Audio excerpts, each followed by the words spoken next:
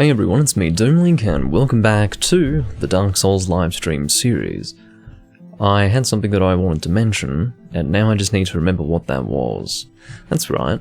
I felt like the game was a little bit too quiet, in terms of volume, in terms of game amplitude.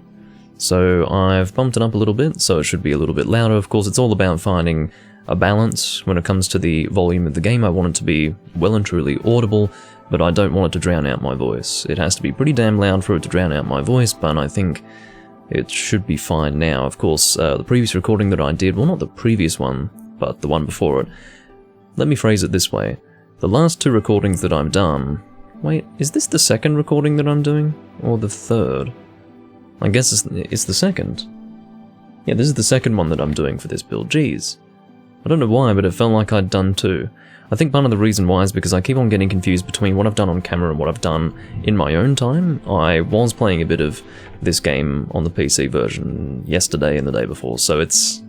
yeah, that's why I was getting confused. But anyway, the last recording that I did was the first time that I was recording an Xbox 360, not only live, but the first time in like 5-6 years or something like that. In fact, yeah, 6 years, because the last time I had recorded I was going to say the last time would have been my Symphony of the Night Let's Play, but actually it was my Let's Play for Spyro Dawn of the Dragon, and I think the last recording I did for that was in 2017. So let's just say 4 years, that would be the safest guess.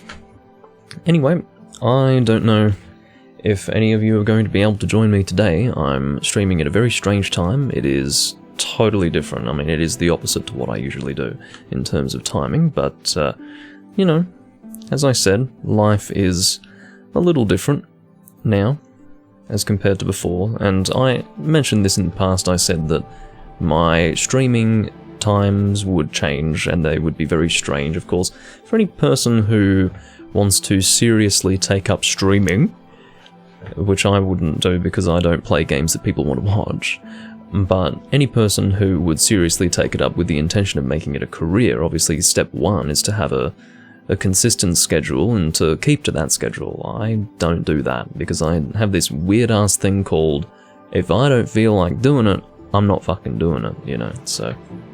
But it's not only that, it's also the fact that I have the flexibility to, you know, have things happen in life that prevent me from recording, and it's not going to be a problem, so, yeah.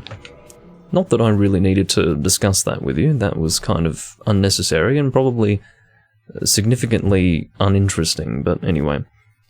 Good to see you, N10. I understand that this time of day works well for you, so that's a good thing. That is, you know, it's not always going to be a case where I can record at this time, but we'll see. I really don't know. Again, I'm at a point in my life currently where everything's up in the air in terms of my schedule, so there will be a point when it starts to even out and become more consistent, and then at that point you'll have a better idea of when you can expect me to go live. But at this time, like in this period of time, expect things to be a little bit all over the place, not only in terms of when I stream, but also, well, when in terms of like what time of day, and also how often.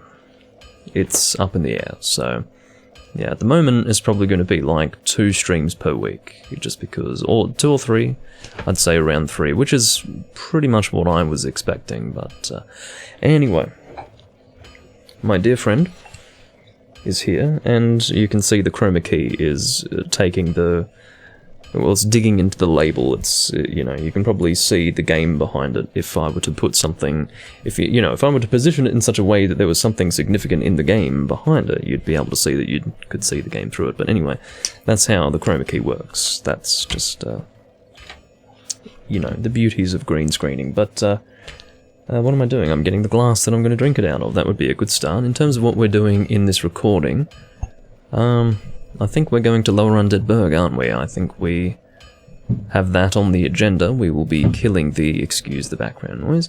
We will be killing the Capra Demon. We will venture into the depths, and you know what? I might actually... again, excuse the background noise. I do not ask for these things to ruin my recordings, but they do.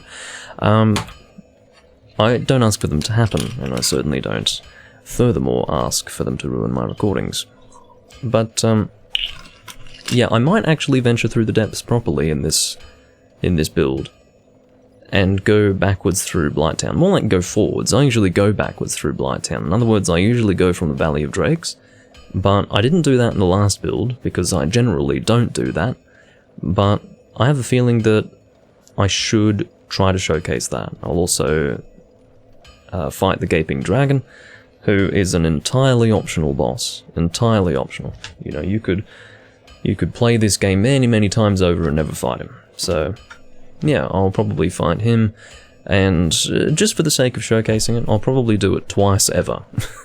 Maybe not ever in this livestream series, because that's a very strong phrase.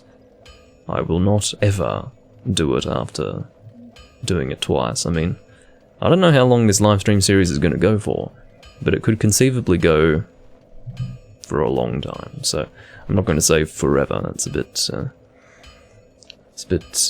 well, I don't have a crystal ball that I can gaze into, so chances are I'll probably want to hunt the Gaping Dragon again in a few years' time. But my point was ultimately that I would showcase the Gaping Dragon now, and then again when I'm recording the PC version at 60 FPS and with better video quality and all that business. Video quality right now is pretty good. It's not... like, what you're seeing right now is basically the same as the PC version as far as video quality. If you're watching the VOD on... well, whether you're watching it on Twitch or on YouTube, the VOD will have visual artifacts during movement, so that is going to make the game look lower resolution, because that's just streaming. That's what happens, whether you are playing the game live and broadcasting it in that way, or you upload to YouTube, you're going to be dealing with video artifacts that just make the game look worse. But the point is that, with that in mind, what you're seeing right here would visually look about as good as the PC version. The only thing about this that is worse is the poor frame rate, and not only in regards to the fact that it's 30 instead of 60, but particularly in regards to the fact that the frames are dipping quite a lot, because this is the console version, so... point is that I would like to demonstrate it now while I'm here, and then in the future I'd like to demonstrate it better, or showcase it better, it being the depths and the Gaping Dragon.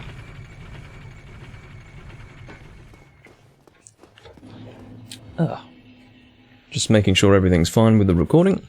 Everything seems to be fine.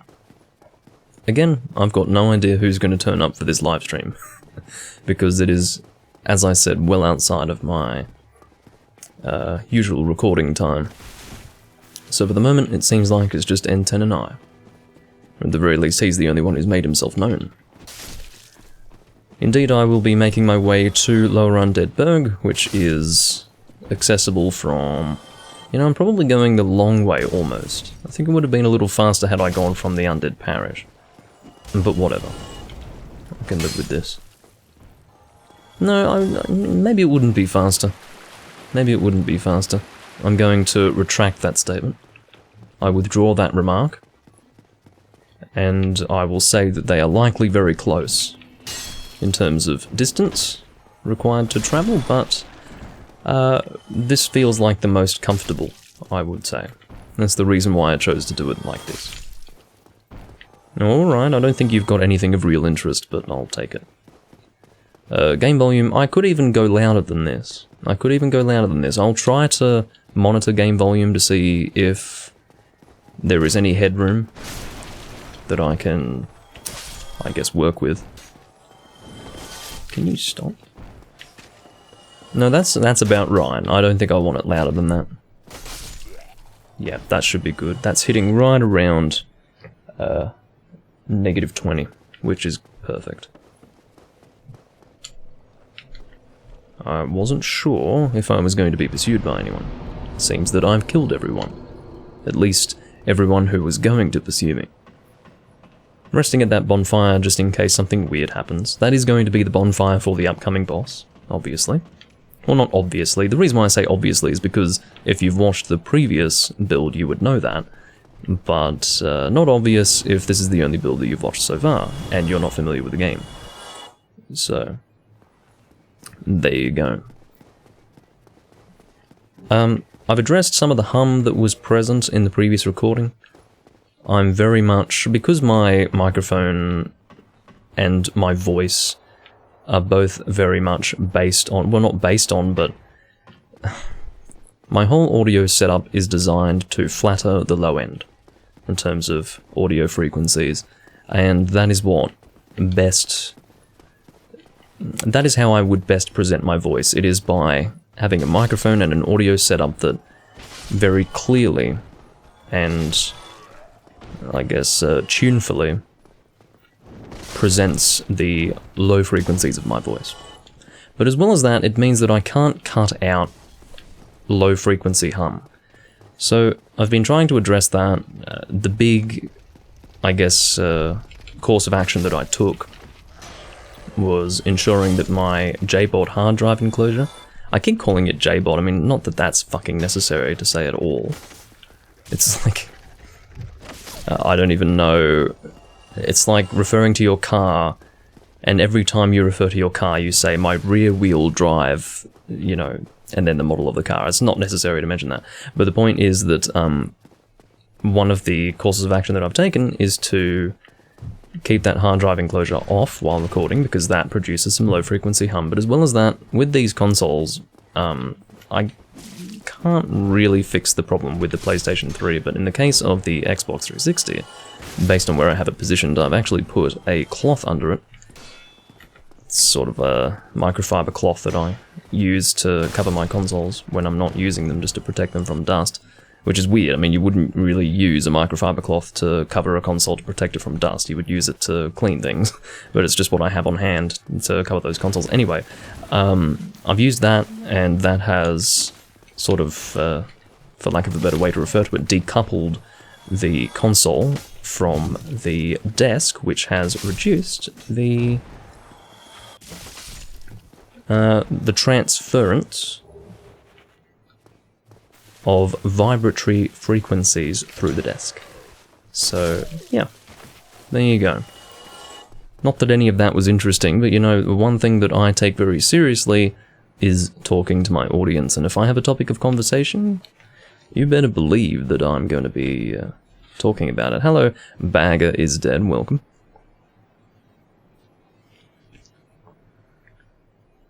Yep, I'm just checking my audio to make sure that there is no real noticeable hum, and there isn't. Of course, there is... The negative to even talking about hum is that you start to tune your ear to it, and then you notice it more, but for me it's so difficult not to notice it that I almost don't care that I'm drawing your attention to it, because to me, you'd have to be really not paying attention sonically to not realize that, so... or to not notice it. Now, I'm not too sure if I want to use an Estus flask to top up my health here, but to be honest, it would be worse to consume humanity, so I'll do it. I just don't have too many Estus flasks, so it feels like a waste, but you know what I'll do? Because I'm not planning on doing this twice. I will have humanity as a backup in my usable items list in case I run out of Estus flasks, but I should be okay. We're going to just play this by ear. We're going to see how he opens. He's going to do that attack. And we should be safe to go up here. Of course, I go up here so that I can deal with the dogs. Unfortunately, Capra Demon is in front of the dogs. That is the worst case scenario, for sure. Alright, dogs. You know, Capra Demon's being a real dick, in case you hadn't noticed. But as you can see, the range, the incredible range, in fact, of the Great Scythe is immediately outlining its benefits. Displaying its benefits, in fact. Alright. So getting him on the drop down's always a good opportunity. You can see that I'm dealing ridiculous damage to him right now. In fact, did I? I did get this to +5. That's why it's dealing so much damage. I shouldn't have done that. That was a bad idea. That was very greedy of me. No, don't you dare. That was not a good... none of that was good, what I just did. I mean, I'm being... As soon as I see that I'm dealing a lot of damage, I start to play like an idiot, and... Not just that, I start to get incredibly complacent. I'm like, yeah, no problem, I can destroy him. Which I can, actually. Interestingly enough, I hadn't even noticed that I'd killed the second dog. I don't even know when that happened. I had guessed that I'd killed the second dog because I didn't see one after killing the first. But I never saw the second one die. But I suppose he was caught in my massive scythe swing. Indeed, we do have a thief just here. I call him a thief because he fits that description. You can call him an assassin if you want. Thief, assassin, same sort of thing. I'm sure they have official names, but like most people, I don't know what the official name is. We're going to open yet another shortcut. We opened a shortcut to the Undead Berg bonfire back there, and we are about to open another one right now. This is going to technically be a shortcut to the Firelink Shrine bonfire. And we will indeed not just briefly venture into the depths, we will completely venture through the depths and complete it. Which was unnecessary for me to say because I already said completely venture through, which means that I would complete the depths. Thank you, Doomlink. I guess I'm just being real careful that you don't misunderstand me. Should I homeward bone to Firelink Shrine? No, I wouldn't be able to because I would go to the... Yep, so let's not do that. I'm not going to get a bonfire in the depths for a little while, so what I will do instead is rest at Firelink Shrine bonfire. There would be no reason for me to use a homeward bone right now because it would instead take me to the Undead Berg. And then I'd have to go all the way from there to get to here and then get to Firelink Shrine, which would be exceedingly dumb. So I'm not going to do that. You can maybe stop with that behavior, so... In terms of my character's defense, it's fine. I mean, you'll notice, not just from the previous build or this one, but all builds that I do in Dark Souls, I don't really pay much attention to my character's defense until, like, halfway through the game or further on. And the reason why is because I just don't feel so, I guess, lacking in defense, or I don't feel like I'm at such great risk that I need to care about my defense. It's just... I mean, yeah, you can make little adjustments to your defense level in the same way that you can make little adjustments to the damage that your weapon deals by getting it from +0 to +3. Excuse me, +5. But I don't feel the need to do that. I just focused on the weapon because for me the weapon is directly going to affect the way the confrontations are going to play out. Whereas things like defense, no, I don't really care. Not until later on anyway. Why did I only just now have Twitch, like the Twitch mobile app, tell me that I can... Like, it actually vibrated. My phone vibrated and it said, Mobile Live Dashboard, manage your channel directly from your phone. Well, guess what? That might actually mean... I think what that means is that now people will get the notification for my live stream. Because the last time this happened, and I don't even want to go into that. That was a tangent that I could have gone off on, and I realized that none of you give a shit, so I'm gonna do this thing called avoiding talking about things you don't care about before I start talking about them.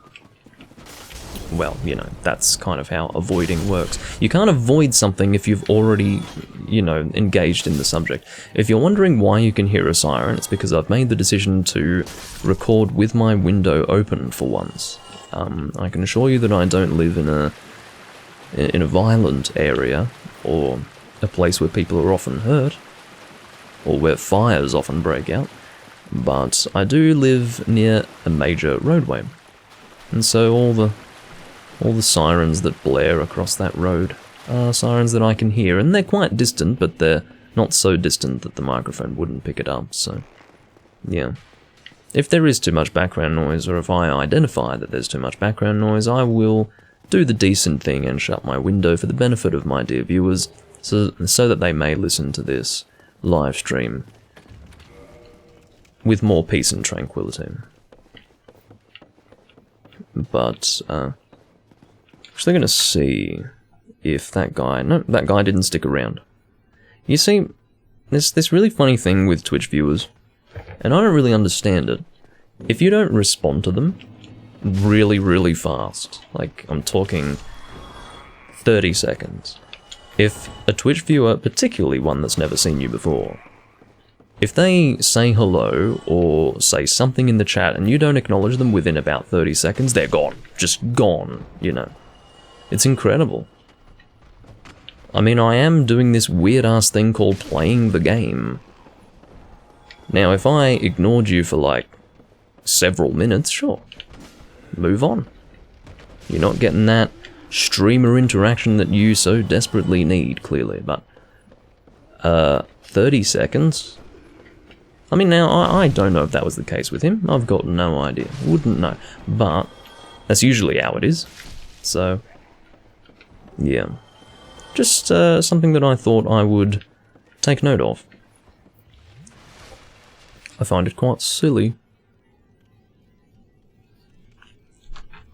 But what I mean to say is that, well, what I don't want people to misunderstand is that I don't value communication, and that I don't value audience participation. I absolutely encourage that. In fact, in my opinion, if you're watching live but never say anything, you're basically an invisible viewer to me. You're just a number. And, you know, people can take issue with that if they want, but at the end of the day, like, I'm not asking for constant communication, but, you know, just saying hello is nice. Because it puts a name to the number. It puts a personality to this thing that I would otherwise really get nothing out of. Like, the number doesn't really do much for me. Especially given that I don't look at it. I never look at how many people are watching me live. I mean, occasionally I'll check the number just out of interest, but for the most part, no, because I find it distracting to see who's left and who's joined. I would rather not know, personally, so... Because at the end of the day, it's not that important. It's not going to affect the VOD viewing experience, which is why... That's what I focus on when I go live. I focus on the VOD experience. I don't know what it is with this dog, but he has successfully evaded almost everything that I've done in spite of my incredible range. I don't know what the fuck that is. But yeah, I'm not going to pursue this topic for much longer, but I will say, in conclusion, that it is very important for me to have a good VOD viewing experience for any person who would want to watch it. And so that's what I focus on. I mean, yes, of course, if the VOD viewing experience is good, it means the live viewing experience is good. So it's not like anything is worse off because that's my focus. That's definitely not the case at all. Rather, that as long as that's your focus, you're okay. If you're only focused on the live experience, then there's something that would suffer, and that would be the VOD viewing experience. An example of that would be, and I said I wasn't going to pursue this topic, and I really won't, but I'd just like to clarify this because I find that a lot of people do need clarification. They don't live inside my head, so they don't always know where I'm coming from when I say something, but an example of only valuing the live viewing experience and not the VOD viewing experience would be, for example, having a countdown for when the live stream's going to start, and their VOD is uploaded to YouTube with that countdown. You know, like, that's not very good for the VOD viewer's experience. They have to actually go to the trouble, and I haven't gone through the depths for a while, so I unfortunately walked straight into that stupid trap. But, yeah, I don't go through the depths often, so unfortunately there are certain things that I do forget, but, you know, I don't find that to be good. I try to... And again, not many people do this, but as soon as I go live, for the sake of the VOD, I am beginning the live stream, that's it. So, yeah. And that's, you know, a positive thing as well. If people are there before you've even gone live,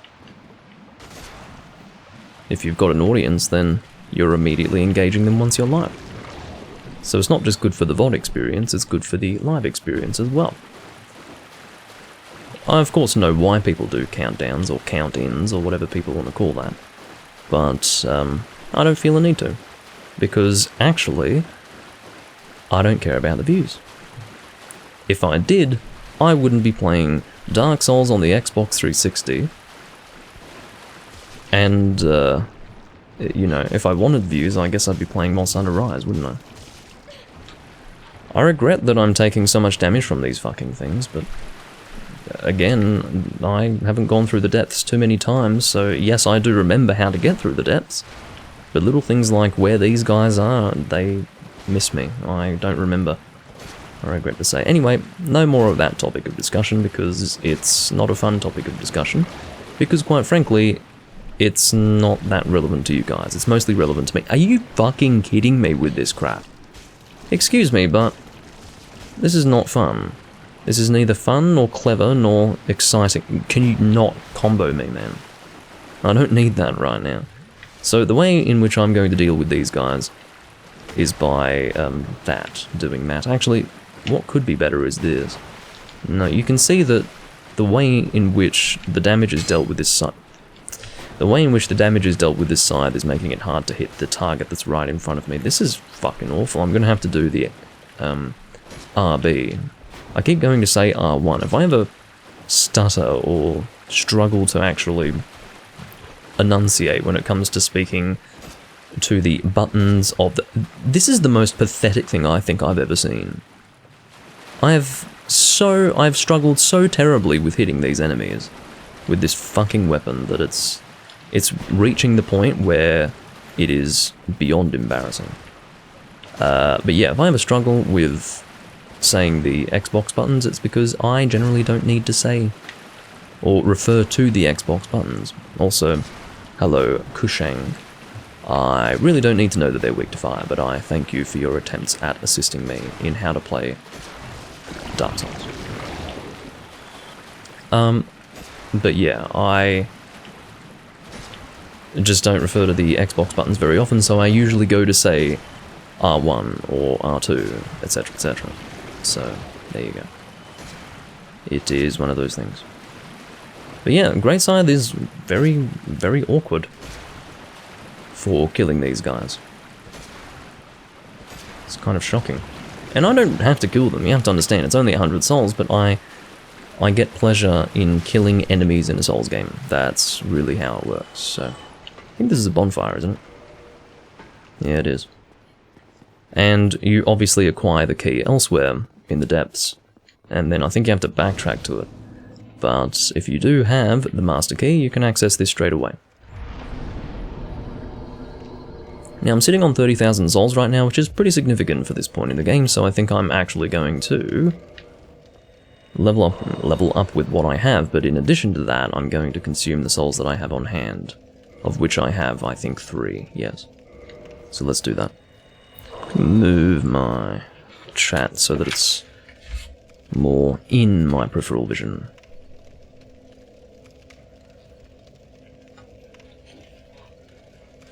Alrighty. I already had these equipped. And I'm probably going to unequip the humanity, unless it's worth keeping there. I try not to have more than 3 items in my list of equipped items here, but I don't know. Yeah, I guess I'll keep it there. It's just I don't want to have to scroll through too much.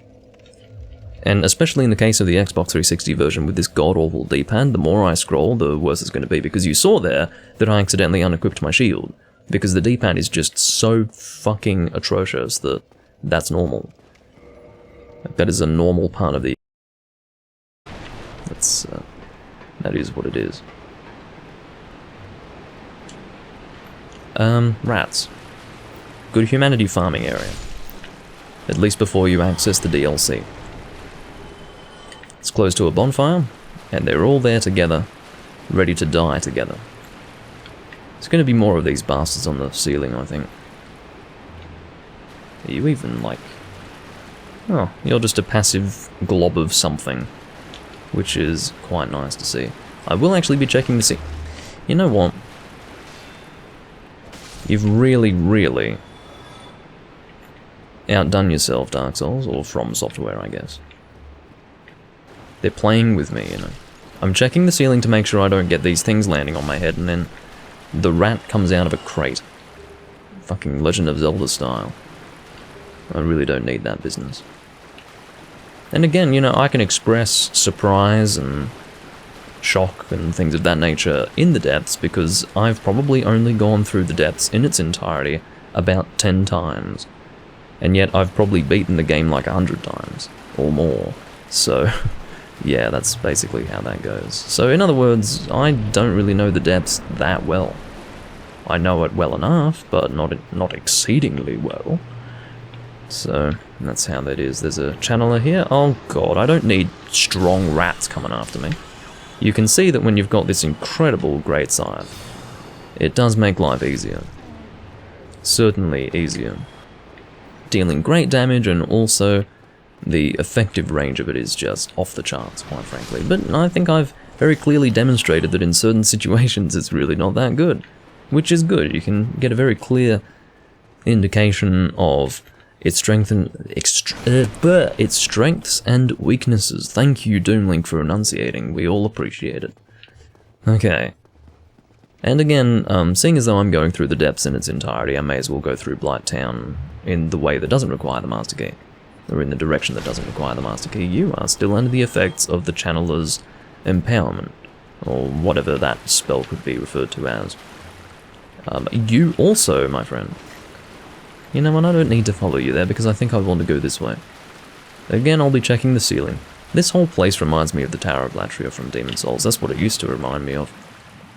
Like, this place reminded me of the Tower of Latria, Blighttown reminded me of the Valley of Defilement, and all that business. And again, there was a period in time when I used to talk about that and people would be like, the fuck is he talking about? What's Demon Souls? But now, there are probably more people who know what... Oh, I shouldn't have done that, that was really dumb. The problem here is that I have almost no health, so let's be nice and careful. It's not a problem that I've dropped down to this level, because I believe that this is the level where the boss is. And I think the boss confrontation is initiated at this level in the depths, so... This is usually where people experience a rather nasty thing, and that is being cursed. I seem to recall that when I first played Dark Souls, and I didn't have much of a problem playing Dark Souls when it came out like a lot of people did, because I had the experience of having played Demon Souls at that time. But there was one thing that did challenge me, and that was the fact that I was cursed, because I don't even know how I had allowed myself to get cursed. I was likely playing very, very brashly, and not as carefully as I should be, and consequently I was cursed, and I had no idea how to remove myself of it, because it was not present in Demon Souls at all. So that was kind of a bad thing. More than kind of a bad thing. I think I might have stopped playing for 2 weeks and then started a new character after that. Because I just didn't know. I didn't check online. The information was probably online, but I don't know. It just, to me, was not something that I... Because I think I had confirmed that there were no items to get rid of it. I don't know, but either way, I just remade the character, I believe. I don't even know where I've been and where I haven't been. There's some music that's actually negatively influencing the recording right now, like background music, that may or may not be something that I can quieten. No, I don't think so. Now, I can jump that. What's down there? That's even lower down, jeez. Should I try to make the jump? Well, I can make the jump, but is it worth it is the question. Probably not, but let's see what we've got here. I'm exceedingly fucking pissed about that background music. Well, I call it background music. I mean to say music in the distance that is being picked up by the microphone. I don't think that closing the window is going to help. I've never been so pissed off in my life. Well, I have, but I'm feeling quite annoyed at this time. Let me put it that way. I mean, it's just been one thing after another.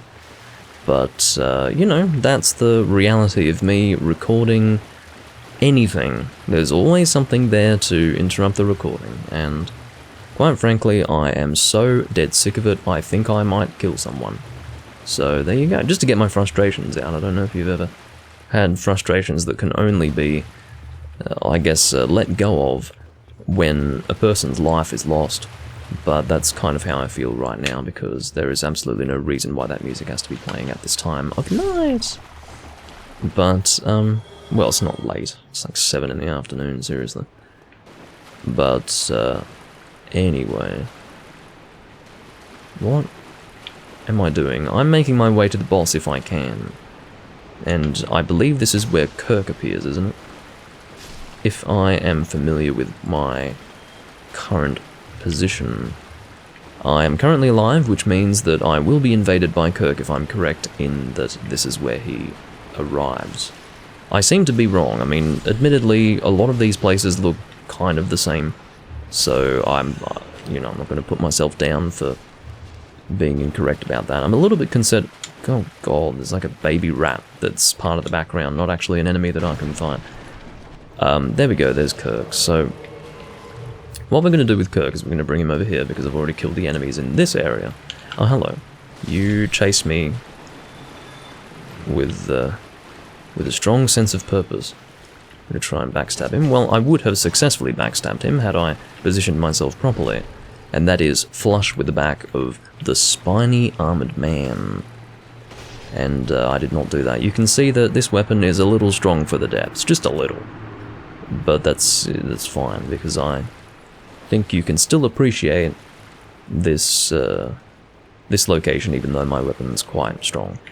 I would say not only is my weapon rather strong, I'd say my soul level's kind of high as well. I think normally you'd come in here at about soul level. I'd say soul level 20, 15 to 20 probably, in terms of soul level. But I grinded a little bit of souls in the Darkroot Forest, and consequently, I'm a little strong for this area. And as well as that, I did take the time to upgrade the Great Scythe to +5, keeping in mind the Great Scythe is one of the better dexterity weapons of the game. Don't do that. Don't be so foolish. But anyway, I know that I'm going in the right direction because I've just fought Knight Kirk. There was also another way that I could have gone. I could have immediately dropped down to this level from the first Butcher, where I acquired the large Ember. But I didn't go that way because I don't like going that way. I find this to be more fun. Honestly, killing these things is the ultimate waste of time, but I apparently get some sort of pleasure out of it. Otherwise I wouldn't do it now, would I? Is everything alright with the chroma key? I hope so. Yeah, it's good. Well, it's not perfect, but there you go. That should be... Oh, let's drop that back just a little bit more. Yeah, so that should be fine. Again, I'm just making sure that you're not seeing any weird effects with the green screen behind me. Now, that's the boss over there, I think. I believe so. Am I correct in saying that? I'm fucking wrong in saying that. What am I doing? What am I even saying? I've made myself out to be a fool. But aside from that, I think that was actually an enemy, not just like a random blob that's... Yeah, that's not a random blob. I mean, it's a random blob, but it's an actual random blob that I can attack. Well, I think I can attack the other random blobs, but the point is that that one's aggressive and targetable and all that business, so... Yeah. This is where the boss is located, and I think there's a summoning point for Solaire, which should be available, if I can find where his summon sign is. But, I think I'm correct about that. Don't think I'm going crazy. Again, I'm going based on such vague memories, because it's been a long time, but... I haven't gotten close to exploring the entirety of the depths. Maybe I've gotten close, let's not be hyperbolic, but the point is that there is more for me to discover in this location, and, yeah, why, that's terrible. That whole thing that I just did, that entire endeavour, was just a waste of time. I know where I should go, and it's not that way, and I don't think it's this way either. Come to think of it, yeah, let's maybe not go this way. Quite frankly, I was getting pretty warm. I was pretty close to where I wanted to be, and ultimately I took a wrong turn, or something. I don't know. But I think we want to... Did we come up to here? Did we walk up to this level? I think we might have. Or did we come from... Where the fuck did we come from? I'm so confused with where I am right now. This is what happens when you don't know a place too well. But I think No, we just went up there, didn't we? No. See, everything looks the fucking same, man. Alright, so I think I want to go this way. Maybe I just did a big circle. Maybe that's what I... Okay, so let's go down this way this time. Now... This should be... Now this is where I access the boss. Here we go. So that's the boss door right there. And I think the summoning sign for Solaire is here. There it is. I have now ceased being confused. I now know where I am and everything is under control. There is a vendor that we have bypassed. I forgot his name. Magarold of Lanafir or some crap like that? Anyway, I think so. I say some crap like that. I don't think I'd be able to remember the name so precisely if I didn't know it precisely. So, yeah, I don't think it's a case of some crap like that. I think that's actually his name. So, yeah, it's possible that I'm getting the name wrong. Could be a different character, but that's what jumped down in my mind.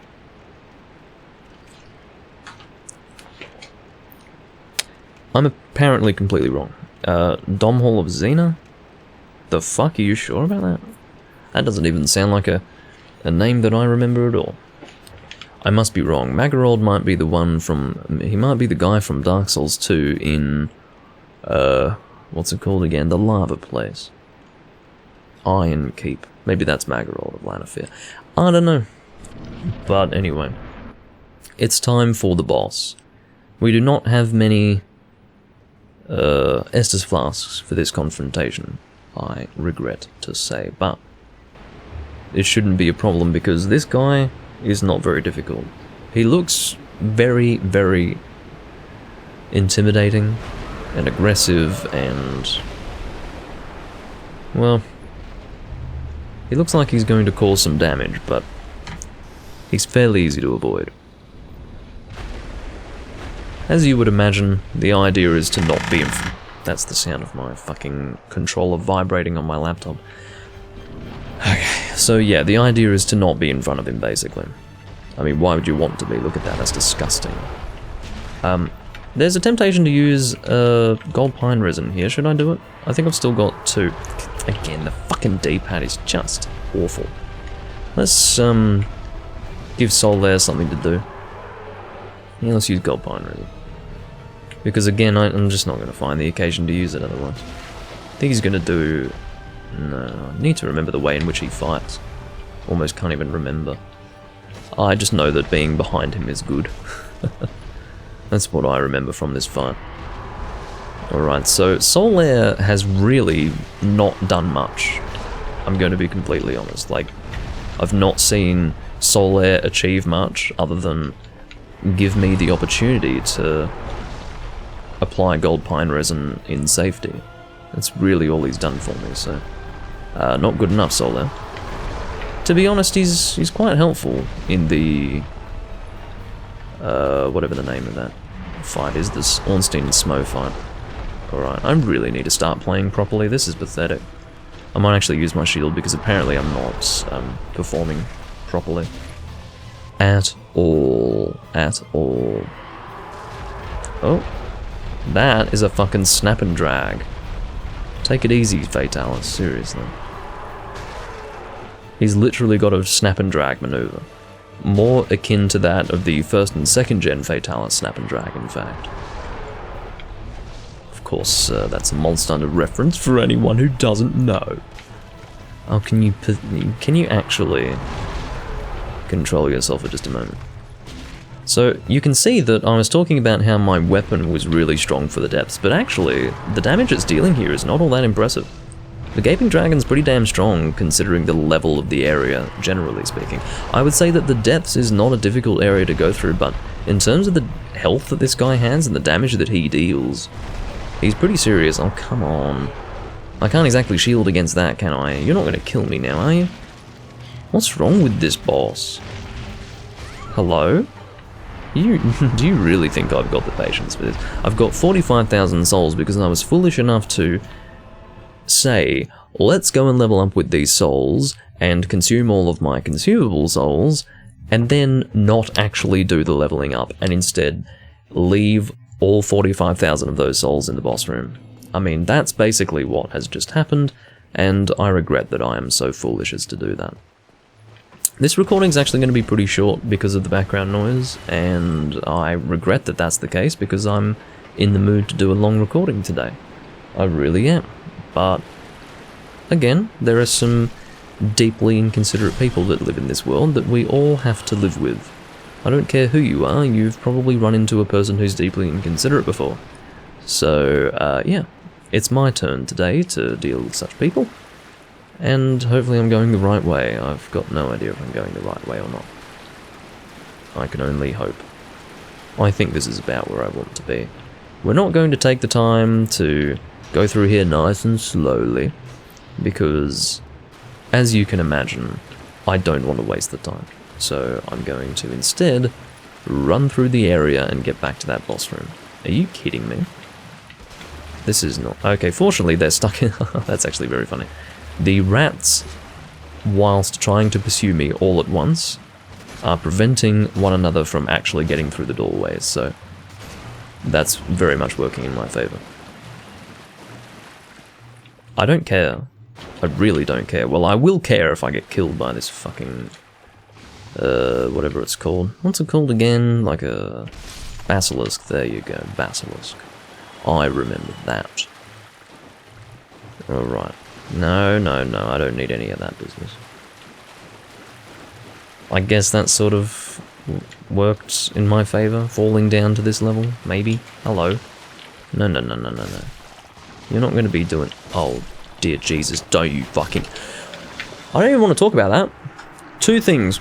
First and foremost, just lost 45,000 souls. Second thing, I did not mean to roll forwards. That was not my intention. Holy shit. This is so bad. That whole situation could not have ended worse. It's incredible. Yeah, that whole situation could not have worked more awkwardly than that. That's just unbelievable. I can't believe what just happened.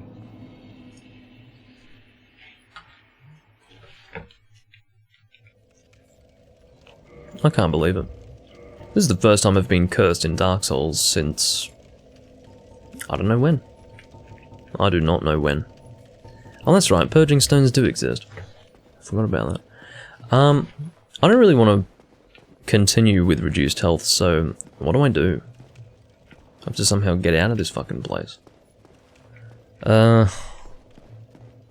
Well, losing 45,000 souls at soul level 28 and then getting cursed in the depths is really not what I had on the agenda. All I intended to do in the depths was to showcase the location, because I hadn't done it in the previous build and probably wouldn't do it again for a while. And you can see what's happened as a result of that. And I certainly wasn't expecting this, but... sometimes you just have to suck it up and fucking deal with them. Alright, fortunately I'm not too far away from the entrance, so I'm not too confused by all of this business. I can... It's, or maybe it's not, fuck. I see, so... The situation is not that I can go to Oswald of Karim and have him uncurse me, rather he sells the, no, don't you fucking dare, don't you fucking dare. I'm actually contending with a dog right now, with this reduced health. This is just ridiculous. They dropped on me, and consequently, I was unable to heal. You actually could see the effect of the fucking Estus Flask going off, and yet they had successfully landed on me at such an opportune time that I couldn't complete the animation, with like 1 frame left before it would actually conduct the animation fully. But anyway, yeah, so I'll have to buy those stones from Oswald of Karim or whatever. So I will do that. As annoying as that is, I mean, what a fucking waste of time, right? But now that I've gone and started fighting the Gaping Dragon, I guess I have to go and fucking do it now. Like, I can't just say, no, you know, it's optional, so let's not bother. I have to actually do it, because some guy's gonna be like, oh, you're not killing the Gaping Dragon, blah, blah. Yeah, okay. Let's go and do that. So, I may as well pick up this item over here. I mean, what a joke. I can't believe that I'm cursed. It is actually... I guess it has to happen eventually, doesn't it? If it's been a long-ass time, I guess it has to happen eventually. This is almost nostalgic, because I haven't seen this in years, many, many years. I will admit that there have been situations where I have narrowly avoided being cursed. But, yeah, that cursing was very stupid, because I did not intend to roll forwards there. But I did, and part of it had to do with the fact that the game was delayed in responding to my button inputs, and thus forth I was sort of floundering around on my controller, and I did something that I didn't intend to do, and that was roll forwards. I mean, obviously I had identified in that moment that I was at risk of being cursed, so naturally what you do is not roll forwards into the fucking curse cloud. So I don't think I really need to explain, beyond what I've just said, why I didn't. No fucking way. I actually survived that? That's shocking. No, no, no, no, no, no, no.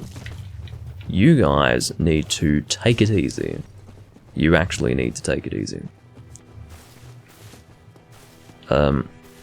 What I might do is try to, I think I know what I can do, hold on. This is unrelated to anything of what's going on in the game, what I'm saying right now, so I apologize for being so confusing, but I think I have a solution for this music business. I think I have a solution for it.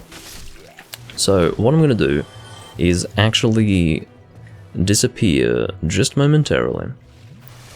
And, well, why am I doing that? I've got the fucking bonfire right here. It would have been faster for me... that's a good point. It would have been much faster to actually homeward bone to the Depths bonfire after getting the curse stone or whatever the hell. But anyway, I'll be back in maybe 3 minutes or something like that, and hopefully we won't have any background issues anymore. I will see you momentarily.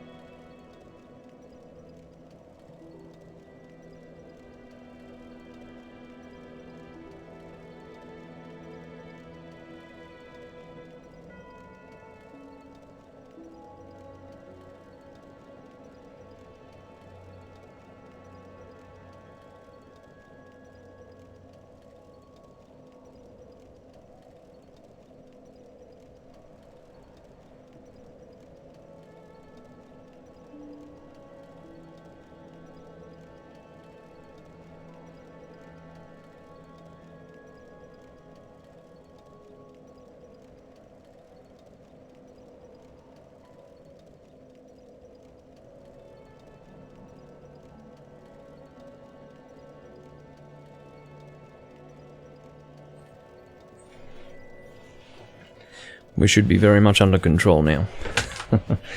Okay. So,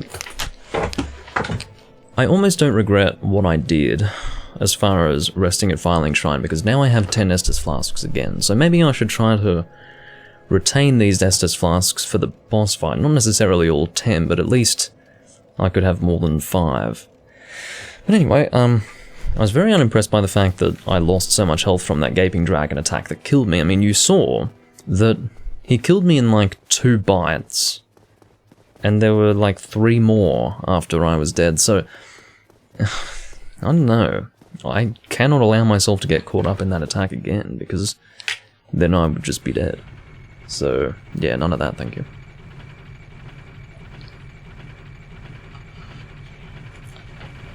Alrighty. So I have to make my way up to Oswald of Karim. I do not know how much these Curse Blight Stone... I can't remember what they're called. It's like... Curse Blight Stone, I think is what it's called. It's probably not, but that's my best guess at this time. But I think... I do not even close... Let me rephrase that. I think I'm very, very far from the number of souls that I need to purchase it. It's probably like at least... I'm going to guess 3,000 souls. That's going to be my guess for one of those stones. Purging Stone, that's what it's called. It's called a Purging Stone. So, yeah, I'm probably going to need to kill a few enemies before I can purchase that, but I at least want to see how much it costs. So we'll do that. As far as the guy in New Londo who can deal with our curse, I think that's the guy who uses the Crimson Set of the Sealer or something like that, whatever it's called.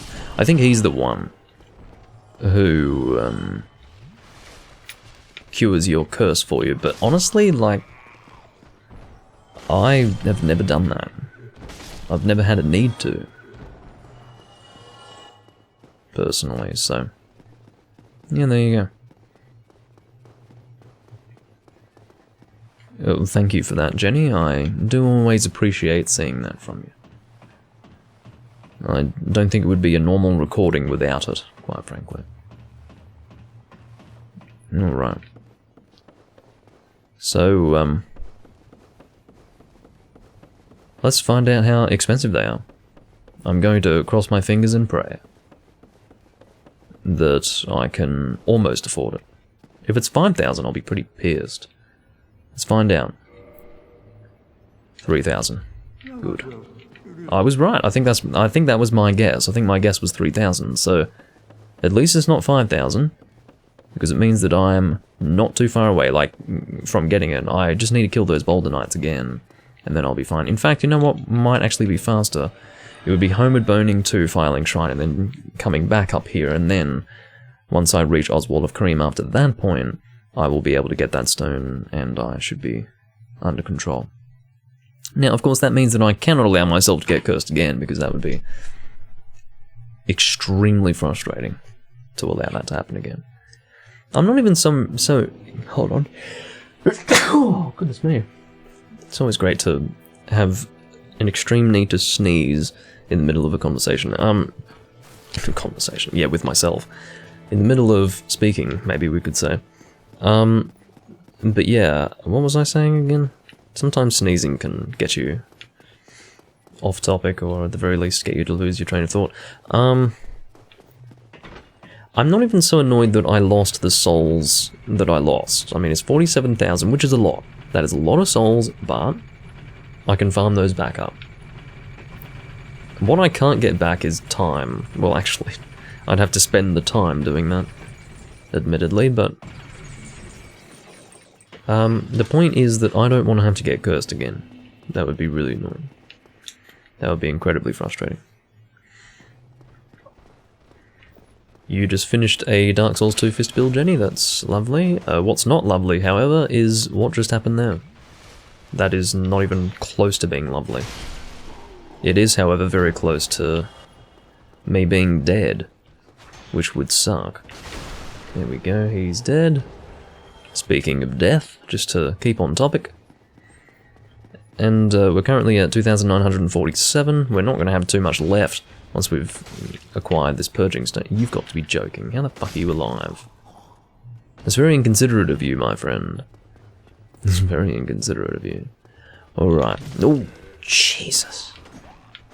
What's cooked your goose? He was fucking aggressive. I don't know if you saw, but I mean... you'd think that I killed his first child or something.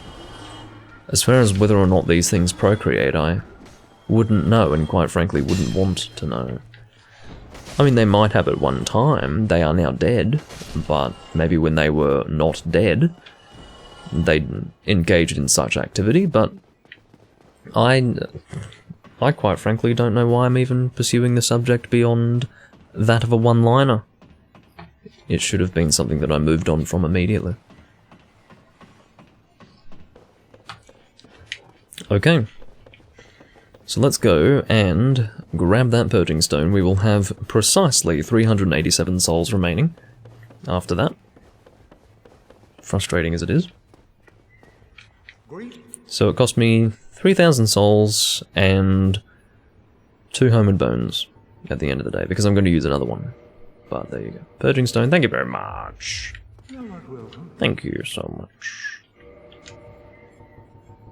Now, okay, it would have been much faster to just use it, as it was already automatically equipped in my equipped items list, for the reason that anything that is new that you've never picked up before will be automatically equipped, which is slightly annoying. I don't really like that. Oh, that's right, I was going to use a homeward bone, silly me.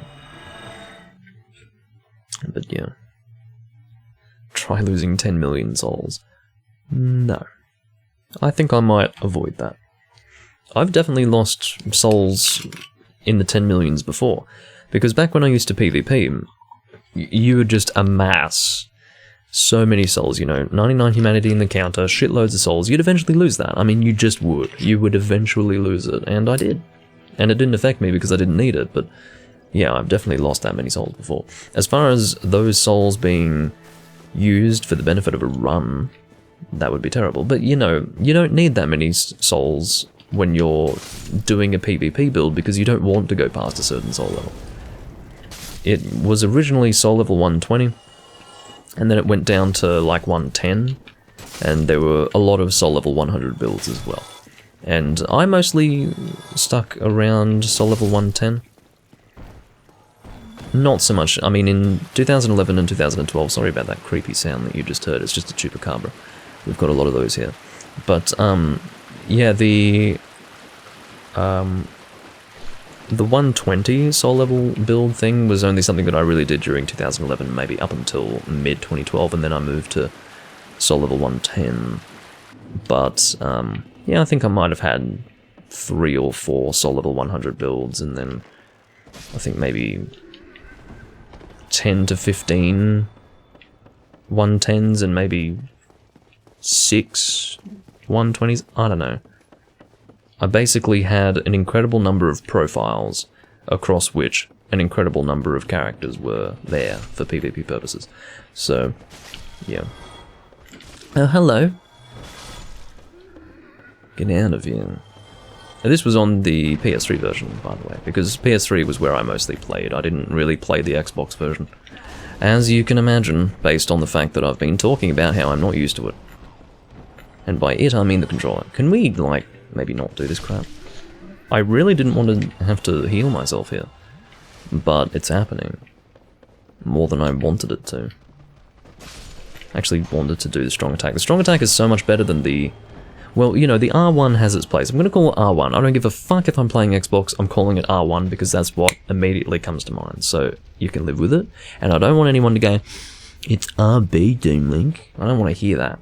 Now, you can say it as a joke, but if you mean that seriously, you need a good smack across the back of the head. But, yeah, I'm going to be saying R1 and R2, and you can just live with it. But anyway, yeah. Point is that the R1 has its place. Why are you saying that, Jenny? R1 is the light attack? Why are you saying that? I know that. It's like... Oh. It's like saying you have to press your... depress the accelerator to move your automobile. You know, that sort of thing. I don't know why I'm doing... car analogies today, but it reminds me of that. Anyway, that was a strange comment to make. But, yes, I realise that it is the light attack. What I was going to say was that it does have its place, but I have to tell you that the wide swing of the Great Scythe is really what sets it apart from the other dexterity weapons. It is incredibly convenient. Because you don't really have to aim it. You have to aim it to a certain degree, yes, but not really. Now, I'm not going to fall for this twice. I mean, twice over a long period of time, sure, but not yet. It hasn't been long enough since the last time for me to fall for it again, so I'm keeping myself under control. Okay. Thank you. And now to, if we can, make our way to the boss in a timely manner. I really don't know if we can do that, because I need to figure out how to actually get there. The fucking tiny rat that starts running is gross. It grosses me out, personally. I don't need to see that shit. You know what I lost as well? I lost some humanity. I think I had 2 humanity in the counter before, so well, no, I probably wouldn't have 4 now, but maybe I would have 4 now, actually, because I don't think it really matters where you are. I think you just amass the humanity no matter what. But, yeah, seriously, I do think that losing that humanity hurts too. I don't mind killing you guys because it's not really going to take much time to kill you. Don't you dare hit me before I can heal myself up. Actually, that's right, I'm supposed to not really be using my Estus flasks here. The solution, therefore, is not to use humanity. It is, in fact, to not fucking get hit. Or lose health, we could say. Maybe I won't go that way, I'll go this way. Because I feel like this is keeping closer to this room over here, so this would be the smarter way to go. I think I'm correct in saying that, although I can see that there's a drop-off over there. Oh, goodness. What a conundrum. Okay, so what about this way? What's over there? That's probably another drop-off or something, I don't know. I don't know what's at the other side of this. Was that even a drop-off? I don't think it was. No, it's not even... No, that is. That's totally a fucking drop-off. What are you talking about, Doomlink? That has to be. There's no other logical explanation for that. Am I really back here? Fuck off, Doomlink. Fuck off. I don't need this in my life right now. I literally just did a circle. That's what I did. Alright, any drop-off over here? Can you...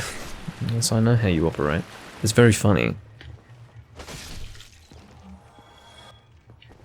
Yes, it is a bit maze-like in here. Are we now... Oh, it's you, so I don't want to be here. I can deal with you, you're not too much of a concern to me, but what does concern me is how fucking repulsive you are to look at. Excuse me, how much... guard break attack is that? Yeah, you know what, I don't give a fuck. Nothing about that...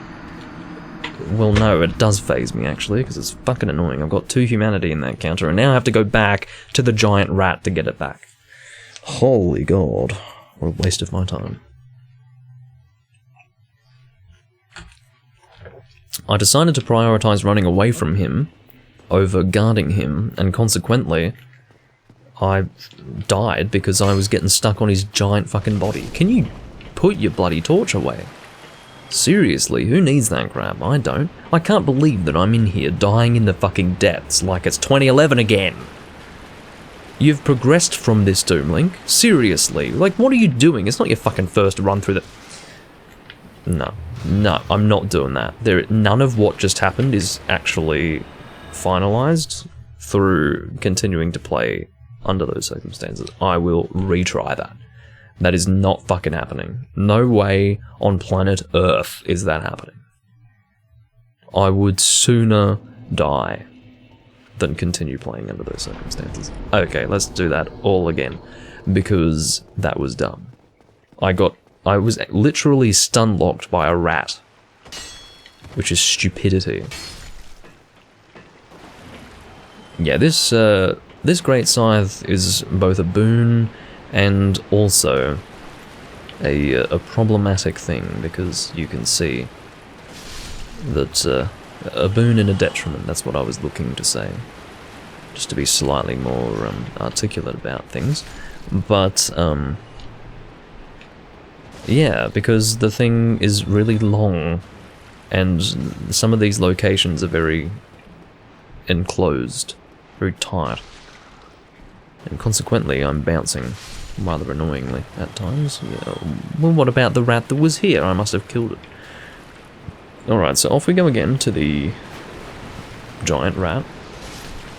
I know where he is. God, the poison build-up is ridiculous with that. Yes, I know all about you, and you're not getting out of my reach. Your death is absolutely fucking guaranteed. No, no, no, see, none of this. Right now. Hello? Can I have a very, very serious question, and that is, what the fuck? What the fuck?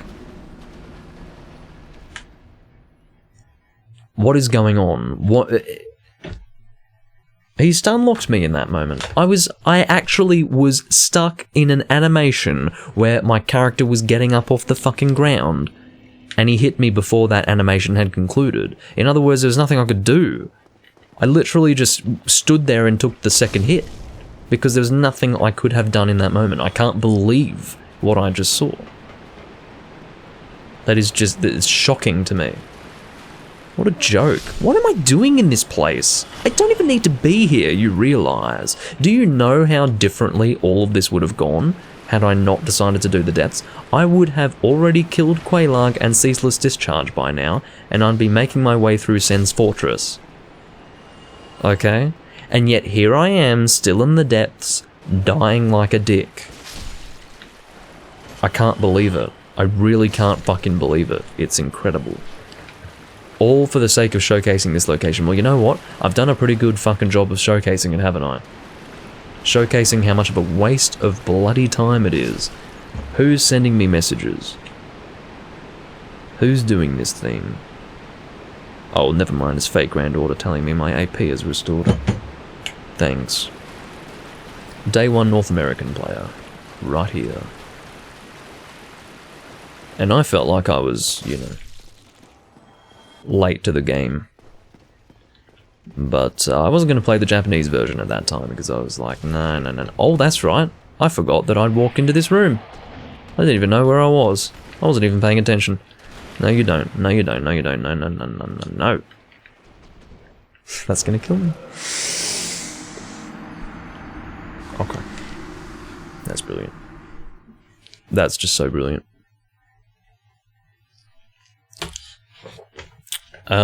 If you ever want to experience Dark Souls, like you're a beginner again, select one part of the game that's optional and never do it.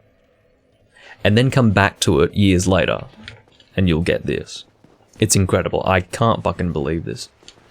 This is just completely beyond all reckoning. I don't understand what's going on, almost. I mean, admittedly, that situation was entirely my fault. I hadn't even identified that I was walking into the room with the giant rat. I was too busy talking about fake granddaughter. And next thing you fucking know, I'm being attacked by a giant rat. And I'm like, oh, that's right, I just walked into this room. And then, you know, in overcompensating from the fact that I was under attack, I fell down a fucking hole. So, I mean, what is there to say other than, fuck that? At least I won't really have to risk, you know, that's probably not even something that I can fall down.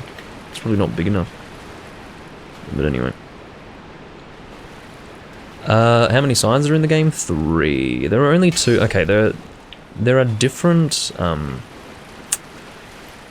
so there's only one weapon called a scythe that is not in the Great Scythe weapon category. Great Scythe is a separate weapon category, of which there are 2 weapons. That is the Life Hunt Scythe and the Great Scythe. The regular scythe falls under the Halberd category. It has the same moveset as pretty much every halberd that I'm familiar with, apart from the standard weapon called halberd. So the standard halberd has a thrusting moveset, which is different from all the other halberds from memory. I don't think there are any other halberds that thrust in the way the standard halberd does. But yeah, the standard scythe and the great scythe couldn't be more different from each other. The only thing that is similar about them is the fact that they are long-range weapon types, I suppose you would say. Well, not long-range, I would say medium-range as opposed to close-range, but yeah, the standard scythe is really not a very good weapon at all. Like, among the halberds, it's pretty bad, so I mean, it's fine. I wouldn't say that it's pretty bad. I would say that, relatively speaking, it is, but yeah, not a very good weapon, and certainly if we were to do a direct comparison between the standard scythe and the great scythe, the latter would be far superior, unless you're not running a dexterity build. In which case, maybe the scythe could be better, but even then I wouldn't say so, because then you would have to ignore the fact that the great scythe has A, longer range, and B, a better moveset. So I'd say no matter what, the standard scythe is not really worth it at all. The standard scythe can be found in Sen's Fortress, and I just don't use it, because it's not that great. I mean, I'm happy to do a build at some point where I only use weapons that I would ordinarily never use, because that's kind of fun. But I have to say, the scythe would be in that list of weapons. It would be part of that lineup for the reason that it's just, you know, it's not as good as the Gargoyle's Halberd. It's not as good as the Black Knight Halberd. It's not as good as the Standard Halberd, in my opinion. I think the moveset of the Standard Halberd is superior to that of the moveset of the Standard Scythe. And anyway, the point is that it's not a good weapon.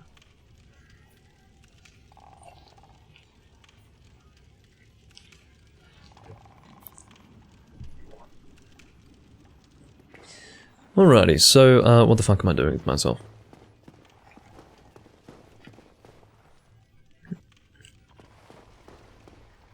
I am trying to make my way to the boss. No, not that way. That's not the way to the... How? How did that not... Not even going to question it.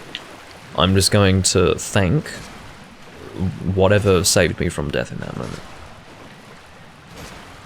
Certainly something beyond the will of the game.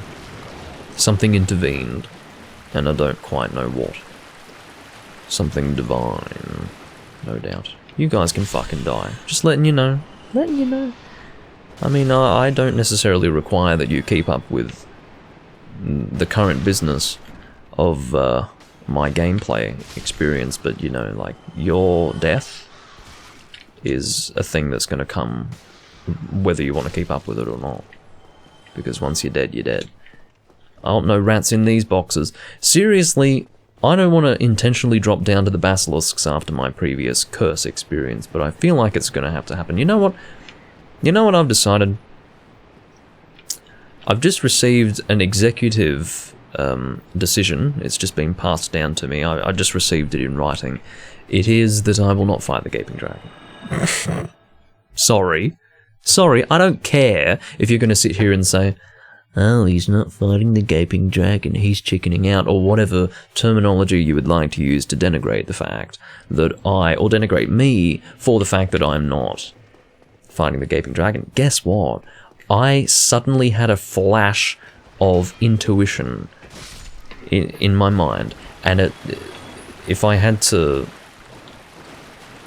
I guess, explain it in words, it was that shit's a waste of time. That shit's a waste of time. So I'm not doing it. I'm not doing it. That is entirely a waste of time. I'm not doing it.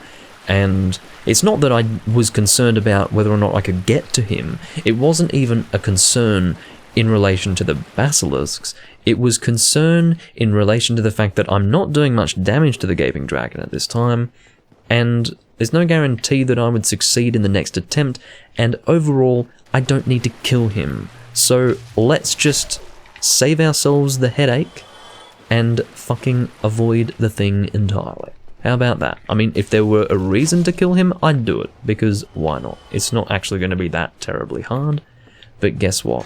I have zero reason to do it. I mean, the souls that I'll get from it, no, I don't need them. I really don't need them. So let's just not waste the time. It would be beneath my dignity to bother. So I will not do it. Hello. Hello, goodbye. How many of you are there? I feel like there are too many of you.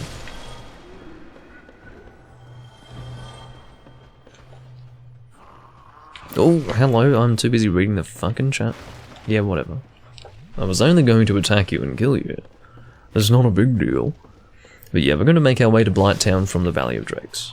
And in fact, before I do that, I think I'll do some soul farming to make up for my error, which resulted in the loss of 47,000 souls. Will I actually grind 47,000 souls? No, I will not. Because I'll be sitting there for 15 minutes, not 15 minutes, maybe 10? It could be 15 minutes of grinding souls, though, to get to 47,000 at this point in the game. I mean, that's not a very... You have to understand that that's not an amazing soul farming area. It's only good for this, like, the very early game. And I would say up to soul level 50. Once you're at soul level 50, I would recommend going to the Phalanx. That would be my personal recommendation. But, yeah, I think it will take a while to get 47,000 souls there. Probably 15 minutes of me just cheesing those enemies. But, still. Let it be said that I feel compelled to at least grind some souls after what I've lost. Because I did consume the Moonlight Butterfly soul to add to that number. I mean, really, there would not have been a problem had I kept myself engaged properly in what I was doing in the game, such that I actually consumed the souls that I had amassed in my counter, and actually specifically referred to with words that came from my mouth. By saying, I'm gonna level up with these souls. I never did that. And I don't know how I had forgotten to do that, but I basically deserve that.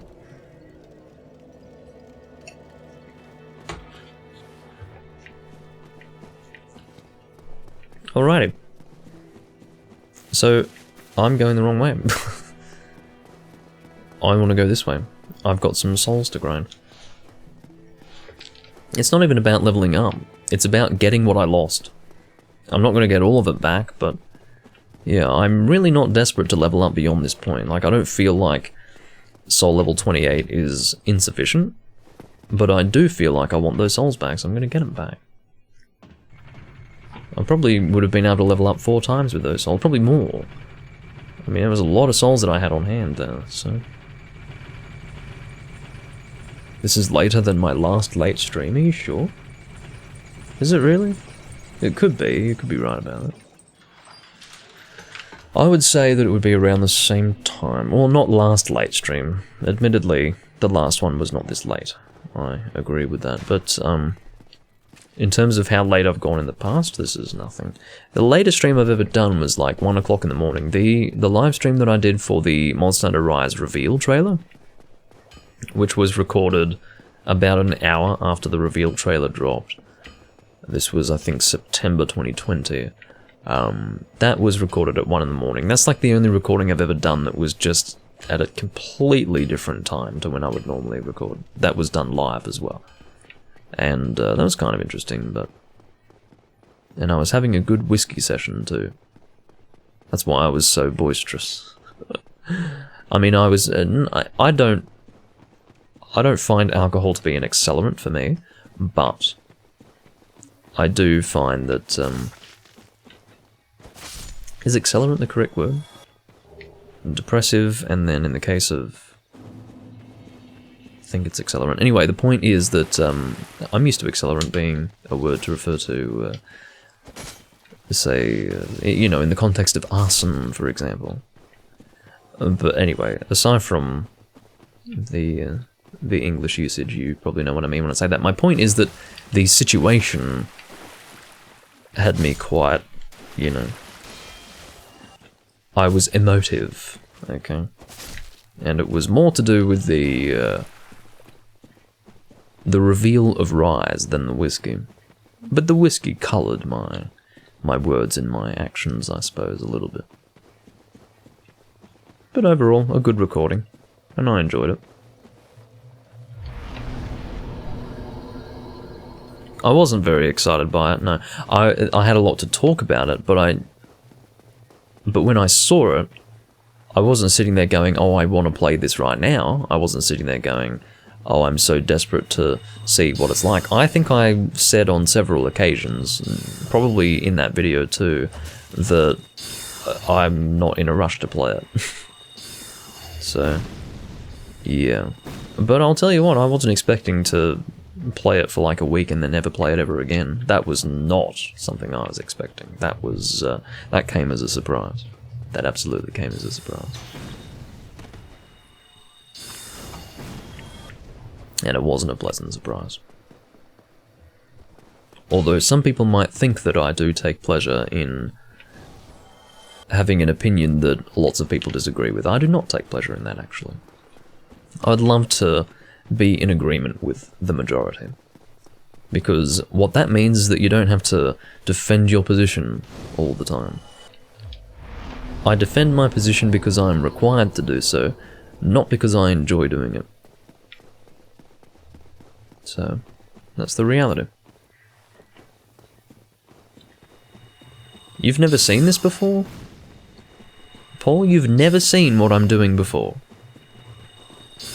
Well, this is something that I picked up. This was like a soul farming technique that I picked up in 2012.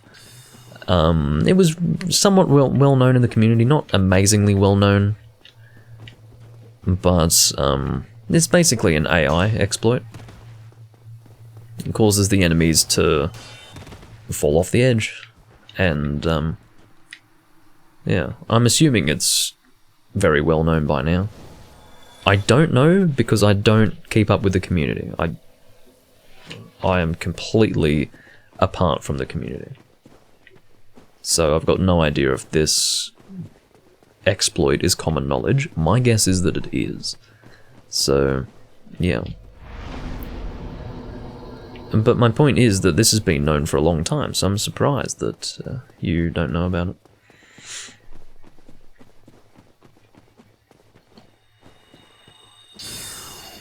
It's only really good for the early game, though. I'm sitting at 18,000 souls at this time. I'm tempted to go to 47,000. Or 50,000, whatever. Again, it's a bit of a waste of time. It would have been so much better if I didn't have to do this in the first place, but you know what? I'm going to make up for my error. The error, honestly, being going to the depths in the first place, not so much dying to the Gaping Dragon and then losing those souls. But yeah. Goodbye. Currently on 22,000, and it is now 24,000. I am keeping you posted on that because I'm currently covering the soul count. So, yeah, that's why I do that. I certainly do have a habit of just reporting what you already know and what you can already see, but in this case I'm actually telling you that because you wouldn't know otherwise. Unless you knew the number of souls that each of these enemies dropped and then added it in your head. But, yeah. Who would want to keep track of that?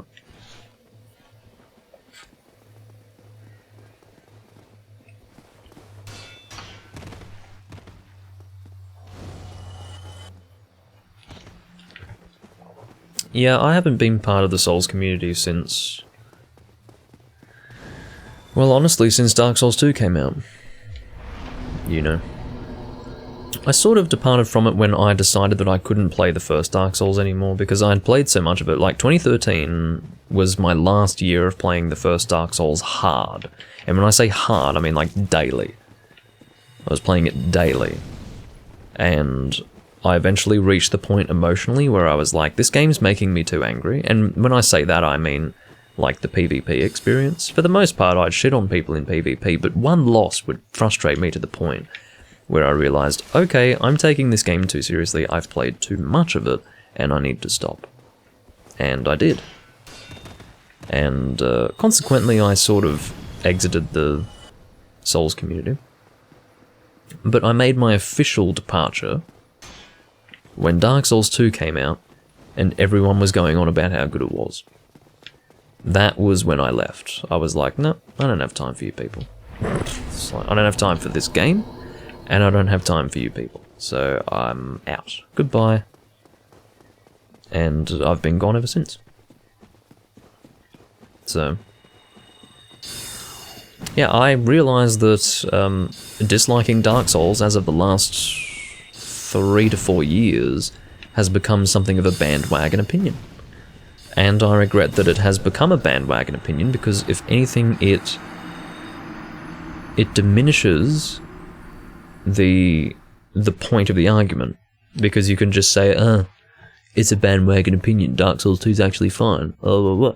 It's like, well, yeah, it is a bandwagon opinion, but unfortunately, for any person who wants to call it a bandwagon opinion with the intention of dismantling the argument, unfortunately for them, it's based on very, very real, serious, and defensible critique. So, yeah, I really do not like that game.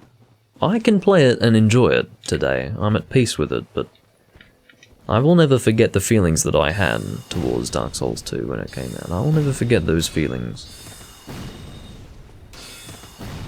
I've never been so terribly robbed of joy.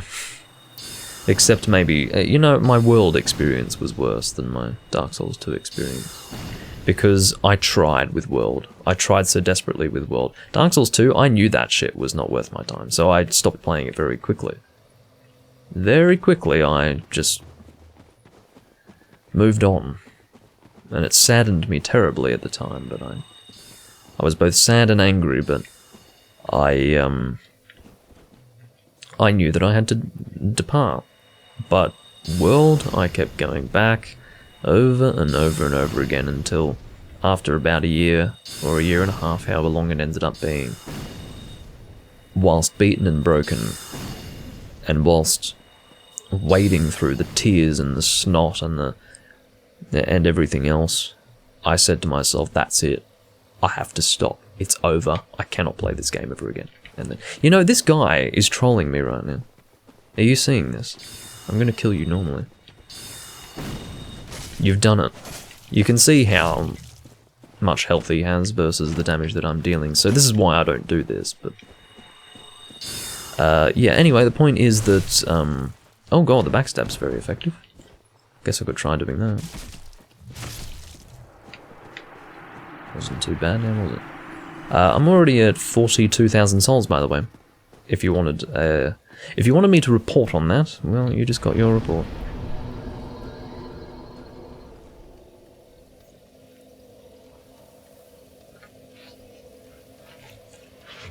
I do know that you enjoy Dark Souls 2, Paul. What was your first Souls game, Paul? Because I really... It's always been my opinion that the only people who can really appreciate Dark Souls 2 are the people who started with it. Because you will always have a soft spot for your first Souls game. You will always have a soft spot for it. Even if Dark Souls 2 was the worst expression of the Souls formula, you'll have a soft spot for it, and you will appreciate it because it was your first experience. So, yeah. It's strange that you still enjoy it in the way that you do, despite starting with the first Dark Souls, but, you know, everyone has their own preferences, and obviously whatever Dark Souls 2 did, which in my opinion was a complete bastardization of the system, works for you. You can appreciate that. For me, it's too sluggish. Everything is too slow, and everything is too shallowly designed to be difficult. Every little aspect of the Souls series was changed to make it more difficult, which did not result in a good iteration in the series. It instead resulted in a very messy and sad misunderstanding of the way the Souls formula should be implemented. That's my position, and I feel that it's almost impossible to defend that game. Like, that game is almost indefensible if we are to take it in context with the series. On its own, it's fine. Yeah, it's great. Like, you could, I don't know, let's say for instance, you have the most beautiful oil painting in the world, and then no one sees the oil painting until someone's taken a massive shit on it. Now, you can just you can ignore the shit, you can go, okay, the shit's kind of weird, but that's a beautiful painting. And then you appreciate the painting because you can look past the giant fucking piece of excrement sitting on it. I'm gonna abandon that analogy. I withdraw that remark. Anyway, weird analogy. My point is that the formula is good, so even if you fuck up the interpretation, it's going to be a good game. but unfortunately, when you look at it in context with the series, yes, it's not good. So more realism. I suppose if you really appreciate the more realism, in my opinion, gaming is not about realism. Gaming is about enjoyment. It's about having fun. Now, for you, realism and enjoyment might be one in the same, which is why you might appreciate that. But there are things that work well in concept and things that work well as game design, and those two things do not necessarily intersect. Good game design and good theories and thoughts and conceptualizations are not always the same thing. Like, some will be good in theory and then in practice will just be terrible. I feel like that was an example of what Dark Souls 2 is. It's an example of, let's try to make all these changes. They sound like they're going to make for a harder, more evolved version of the Souls experience, and then they actually implemented it into game form, and in my opinion, as a result, released a terrible Souls game. Maybe a fine game, but a terrible Souls game. So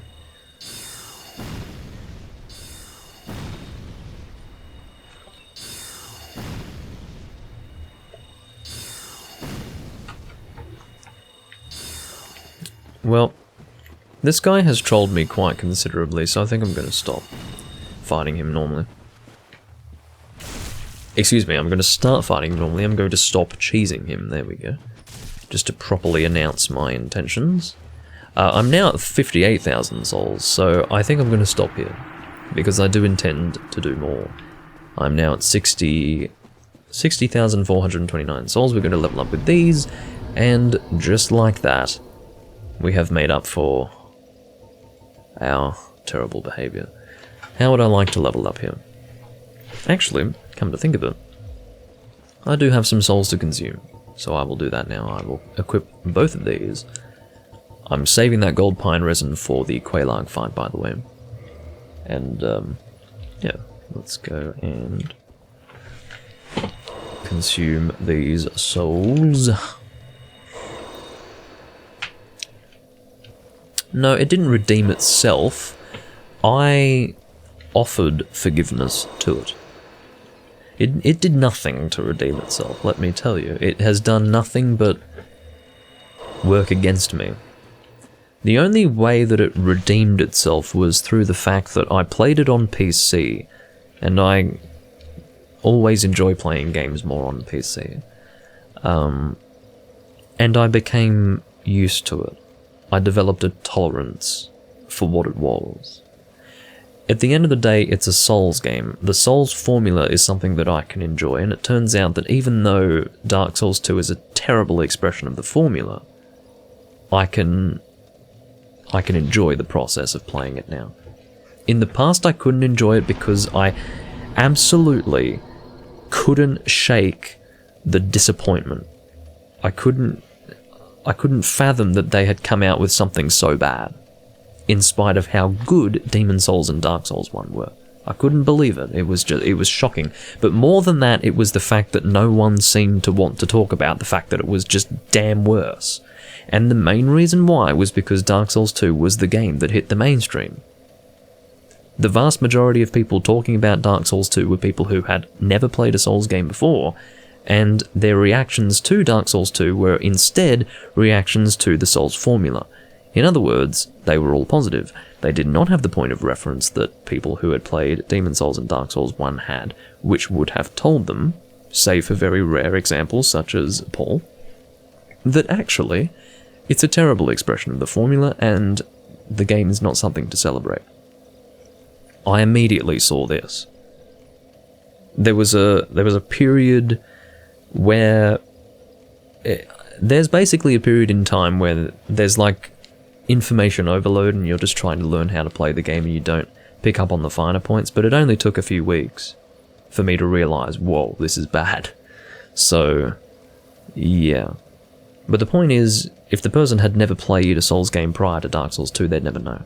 They just wouldn't know. And that's the reason why the Souls community as it had become at that time, which was basically a Dark Souls 2 community that had invaded the space, that was why they were so... that's why they celebrated it in the way that they did. The reason why Dark Souls 2 became less favoured was because all of those people who were too lazy to go back and play the older Souls games, keeping in mind that most people didn't even play the first Dark Souls until it got a remaster, in spite of the fact that it was released on 3 platforms, I should say. People still didn't play it until it got a remaster, and let me tell you, it was a perfectly functioning game without the remaster. The point is that when people actually played Dark Souls 3 and could have a point of reference, they realised, oh, actually, Dark Souls 2 is not all that good. Now, everything that I've said right here, like every word that I've just spoken in regards to Dark Souls 2 and the community reaction to it, is something that I've talked about at least 10 times. So I apologise to any person who has watched my Demon Souls livestream series in its entirety and are sitting there going, here he goes again. Let me tell you, I take no pleasure in repeating myself, but there are people who haven't heard me go on this rant, so here I am again. Which is why I'll probably forever be ranting about Dark Souls 2 and Monster Hunter World and Monster Hunter Rise and all this business, because, you know, that's the way it is. It's like being a broken record. I identify as a broken record at this time. But anyway. But yeah, I see why people don't like Dark Souls 3, but for me it was a return to the spirit of Souls. Dark Souls 2 was so focused on being difficult that it lost the enjoyment of playing a video game. Whereas in the case of Dark Souls 3, there was enjoyment there. Yes, it wasn't as difficult as Dark Souls 2, but the enjoyment of going through the game was there. The enjoyment of playing it was entirely palpable, whereas in the case of Dark Souls 2, it just felt like you were fighting the game the whole time. Not even what was in the game, but rather the game mechanics themselves were something that you were fighting, because it was just at every level designed to be harder than Dark Souls 1. And I hated that. Hey Vernon, everything's going fine? It got a bit ugly. I was going through the depths to showcase it, and I performed so poorly that I cancelled that, and I had to do some soul grinding because I lost 45,000 souls. So I went and got 65,000 to make up for that. And now I'm going to make my way to Quelaag. But I have to level up with these souls first. I've been stuck talking about Dark Souls 2, so I haven't allocated the mental resources to work out what I want to level up yet, but I'm about to do that. Dexterity to 25, and the rest in Vitality. I think that's what we're going to do. Endurance is fine. I don't really need higher endurance than this. I'm not going to touch my weapon or my armor for a while, and I'm fast rolling with it, so that's perfectly fine. We want more damage and more health, thank you very much. So we're going to confirm that. Okay. And with that, I think we're going to make our way to Filing Shrine. Yeah, 45,000 gone. I was at soul level 28 and lost 45,000 souls. So, yeah, it wasn't great. I mean, I handled it with dignity and with grace. I expressed the fact that that was ridiculous, and that was the end of it. I then moved to... I got on with it, in other words. Can you not? Everything of what you're doing right now needs to stop. Seriously. Like, I don't have time for that shit. I will take your blood red moss clump in compensation for the time that you have wasted. Alright. Well, there you go. You rage quit after losing 13,000? Well, try 45,000. Or 47,000 is what it is, yeah. I think I said 45. It was 47,000. That's what it was. And it was bad. Very, very bad. No, I think some people do dislike Dark Souls 3, Paul. I know you're one of them. Well, you don't dislike it, I think Dark Souls 3 is your least favourite. But I think there are some people who don't appreciate Dark Souls 3 because it's not hard enough for them, you know? Some people are just out there to prove themselves. They're like, oh, I need a really difficult game so that I can play it well and then prove to everyone that I'm so good. And I feel like there's an element of that. That could be a very cynical way to look at it, but I think there's a percentage of people who are that way. And I feel like those people probably don't like Dark Souls 3 all that much, but you know, I really don't care about the difficulty so much. As long as it's just got standard Souls difficulty, I'm happy. The difficulty of Souls has to do with learning the system. Once you've learnt the system, and once you learn to take things slowly and carefully, it's not hard anymore. That's the thing.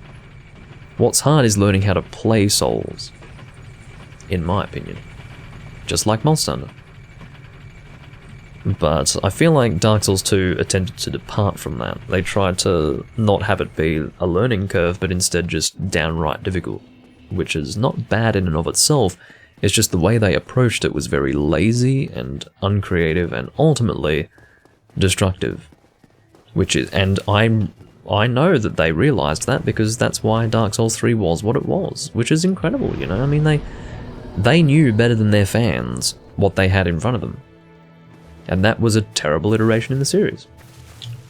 So, yeah. That's how it is. Get the fuck out of here, man. Get out. No, don't do that. Well, what have we here? No, stop attacking him. Stop it. Kick him off. Get a grip, man. Alright. Fuck me. Yes, I know it has an auto-save function. Oh yeah, this is unique to the Xbox 360 version. Every time you reinitiate the game, you have to do this business. Select the fucking hard drive. God. Thanks, Xbox 360. Hello, Ran, and then a bunch of numbers. You've got a lovely name. Don't forget that you can change your name at any time on Twitch. But if you like all those numbers, then I guess I can't stop you. To each their own. Just call me Ran. Of course I will call you that. I'm not gonna... I'm not gonna sit here and say, yes, I agree with what you've just said, Ran99383. I don't think I'll be doing that. But, and don't call my number. I'll tell you what, if you didn't tell me not to, I would have done it, and I would have always done it. In fact, you've only barely stopped me. Because I take great pleasure in announcing like 6 numbers. How many numbers is it? 1, 2, 3. That was 5. Well, 5 numbers. I take great pleasure in announcing that every time. And even memorizing it so that I may announce it with great efficiency every time. Seriously?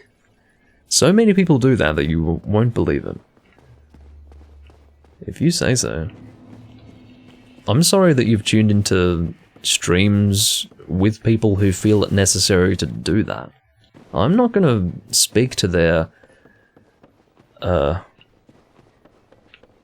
In fact, I'm just gonna stop right there. But the point is that, yeah, that's ridiculous. Why would you do that? Oh. You are hitting me with the tip of your club. And consequently, I'm losing lots of health. You've got good range and I've got good range, so we are similar in that way. Why are you still alive? Oh, I failed to fucking roll that one. Hello. There was a temptation there to actually parry what he just did, but I don't know if these guys can be parried. They probably can, but I don't think I usually bother to do that. Well, in the past I don't think I usually bothered. I'm enjoying the dung pies, though. I mean, imagine a dung pie. Imagine holding that in your hand and going, I'm gonna throw this at someone. To start with, I wouldn't engage in step 1, which is to touch it. I wouldn't do that. Can we not? If you're wondering why I just stood there and took that, it's because that's not what I was trying to do. I was going to roll, but I pressed the B button, and the game was like, no, you didn't. You didn't just press that button. So I stood there and took it. Also, hello, Doom Guy.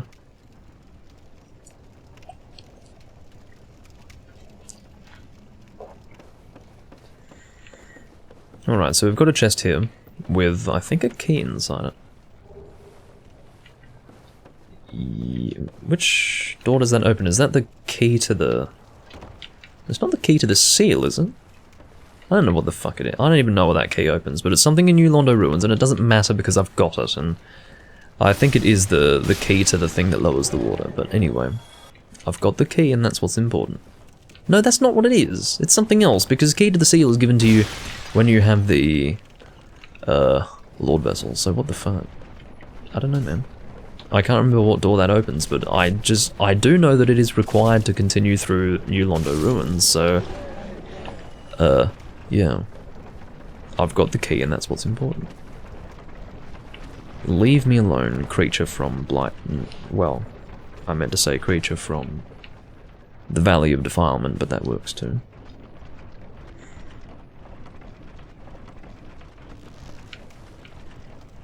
When it lags, it ignores the buttons you press. B especially, Estus 2. That sounds about right. That sounds about right. Hello, creature that breathes fire. I will be killing Man-Eater Mildred. I need to recover my state of being alive, to phrase that in the most awkward way humanly possible. In order to do that, I do have some humanity in my counter, so I will make use of that. I of course want Man-Eater Mildred for the boss fight. Not just for the distraction, but also for the damage that she deals when she's not busy getting stuck in the lava and burning to death. Alright, out you go, out you go. I hope you're enjoying the lovely frame rate. You know, there are times when it actually runs at a solid 30. I mean, right now? Well, no, when I say right now, it only lasts for like a second. Like, this is solid 30 right here. Every now and again, when I'm out there, it runs like this, and then it drops heavily again. It's very odd. Alright, I understand how you all are, but listen, I've got Man-Eater Mildred to contend with here. Hello, how you going? Well, I can't really parry that now, can I? Let's be sensible. Alright, now I actually need to start playing properly. Come on. Yes, I know. I pressed RT. Oh, it happened again. There's a very interesting situation where I press RT, the game ignores it. And then like 5 seconds later, after pressing LB to shield, then the attack comes out. That is the 3rd or 4th time that's happened now. And I can't believe it. Some of the most broken shit I've ever seen in a video game. And it's happened multiple times. I'm telling you, the Xbox 360 version is a joke.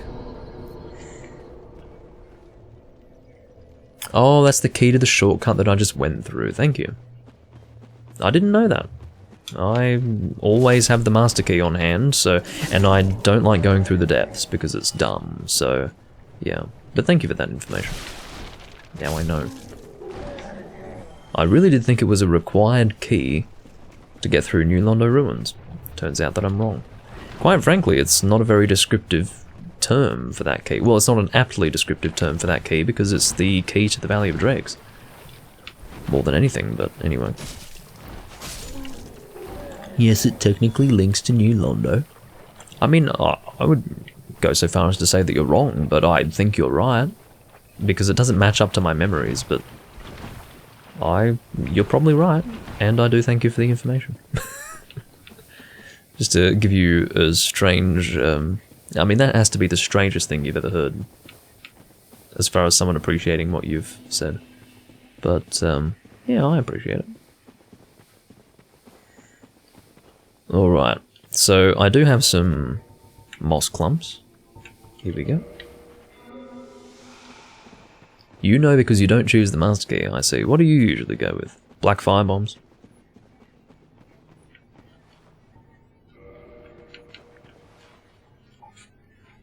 I mean, there's probably something else. I mean, I'm just imagining what's... Oh, you do go with black firebombs. Okay.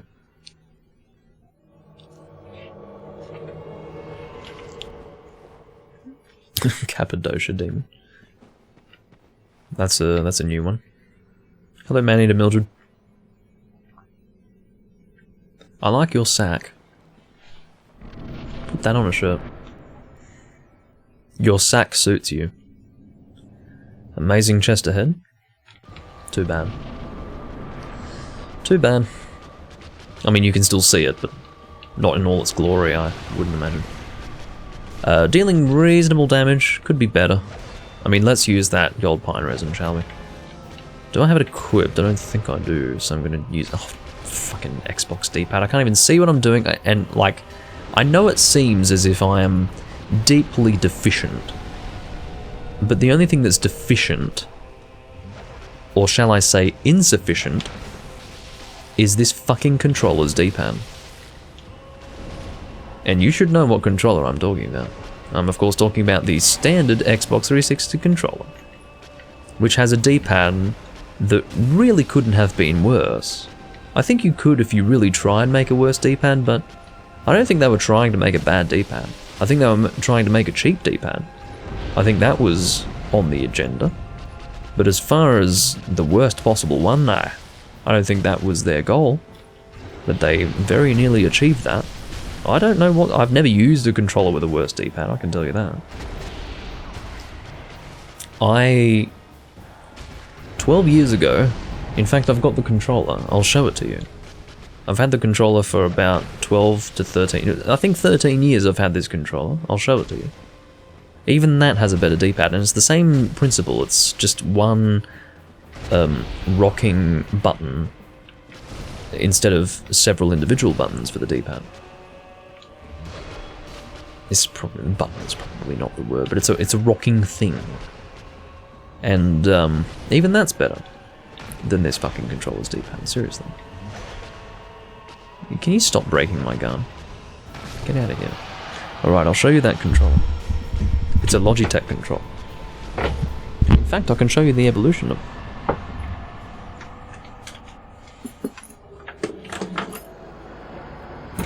This is very curious.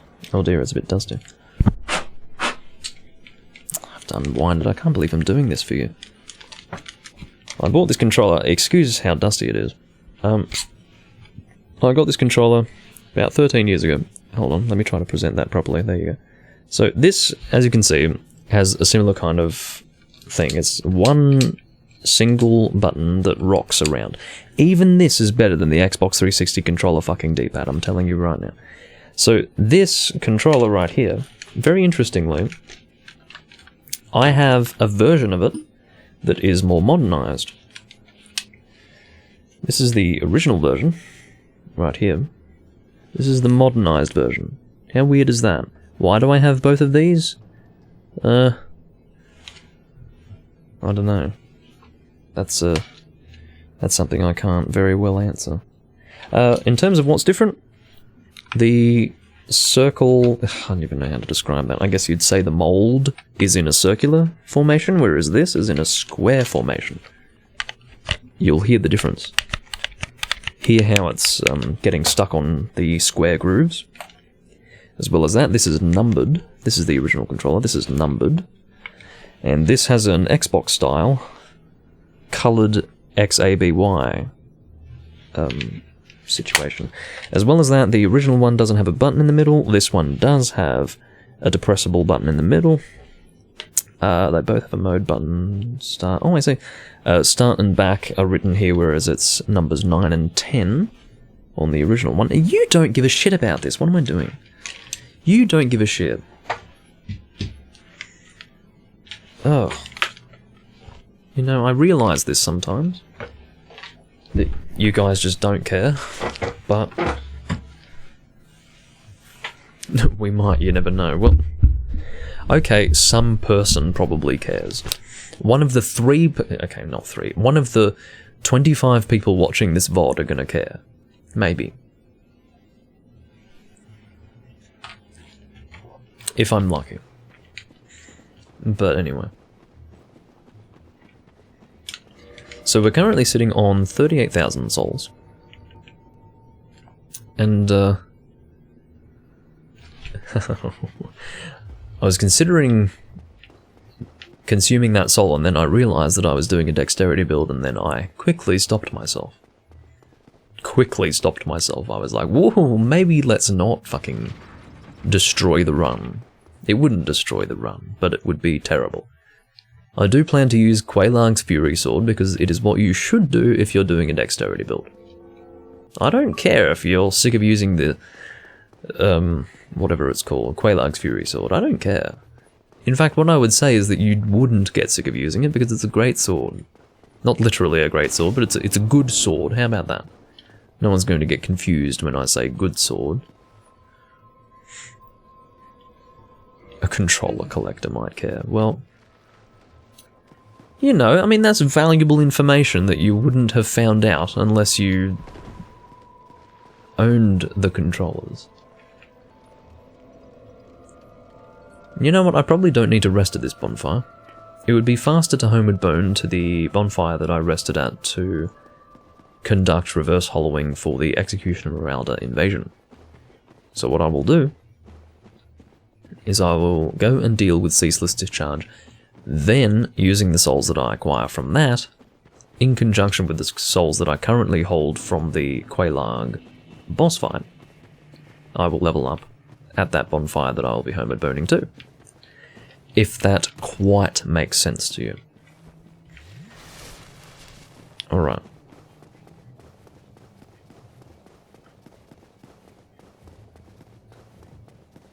Across the old bridge.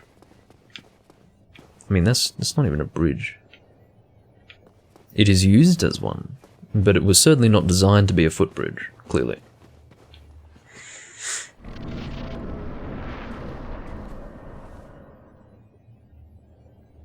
Not my first playthrough. I don't know if I misread that, Ran. I don't know if I misread that. Do correct me if I'm wrong.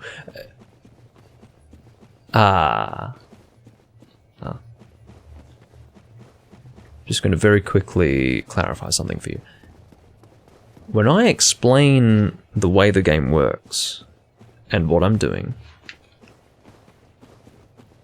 it's not for your benefit. It's not for your benefit.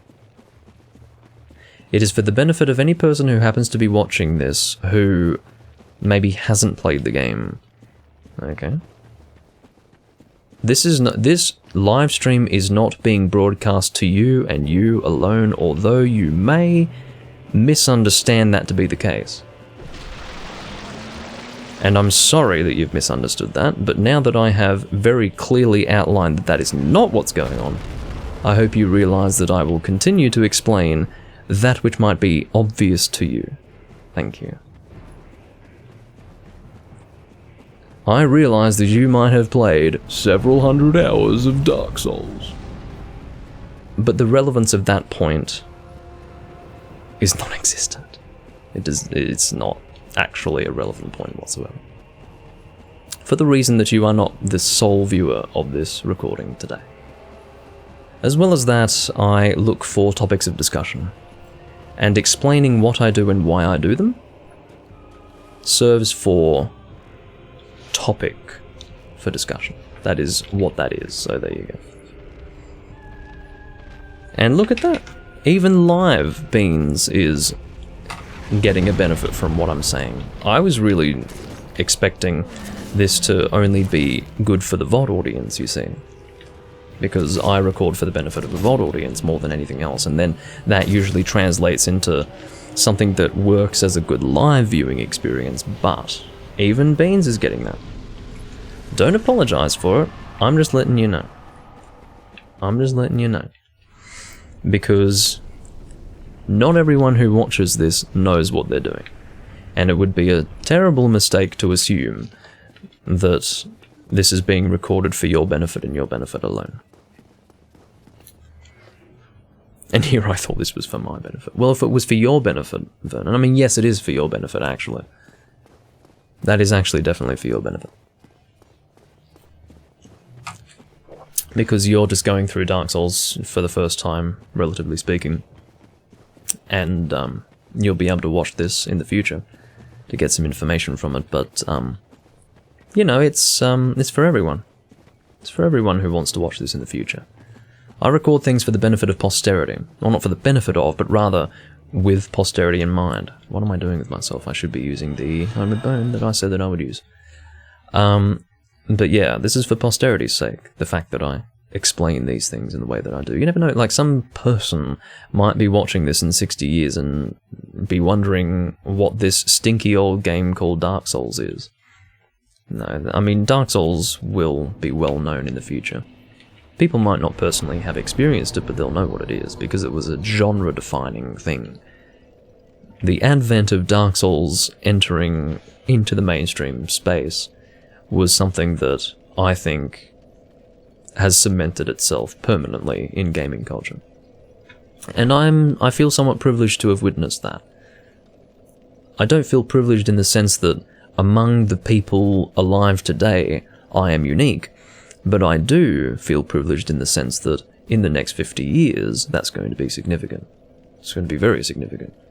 Because the term Souls-like, even if it doesn't stay, it all began with Demon Souls, which was a game that I played before it even got an English translation. Well, before it got an official English translation from an American publisher.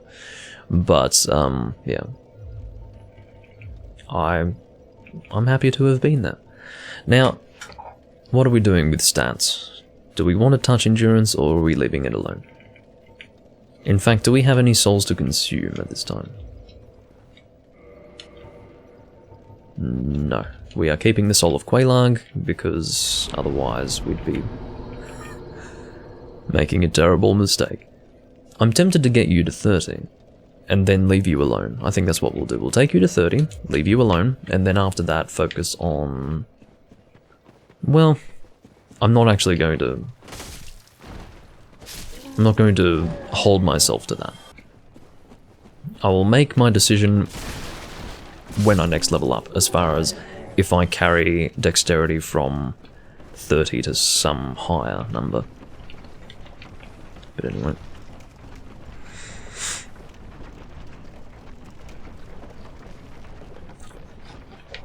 Yeah, Ran is correct. I would definitely encourage you, Vernon, to explore other possible Dexterity builds. I agree with you in the sense that a Dexterity build is a very fun way to play. Very much like you, I appreciate high mobility and fast attacking weapons, which Dexterity very much accommodates, but I personally think that you will reach the point where you'll be sick of playing like that. And it is at that time when you will be introduced to the other ways to enjoy Souls. So, I wouldn't discourage continuing to play in that way, but I think the time will come when you will be looking for something else.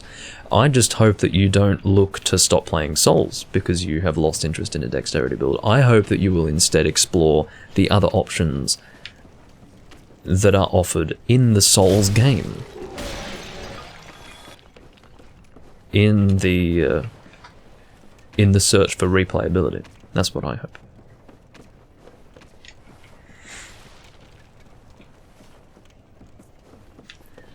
It'll be funny I'm interested to see how you feel about Dark Souls 2, Vernon. That will be very interesting. For context, Vernon started with Demon Souls, the remake, and then only as of about a month ago started the first Dark Souls. Probably not even a month ago, probably like 3 weeks ago.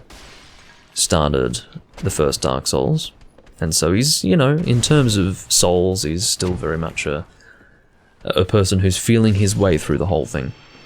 I'm interested to see how he's going to feel about Dark Souls 2. I'm going to guess that he's not going to hate it as much as I did, but I do think he's going to very clearly see what I mean when I say that it's not a good expression of the formula, and also the fact that it's just, it doesn't retain the spirit of Souls.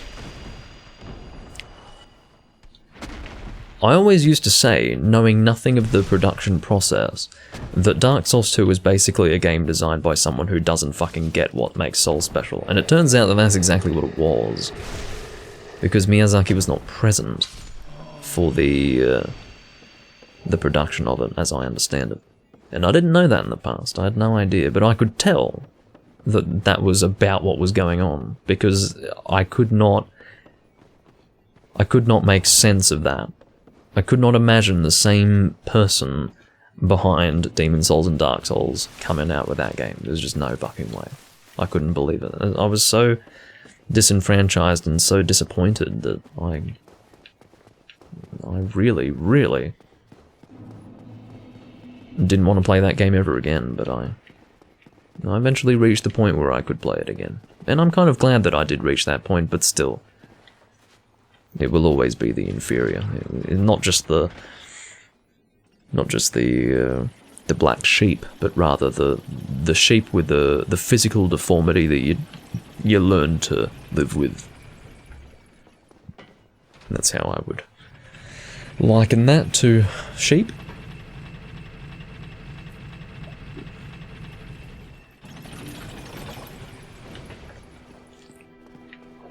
Anyway, up we go to Filing Shrine. Of course, our current objective is to head to Sen's Fortress, and then we will be in Anor Londo. I don't know how long this live stream is going to go for, I've got no idea. But you know what? It can go for a damn while. I don't mind having it go for a while. That's not going to be a problem. Soul of Quelaag is going to stay in our inventory until we can... Oh, that's right. We'll probably... I think I've got a scimitar, don't I? I'll probably upgrade the scimitar to... Yeah, that's what we'll do. We'll take the scimitar to +10, which will then be turned into Quelaag's Fury Sword. So I guess before we make our way to... Well, actually, we need to go to the Undead Parish regardless, but I will go to the Undead Parish, we will speak to Andrea Vestoro, we will give him the large ember, and the question becomes, do I prioritize the upgrading of the scimitar over the great scythe? I think so. Because I want the Quelaag's Fury Sword.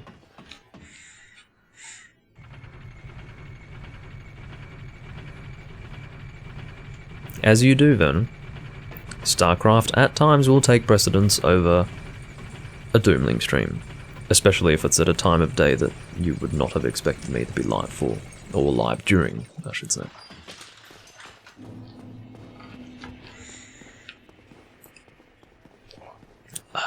But, yeah, that's fine. The VOD will always be there for you to enjoy, unless something really stupid happens and I choose not to publish the VOD, but the chances of that are very low.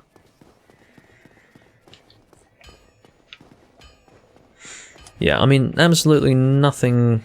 I have nothing against any person who cannot... I have nothing against any person who would ordinarily join for a live stream not watching me at this time of day, for the reason that it is so terribly outside my usual schedule that it would be quite self-absorbed of me to assume that a person could make time to watch me at this time of day if they would otherwise watch at a very different time. I will give you the large ember, because I'm feeling charitable today. You will not be taken to +6. Instead, I will confirm the number of Titanite shards I have. I have confirmed that it is an insufficient number to get to +5. I have fixed that. I will now get the scimitar to +5. And then we will continue upgrading the scimitar from there. How many... Oh. 1. Well, we can fix that once we have killed the Iron Golem. But, yes, the scimitar will be our focus for now. And again, it's not about the scimitar, it's about getting the thing to +10 so that we may turn that into a demon weapon, or a boss weapon, whatever you want to call it. Okay.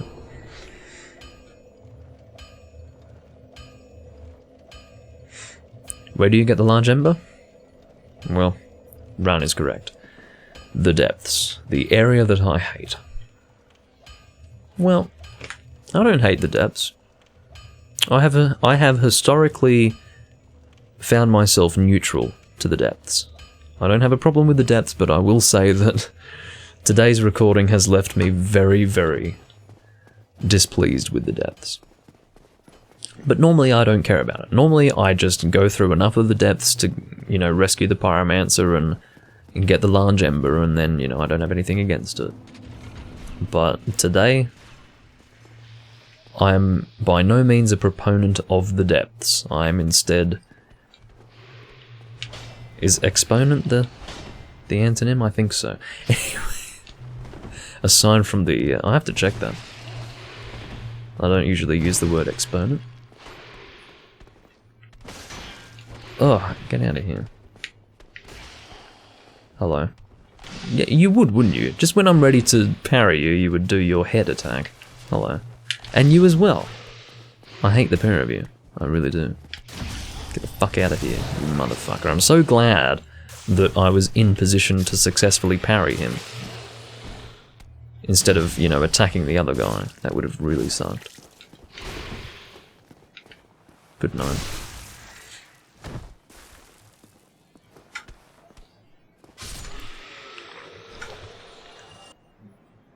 You couldn't die until you had stood up to die? What was going on there? Did you witness that? With the same eyes that I so... Anyway. No, the point is that I saw what you saw. And that was weird.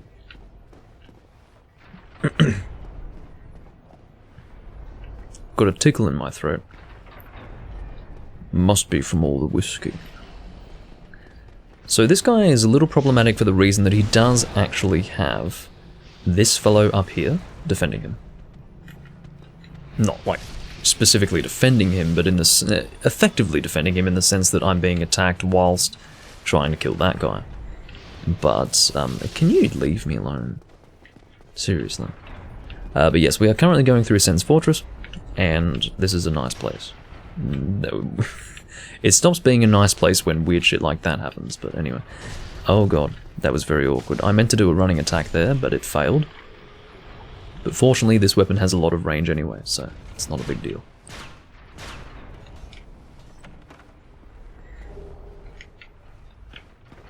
Alright. Oh god, that was a lovely camera change that I didn't ask for. Hello. Goodbye. Well, I suppose I'll continue to deal with you. Come on. You can get hit by the next boulder if you want, I'm not opposed to that. Good night. Crotch shot, by the way. I mean, you could say that it's the lower abdomen. Could be the lower abdomen, but...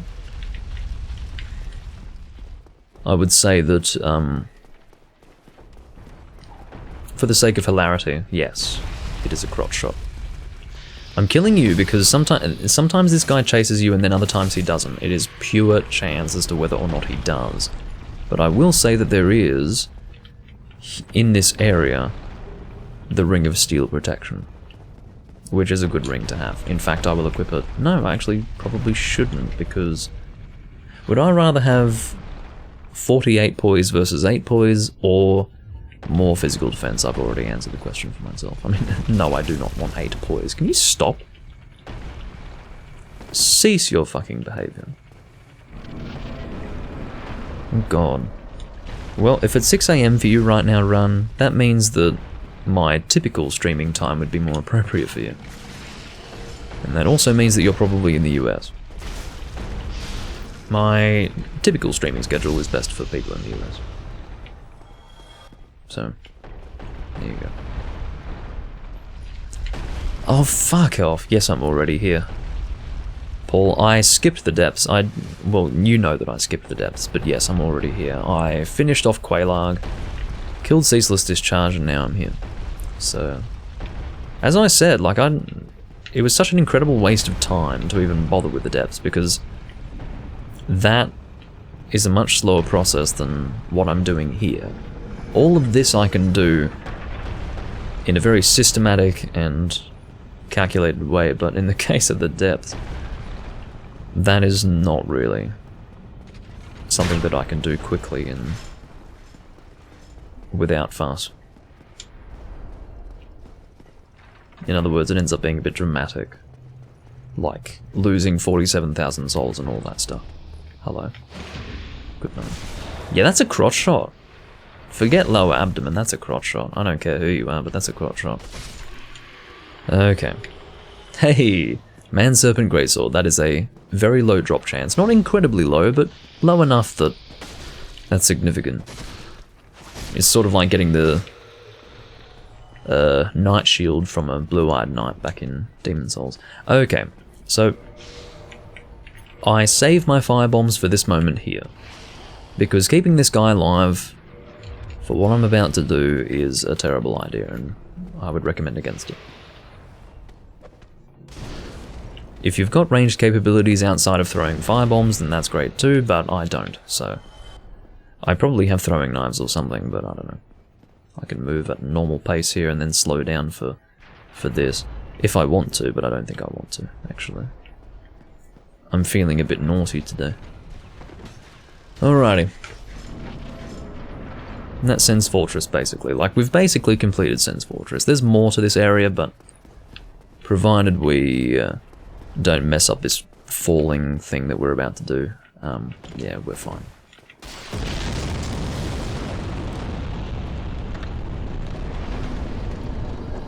Yeah, it's true that the depths is something that I'm not as familiar with as compared to other places in the game, because again, as I said, I've probably completed this game about 100 times or more, but I've only done the depths like 10 times, so compared with the other places of the game, I just don't really know the depths too well.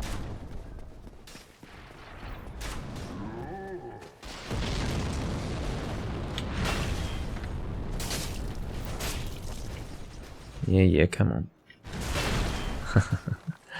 It's funny, the timing, if you try to time it too well when he does the big lead up, it fails, like you end up failing the parry. Like you actually want to do it earlier than it looks like you should. Like now. Oh no, see, even that wasn't quite right. See, I timed it well, but it's very strange, the beginning of that attack. Oh, come on, man. Yeah, I know all about it. You're a dick. I'm acutely aware of the fact that you are deeply insufferable. Ouch. My range is superior to yours. I will not be contending with Ricard today. I have no interest in that. But I will be making my way to the Giant Man. But before going to the Giant Man, I will... I don't know why I'm saying that. I will go and summon Iron Tarkus. I'm not too happy with my current Estus Flask count. I will state that with utmost transparency. Good night. You're still alive. Well. It is your prerogative to delay the inevitable, but I will recommend against it.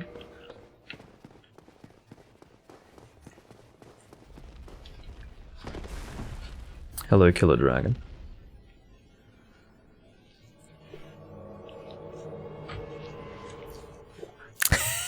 No jump fails this time. Look, I can't promise that. I really can't promise that, Vernon. You'll see. You'll see if I fail the jump or not. After this boss, we're going to find out if I can do the jump first try. I'll do my best, I really will, but no promises, seriously. Alright, so once he's done his little flurry of movements, we can go and destroy him. Oh god, even I'm doing a lot of damage to him. But Tarkus obviously does more damage than I do at this time. Finding the Iron Golem is perfectly okay without Tarkus, but having Tarkus just makes a huge difference to the fight. Because Tarkus is doing ridiculous damage for this level of the game. He's almost too good for new game. He really is. The damage that he deals is crazy. I'm going to top up my health and then hopefully I won't have to heal after this. Can we get 2? What's going on with you? Can you get over here? I understand. Your objective is to waste my time today. Is he going to keep doing this? He is. Okay, I understand. Now, last time I was fighting the Iron Golem, I was glitch killed, which pissed me off. I was playing in a cursed instance. In fact, that's a good thing to note. The fact that this instance is nothing like that PlayStation 3 instance that I was playing on before, where everything seemed to go wrong. Speaking of going wrong, this is not really going according to plan. Having him here is fine, I just, you know, would rather not have him here, I guess. If that makes sense. The damage that I'm dealing is not too bad, actually. Alright, you can stop that. You can obviously see that this guy is an equivalent to the... whatever he's called. Iron... the Tower Knight, there you go. The Tower Knight from Demon's Souls. Thank you, Vernon. You came to my rescue faster than I could come to my own.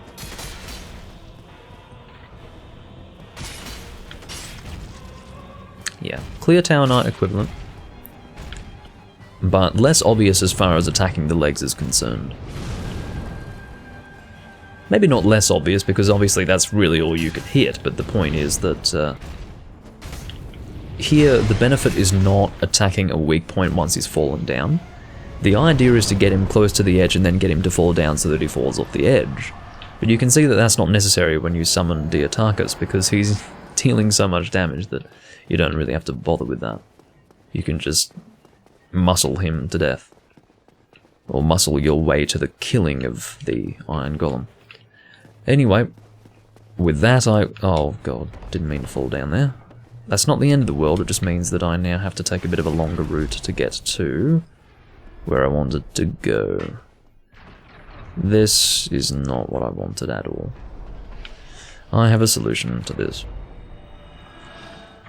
And, I'm going to ask for your patience because I have to go to the bathroom. I'll be back in a moment. Also, thanks for the follow, Killer Dragon, I appreciate that.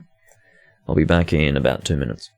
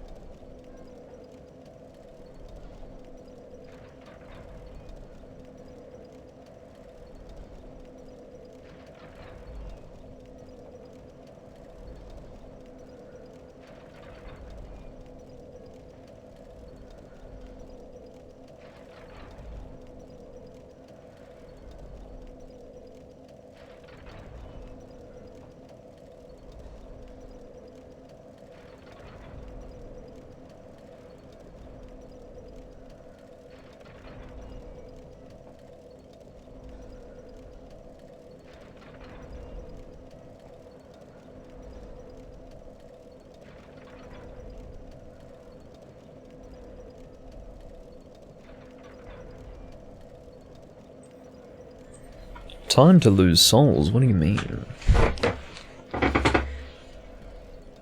Why would I be losing souls?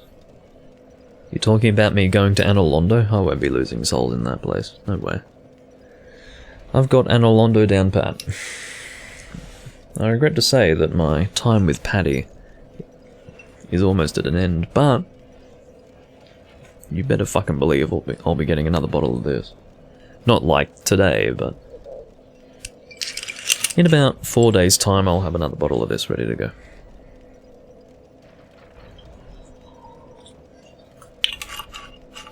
I mean, there's still plenty left. I mean, there's plenty for tonight. Plenty for this recording and plenty for tonight, but... And of course I've got port to back me up if I need it, but I don't think I will. I think I'll be alright. Alright, so... these 54,000 souls are going to mostly go towards large Titanite shards, in the interest of upgrading the Scimitar to +10, once we reach the giant blacksmith in Analondo. I'm doing rather well. Nuisance? You are not a nuisance, not yet anyway, so if you identify as a nuisance, then I can assure you that you are at this time not a nuisance, but that happens to be your name, so I have to refer to you in that way. I could alternatively refer to you as BLNK, which is not a word, so I guess I have to call you nuisance.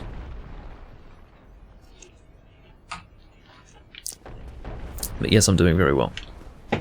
Can I do it first try? I didn't even, not only did I mistime it, I didn't even succeed with the jump. Fucking hell. I'm telling you, this is my nemesis, this jump. No matter how much time passes, this thing will always haunt me. Last time I was complaining about button inputs on the PS3 controller, so this time I have no excuse. I mean, there have definitely been noticeable button input issues with the Xbox 360 version, but come on. Come on, baby. What's going on? It has to be me. You know what I mean? Like, I can do a run and jump without issue, under every circumstance except for that one. Why is it that I can consistently do a run and jump? Just like that? I mean, it's easy. But for some reason, with that jump, I can't do it. I don't know. I don't understand it, personally. It's everyone's nemesis, if you say so. I feel like it messes with me more than most. Or at least more than people who are at my skill level usually wouldn't struggle in the way that I do with this jump, but I do. Like, I've just never gotten better with this. It's shocking. It really is. I can't even get the jump. Oh, you motherfucker. I mean, I was basically given a taste of victory only to be smacked down. Like the cur that I am.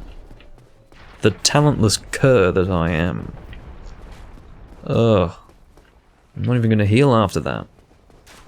Give me another shake at it. Thank you. Fuck me. Fair shake of the sauce bottle. In the words of Kevin Rudd. I'll never forget the day he said that. What a miserable dick. Anyway. Oh, we're sitting on 5 right now. Okay, so how many do we need in total? Oh, should I go for 10? Is 10 too many? Let's go with 9. Shall we go with 9? I think 9 is all we need. I hope you know what? If it's not all we need, then that's okay, because we can buy more at the giant blacksmith anyway, so it's not the end of the world. We'll be alright. I just want to allocate the souls now, so that I don't level up with too many souls, if you understand. It's just easier to allocate the souls now rather than not have the necessary souls in the future, if you quite understand what I'm saying. Thank you very much, Beans. And I thank you for being here. Oh. Not me, says Ren. Well, thanks for making me feel better. Which, for the VOD viewers' context, is referring to the fact that he does not have issues with that jump that I seem to struggle so terribly with. But anyway. Anyway.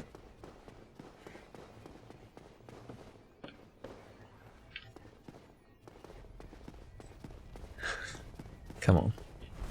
Okay, now, I've no excuse for that one. There's no excuse for that one. Why can't I... Is there something... There must be a problem. Like, I must actually have some sort of neurological issue that prevents me from doing that successfully. I don't know what it is. It's shocking. That's the sort of thing that requires therapy. Administered by a professional. Because quite frankly, I don't know, man. That's not sensible. The fact that I can do a successful jump in all situations except for that one shows that there's something wrong. Approaching that break in the bridge has some kind of psychological impact on me which prevents me from doing what should otherwise be perfectly normal. Something that I would otherwise be able to achieve with little difficulty. So, I don't know. I really couldn't tell you.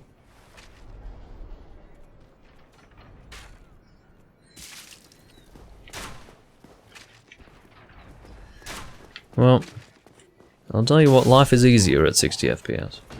Life is much easier. If you're playing on consoles, you're stuck on 30 FPS, and I'll tell you one thing. Everything's harder at 30 FPS. Everything's harder. Timing is harder because there's less to see.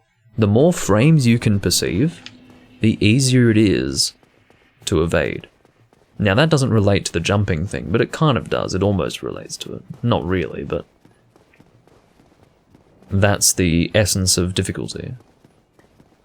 The subject of difficulty can be well, let's rephrase that. What makes it difficult is the fact that you can't see as many frames. And when I say it, I mean the game itself. So, yeah, 30 FPS Souls is always a little bit harder. Let's rest at the old bonfire. I don't really have anything to say to the Firekeeper, so I will move on. You have the remastered version? On what system? Are you talking about PC?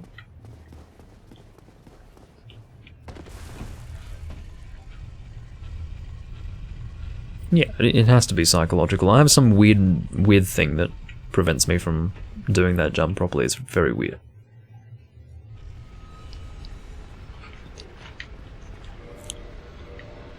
It has to be psychological.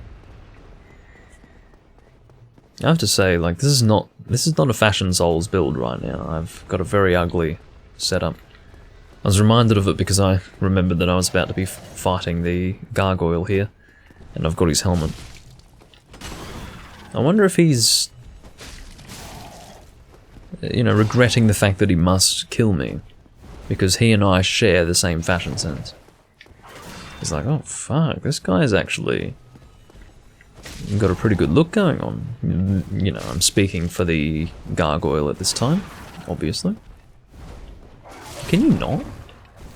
Now that I did not appreciate, not even remotely. So if you could not.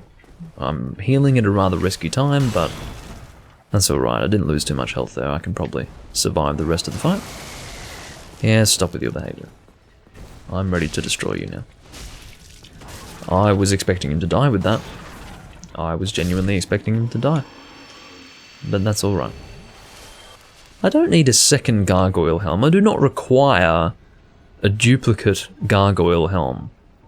The temptation to... Excuse me. It's not a matter of temptation, it's a matter of that's it. There's no selling system in this game. That was first introduced in Dark Souls 2, so that thing can get out of my inventory. Thank you. Straight out of my inventory. I do not need duplicate items of that kind. I will take duplicates of consumable items, but I will not take duplicates of armor. I cannot wear 2 gargoyle helmets, thank you very much. Hello. You are still alive for reasons that I do not understand. Get out of here. Guardian of the painting. I got a collector's edition that would be $190, but it was $120 on a discount. You got it on Xbox One, I see. Well, aside from the fact that you own an Xbox One, which I will refrain from commenting on, yeah. Better than this. Better than what I'm dealing with right now. I will admit that. Alright. Catch you later, Ben. And thanks for tuning in. Enjoy your StarCraft 1v3 or whatever the fuck's going on there. Yeah, whatever. Yeah, this is what happens, my friend. I've got a lot of range, you have to understand. I've got a lot of range. So you're not... Nothing of what you're doing right now is causing trouble. Nothing of what you're doing. Now, there was a time when I used to run at full speed across these rafters, but I don't do it anymore. Because I'd rather succeed than fail. Now, I didn't used to fail. I mean, it was just when I was doing so many playthroughs of this game, because I was looking to make multiple builds. You know, that's what really gives you replayability in Souls. It's making new characters for different builds. That is what causes you to make. Or rather, that's what causes you to play the game repeatedly over and over and over and over again.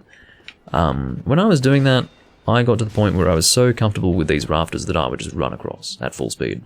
But because I've lost the skill, I will not be putting myself at risk to prove a point. The point being that I can do it, which I probably can.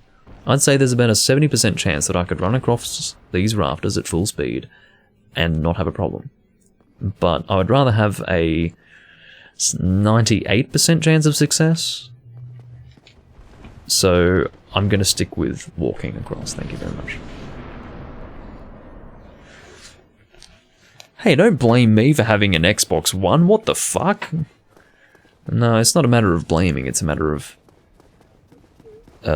feeling a sense of disappointment. There's no blame.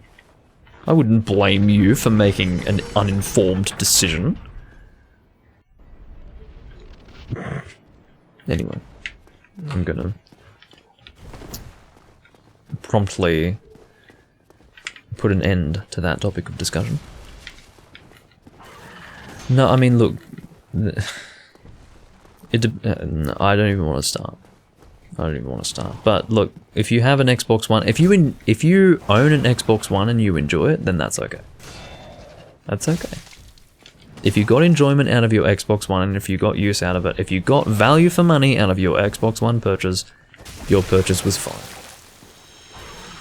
You don't have to worry about anything that I say, provided you feel that your purchase was justified and that you got value for what you purchased. Then it's okay. You don't have to worry about how I feel. That is how I will approach that. Oh, I think he died from the falling damage. That would be a first. I think that's the first time I've killed one of those gargoyles with falling damage. I've certainly had a lot of them fall, but I don't think I've ever killed them with a fall. That's a new one. Indeed, everything aside from the gargoyle's tail axe that you haven't already picked up from a gargoyle will be dropped by the final one that you kill.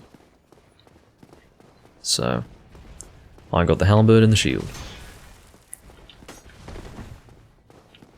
So, I don't want to deal with this guy, so I'm going to stand outside of his range so that he may leash. He's already leashed? What? That's the most docile guardian I think I've ever seen. If that's what they're called, I don't know what they're called. Giants? I guess they're just called giants or something. That's what the armor set's called. So that must be what they're called. I call them guardians. Not sure why. Is it Guardian Shield? Is that the name of the shield? Maybe they are called guardians, I don't know. I seem to recall that that's what they're called. Come now. Come to me.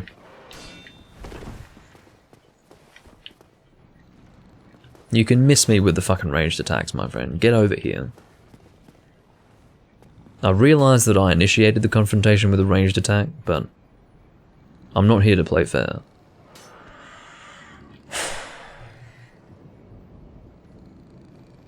Yes, please. Engage me.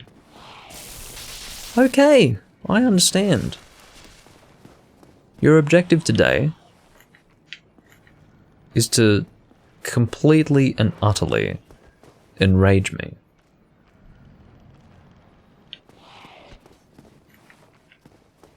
I find myself so incensed that I might actually have to run in and annihilate him. Out of range. Well, take this. You would, wouldn't you? He had iframes right there. This motherfucker has iframes on me. Get out of here. No, you look at those iframes. They're right there. You're witnessing them. Firsthand. Alright, I'm going to try to get him to fall off if I can. I think I can. Yeah, good night. Bye. Imagine having wings and dying from a fall. Well, you just witnessed it. You don't have to imagine it. Hey, I got the Demon Spear, which is the only weapon in the game that you can pick up that requires Demon Titanite, unless the Obsidian Sword requires it. I think it does, doesn't it? I think the tail cut of the Black Dragon Calamite would be another example of a weapon that you can pick up that doesn't need to be upgraded into that requires Demon Titanite, unless the Obsidian Sword upgrades through Twinkling Titanite, which is possible. In which case, I would be correct in my assertion that the Demon Spear is the only weapon that you can pick up normally that just automatically upgrades through that type of Titanite.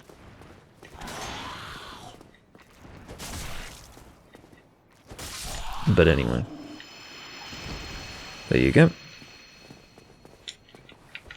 And now we'll make our way to the second bonfire of Anor Londo.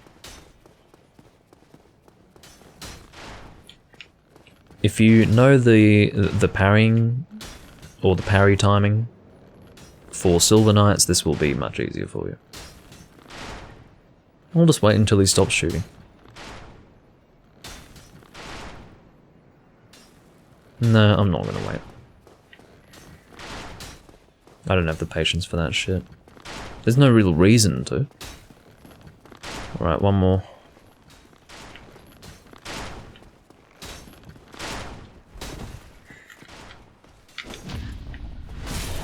So if you know the parry timing, you don't have to worry about the fact that you've got a very limited space in which to fight him, because you can just deal with him as such.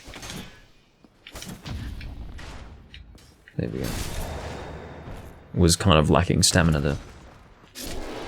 Alright, hey, was kind of hoping for a Silver Knight shield, because, or, is that what it's called? Yeah, Silver Knight shield. Because that would be very lucky, but that's fine. Alright, so that's the initial section of Anor Londo taken care of. Now we may rest of the Oh. Solaire's not here. What does that mean? Have I messed up his... If I don't have Solaire for this boss fight, it's going to be very awkward. I know why. It's because I summoned him for the Gaping Dragon and haven't killed the Gaping Dragon yet. Holy shit. If I had never summoned him for the Gaping Dragon, he would be here right now. But because I summoned him for that fight and didn't conclude that fight, he's still there. Oh my god. Okay. That has added a level of difficulty to the upcoming boss fight that I would have otherwise preferred not to deal with, but... Can I kill Ornstein and Smo fully solo? Can I do that? It's hard, but... Well, look, I don't have confidence that I'll be able to do it first try, but I think I can do it. But I'll tell you what I'll need to do. Oh, I don't have the Rite of Kindling, so I'm forced to settle. I knew it started with S. I'm forced to settle for 10 Estus flasks, but still, like, that's... We're with you, says Paul. Well, thank you for the encouragement, but... I don't feel so good about this.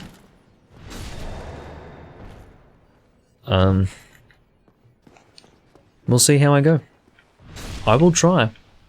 I will do my best. Whatever does more damage, the +5 Great Scythe, or the...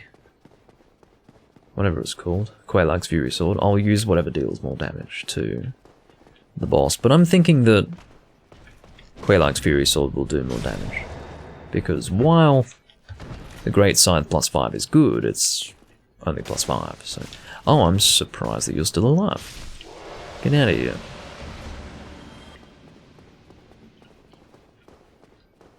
Oh. We're with you, but it won't help, just to let you know. Thank you. I feel so emboldened after that. I feel like I could take on the world after your encouragement. Alright. Yeah, it is one of the hardest bosses. I mean, I've always had a little bit of trouble with Ornstein and Smough. I've never fought Ornstein and Smough thinking, oh, this is a fucking walk in the park. I've never really felt that way. I've always felt that there was a little bit of challenge there. But, you know, I don't always have a problem with them, but I've always felt like I need to be paying attention to what I'm doing. I can't just absent-mindedly destroy them.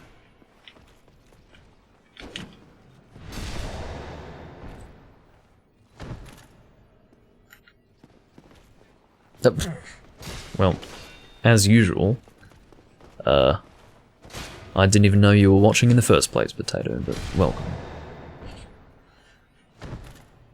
I mean, almost 2.5 hours in, Potato says, I took a nap and you're still streaming, nice. But I didn't even know he was watching, so, I mean, well, that is the typical thing to happen, but still. How hard is it to just say hi? Fuck me. Just say hi so that I know you're here. You said something a couple of hours ago. Are you sure? Are you sure? Let's see if I can read the full history of this chat. Can I do that? Are there so few messages that I can do that? Hold on. If this pop-out chat window could be less shit. Okay, no, there have been enough messages sent that I can't check the whole history. Well, you know, I'll take your word for it, really, but I usually regret taking your word for anything, so I don't really know, but regardless. I'm sitting on 54,000 souls, again, well, not again, because I used a lot of these to get large Titanite shards, but I will not be engaging the boss with this many souls. I will level up as much as I can, but I will wait until I have made Quelaag's Fury Sword before doing that. I need to further upgrade the scimitar from the point that it is at this time.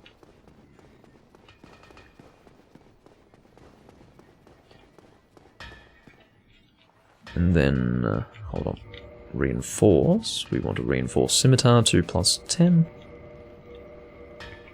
There you go. Might only be 8 large Titanite shards, actually. So we want Quelaag's Fury Sword, which costs 5,000 souls, which is fine.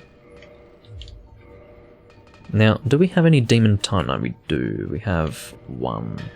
I forgot to go and get the Demon Titanite from... That's alright. It's not a problem that I've forgotten to get that Demon Titanite because I can go and get it right now. That's not a problem. Stop this. In fact, let's use Quelaag's Fury Sword right now. 305 versus... Well, hold on. How much physical damage are we doing? Not much. Well, it's fine. I mean, even this amount of fire is good. Yeah. I love Quelaag's Fury Sword. Also feels good to use something that's not the Great Scythe. I've been using the Great Scythe since the beginning of this build, so feels good to have something different.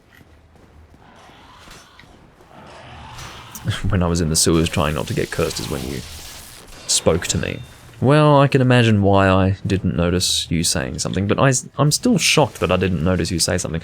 I do honestly feel like sometimes you will say something and then your comment will not show up in my chat, because this is not the first time when I have been under the impression that you've said nothing and then you correct me to say that you have said something, so I don't know, either I'm crazy and I'm filtering out your comments in my mind, or there is some sort of issue where occasionally your comments don't show up for me, but I guess the former is the highest probability, or has the highest probability of being the case, so I will concede that I'm probably being an idiot. Get away from me, you bloody bastard. Okay. So I'm making my way to what I believe to be 1 Demon Titanite. I don't think it's 2. It could be 2, but even if it was 2, I wouldn't be able to upgrade to +3. So, it's fine.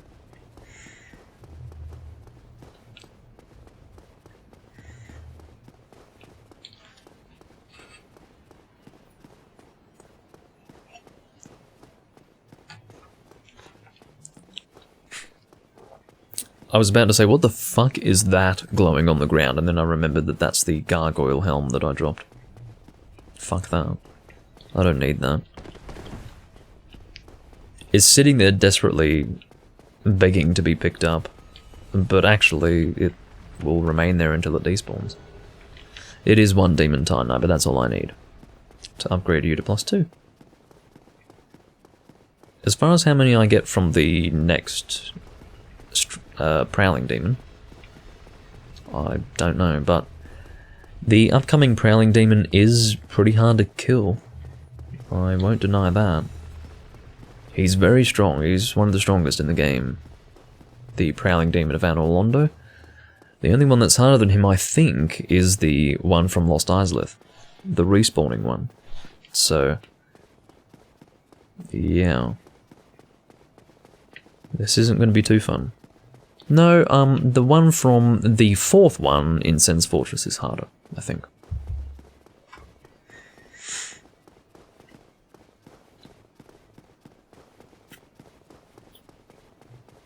What do you mean by are they different? You mean, do the Prowling Demons have different levels of difficulty? The answer to that is yes. Absolutely. Because, well, the easiest one is the one that appears in the Undead Parish, and the hardest one is the respawning one from Lost Izalith. They definitely have different, different stats, different HP, different, all of that. All of the above. All of the above.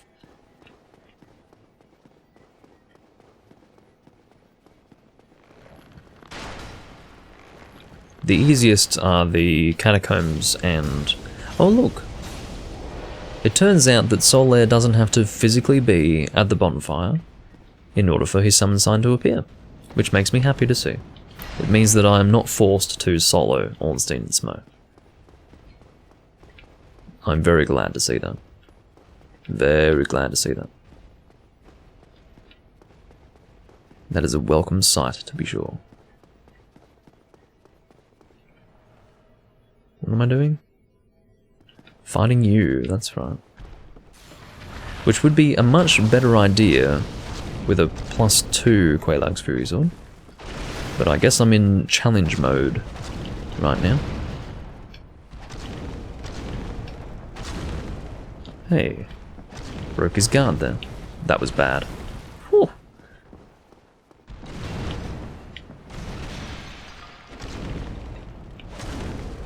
It's a bit slow with strong attack there. I'm dealing good damage to him, honestly. This is not too bad at all. I mean, I'm perfectly capable of killing him here with a +1 Quelaag's Fury Sword. No problem at all. You need to not put yourself in that corner because I'm not going to be able to circle around you in that situation.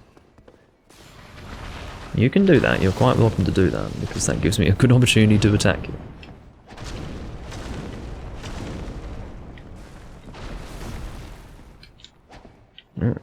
Wanted to do a running attack there, but apparently didn't get the run up for it.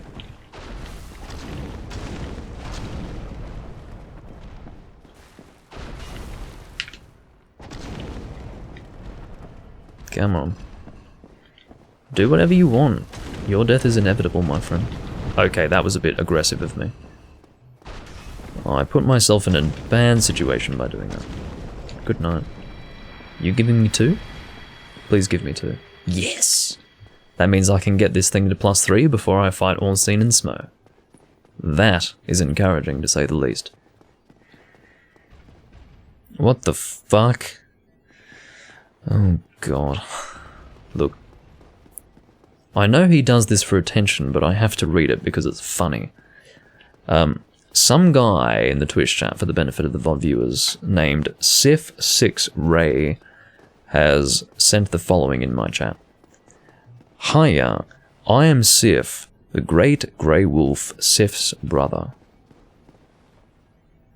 So what, he has a brother who has the same name? I am a hunter, and I like helping pilgrims on their journeys. Would you like to summon me and get some support?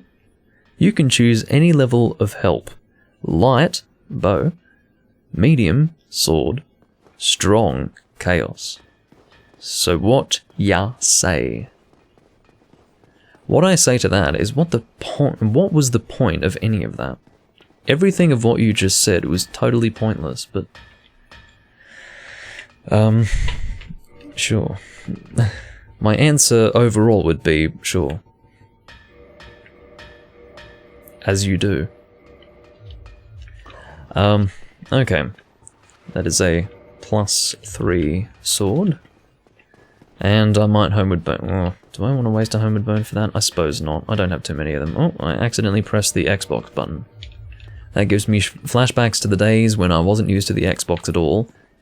And I was playing my friend's Xbox, and I used to complain about how the Xbox button was so fucking big. And it used to annoy me. I'd always accidentally press it. I'm pretty good with that now, but back then that always used to be a struggle. Because I'd always press it accidentally. Whenever I wanted to press start, I'd be pressing the Xbox button, and I'm like, no, I don't want to press that, stop that. And, yeah, it was a stressful time.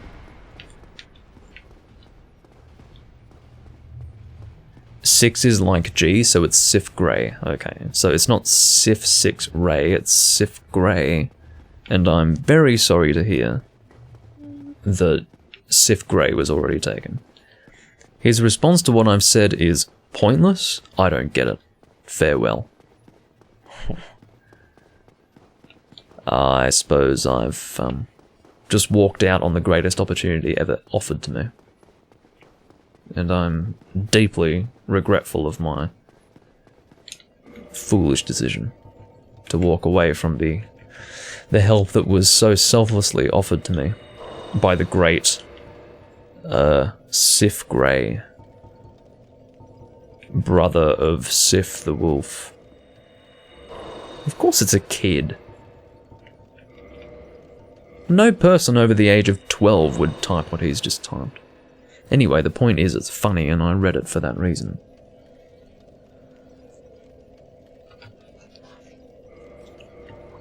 I did not want the core of an iron golem for any reason other than to gain souls, because obviously I do not want the golem axe. That thing is crap. Vitality to 25? I think so. Vitality to 25, and then we'll work on dexterity, I think. Cool. So, with that, I think it's time for Ornstein and Smo. I'm quite ready.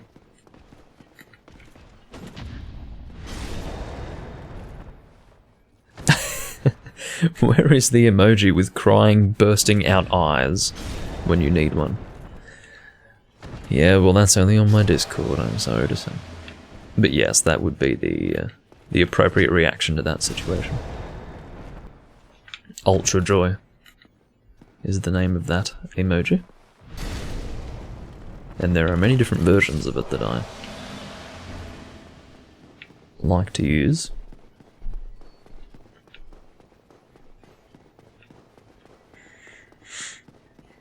There's Hyper Ultra Joy, there's Giga Joy, there's Hyper Joy 2, and there's regular Hyper Joy.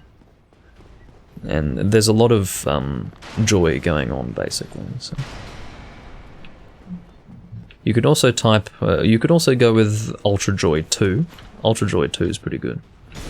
That one's like pretty intense. There's a lot of joy associated with that particular emoji, I have to say. What I will do here is try to bring Solaire away from these guys and hopefully retain his health. Because if I were to kill all these enemies right now, with Solaire assisting me, Solaire would lose too much health, and I don't want that, so I'm going to hope that he can bring himself over here, which is what he's doing. Oh, no, no, no, no, no. Get your great arrows out of here, man. I could see that he was shooting them at me. You like Hyper Ultra Joy? Yeah, that one's like... That one's for extreme situations where it's usually to make fun of someone or something. Whoa! You really did not clearly show that you were about to do that attack. I stood in line with that pillar for a reason. Okay, what should I be doing here? I do want to kill Ornstein first. That is something that I definitely want. So I will try to do that if I can. Oh dear, I timed that terribly. It was good to see him flinch like that. Oh, look at that beautiful damage. Oh wow. I'm liking that. I also absolutely love the roll attack. With straight swords. Just love it.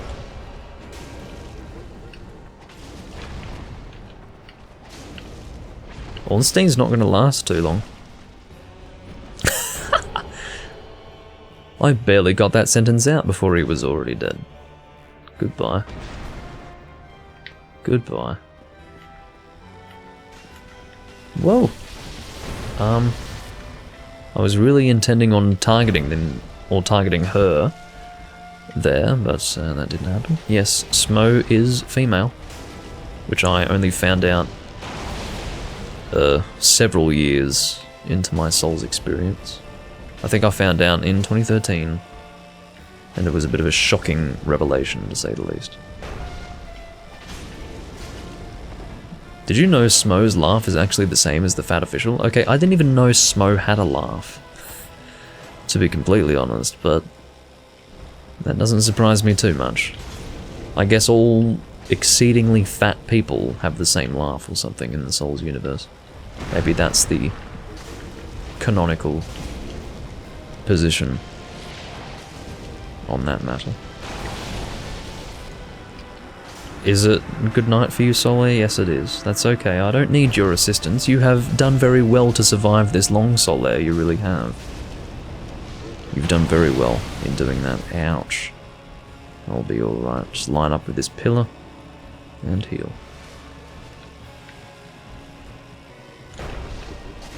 Goodbye. Alrighty. So that's Ornstein and Smo. I'm very pleased to say that a +3 Quelaag's Fury shits on the both of them. So, that was very good. I'm sure you were able to hear it, but my TV volume's pretty low, so I can't hear it clearly.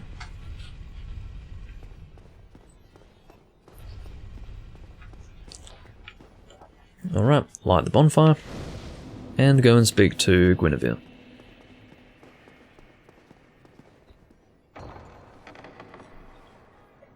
Noting that it is Guinevere, not Guinevere. Guinevere's different. Amazing chest ahead. Yes, yes. Oh, I'm here. I'm ready to kneel before the amazing chest. I am Guinevere, daughter. Yes. Give me the Lord Vessel. Are you enjoying the achievement unlocked things? I think it's pretty funny. It's so... To me, it is so indicative of a different era that I just love seeing them appear on the screen. It just adds another dimension to the experience for me. The little poodle, and then the thing comes on the screen. I just love that. It's funny. I think it's great. I enjoy it. Soul of Smo I have no reason to keep, because it would be used for a strength-based weapon, so I will consume them. And even with the strength build, I would hesitate to use Smo's hammer, because it blocks so much of your vision because of how big it is that I don't like using it. I've made it many times before just to have it, but As far as using it, no. It is too big. It's too freaking big. But it's a good weapon. I will concede that. We really don't have any other souls to consume, do we? No. Let's... Whoa. Obviously not intending on doing that. How about endurance? How are we with endurance? We can leave that alone. Let's get some more damage. Cool. Okay, Civ. That's our next boss. Off to the Undead Parish. Do we have anything else that we want to do? Yes. Before we do that, I will upgrade this sword further. I will do so by acquiring more Demon Titanite. I'll be able to fully upgrade this weapon by killing the 4 Titanite demons in Sen's Fortress, as well as the one in the Catacombs. We will fully upgrade this sword before fighting Sif, not because I don't think we're already doing enough damage to kill Sif with ease, but rather because I can. I want to fully upgrade this sword because I love it. I love this sword. Mwah. Complete the game. No, I don't think I'll be completing the game in this recording. That's going to take another 3 hours, I think. I don't think that would be more than 3 hours.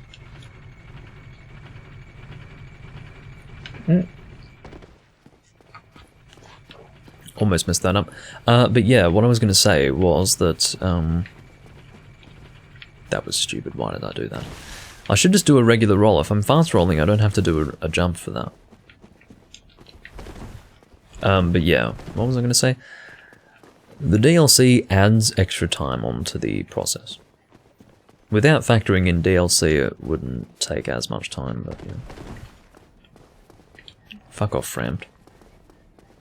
There was something else that I was going to say, but I totally forgot what that was, so I instead mentioned the secondary thing that I... Are you kidding me? Just get up there. Stop wasting my time. Oh, that's what I was going to say. I was going to say that I think I'm setting myself up fairly well to finish the game in the next recording. Because I've still got a bit more than I'll do. And I did guess that you were being sarcastic. But there you go. There you go. No need to do a jump, because jumping is terrible for keeping on target with where you want to go. Especially with an awkward jump like that. Come on, get up there. Speaking of jumping, check this out. Oh no, that ended up being a roll. I intended to jump there. It turns out that that doesn't only happen when I'm trying to make the Sen's Fortress Broken Bridge jump. I can also fail to jump in situations such as those. Which is what it is. Okay. You know... Oh.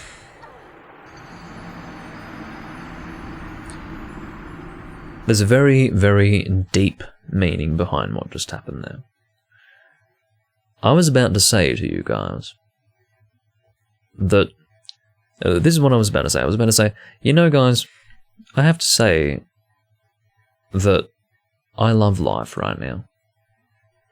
And I meant that in the purest possible sense, in the sense that my life right now is great, and I'm enjoying it.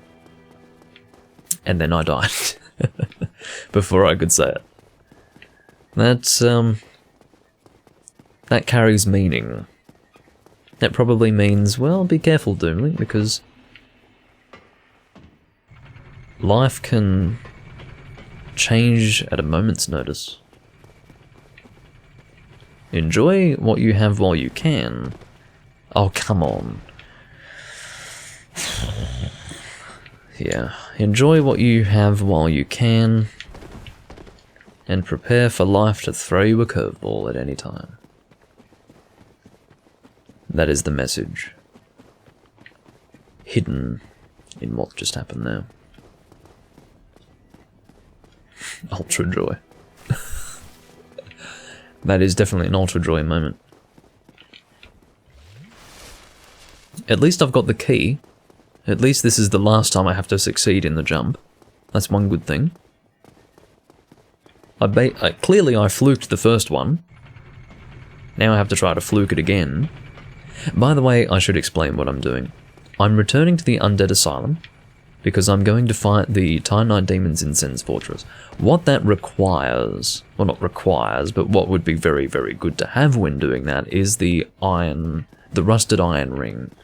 And the Rusted Iron Ring is acquired in the area that I'm heading to right now, which is the Undead Asylum.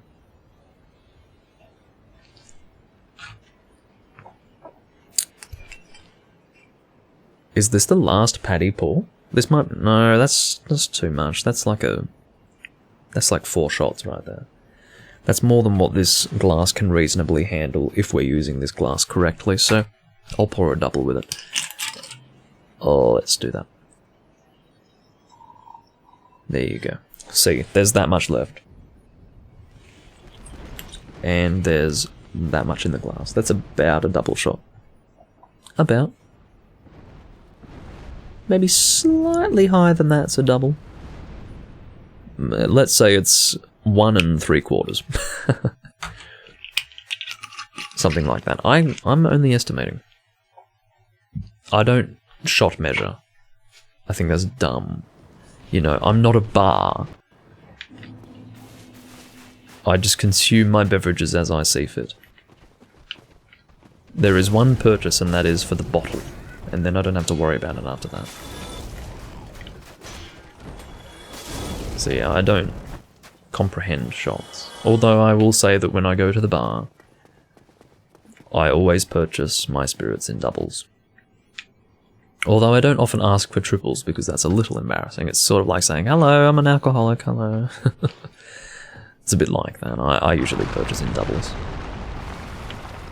But, yeah. My least favourite thing when I go to the bar is explaining to the bartender that I do not want tonic with my gin. I hate that. Maybe it's different in different places, but in Australia, people just don't order gin on its own. Gin is basically gin and tonic. If you want gin, it's basically, well, yeah, I want a gin and tonic, which is sad, because gin is a lovely beverage on its own. It is lovely. You don't need lemon or lime or ice or tonic or anything. Just the gin on its own straight from the bottle is very nice. Because it is a very botanical, floral beverage with lovely flavour notes that do not need to be in any way enhanced or tampered with or anything like that.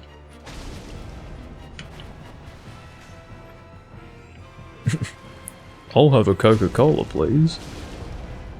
Well, there's plenty of people who get whiskey and Coke, so that's not too far removed from the typical.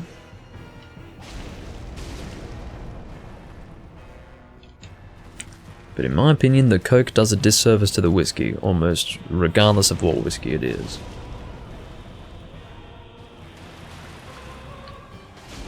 I remember my my Jack and Coke days. I used to drink that a little bit.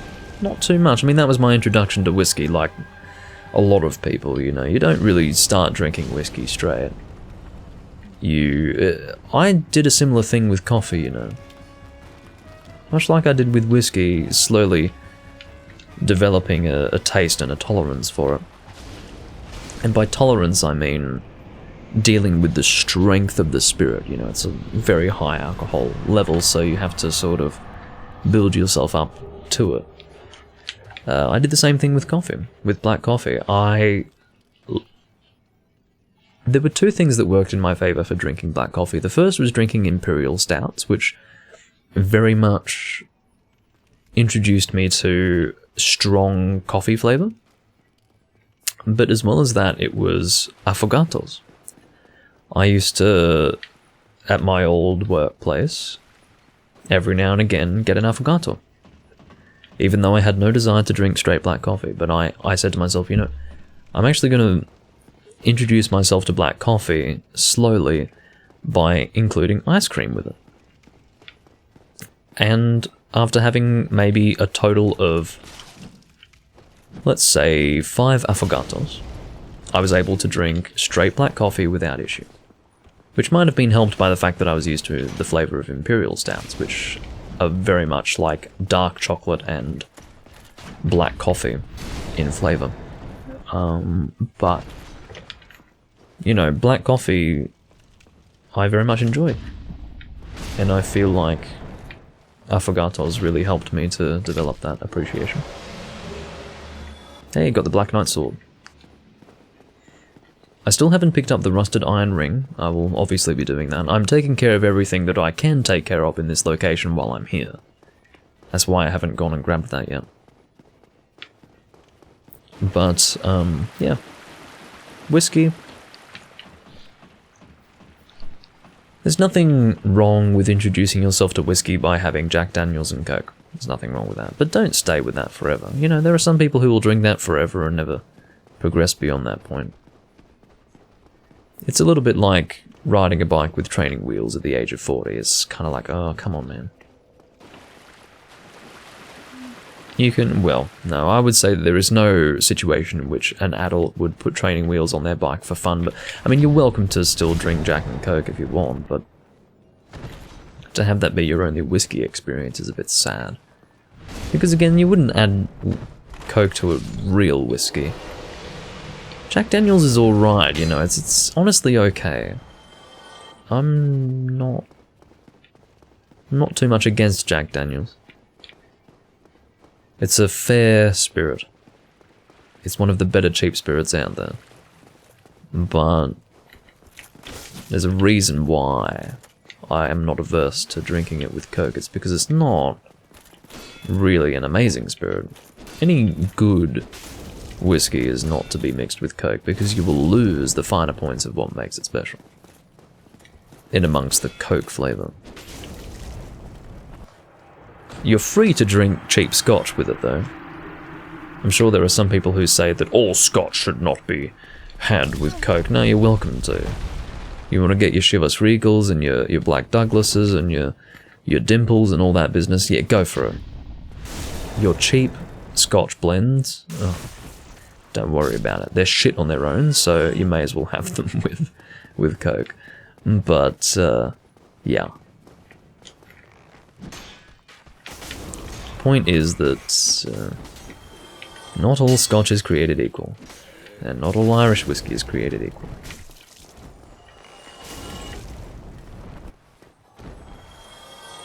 Ah, I see. No, it makes sense. I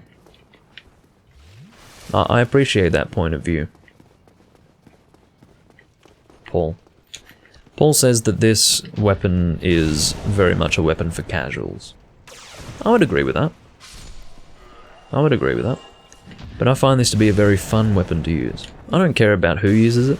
I don't care about how easy it makes the game. I don't think it makes the game especially easy.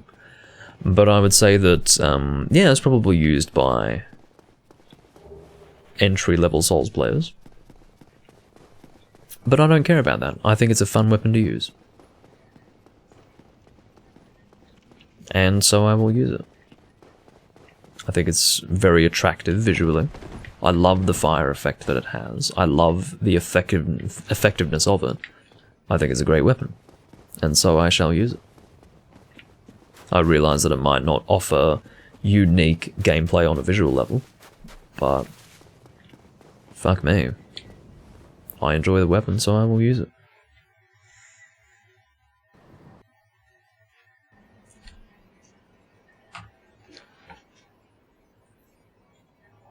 Okay.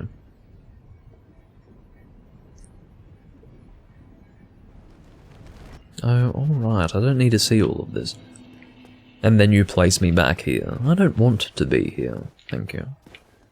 Although, where am I going from here?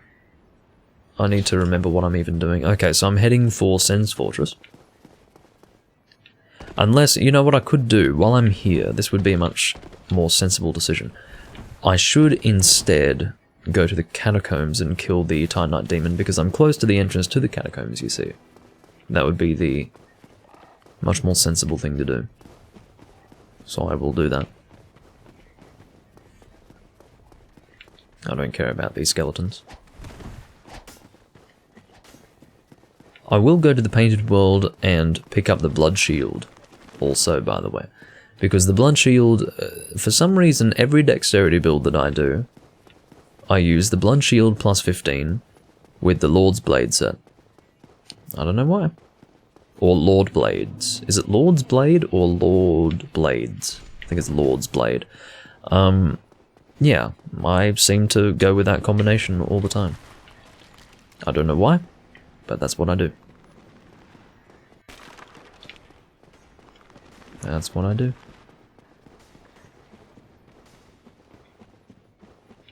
Just feels right. The Blood Shield's pretty good. I enjoy it a lot. It's not as heavy as the Silver Knight shield, and at plus 15, it's a perfectly reasonable shield to have. Yeah, fuck off.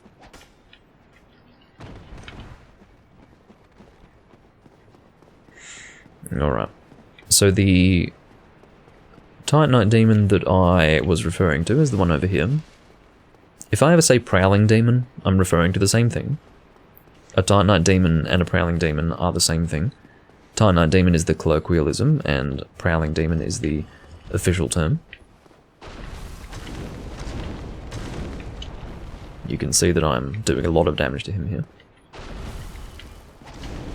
You can barely see what the fuck's going on, and I can barely see what the fuck's going on myself. Ugh. A very tight place to fight an enemy of this kind. You've got to be joking. A fucking skeleton? Go away. I do not need you here, my friend. I really don't need you here. Oh my god, he's still being reanimated. I don't know where the nearest fucking necromancer is, but the fact that he's being reanimated is insane. Please consume. Don't you dare hit me. Did you see that? I used humanity to heal.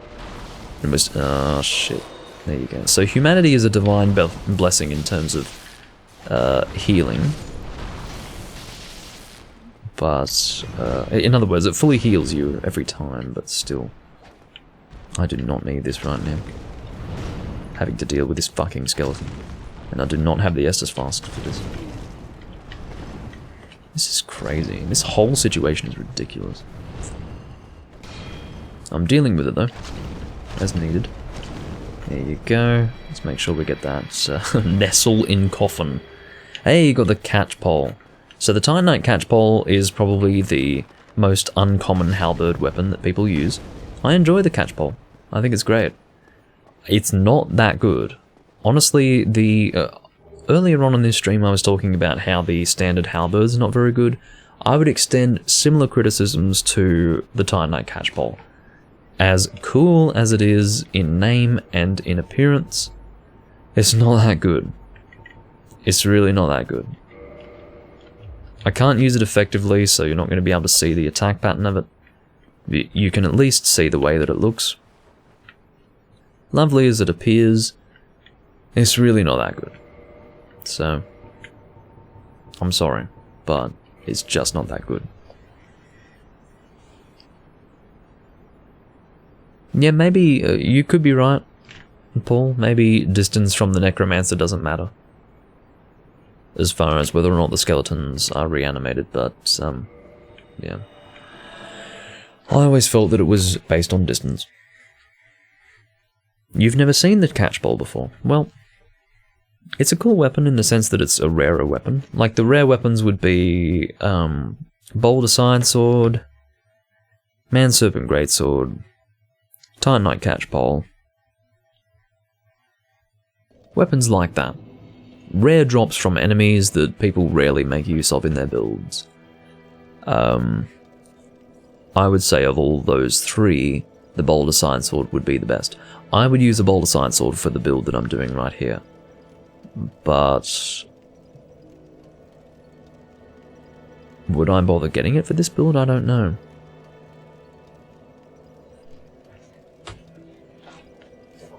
I possibly could, but what stops me is the fact that this weapon is already really, really good. And as well as that, it takes a while to get the Boulder Side Sword. So, I don't know if I'll want to do that. Anyway. Yeah, the Man Serpent Greatsword is a good weapon. It's very good. I should have warped to the Undead Parish. I forgot that I have the Lord Vessel now. But yeah, Man Serpent Greatsword's a very good weapon. The range is pretty bad, I will admit. For the attack style, or for the move set I should say, for the weapon. Very poor range. But it's still a good weapon. Deals good damage, and I just like the fact that it's not often used. I used to use it for fun for that reason. I felt like I was doing something different, you know.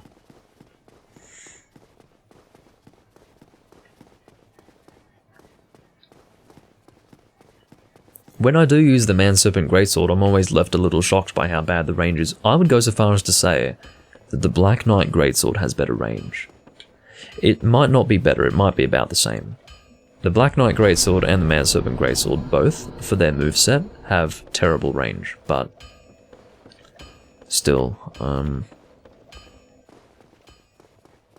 Black Knight Greatsword, I can live with that limited range, but Man Serpent Greatsword, for some reason, the fact that it's so rare, to me, would indicate that it should have better range than it does. I feel like it should be physically larger, and thus, forth, better range would be present, but no.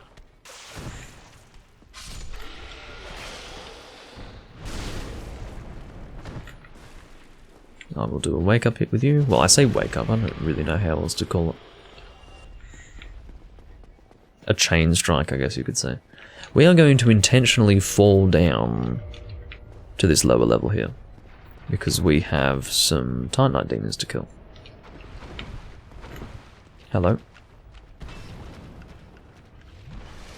So the rusted iron ring that we have here allows us to traverse this area without any penalty to our mobility.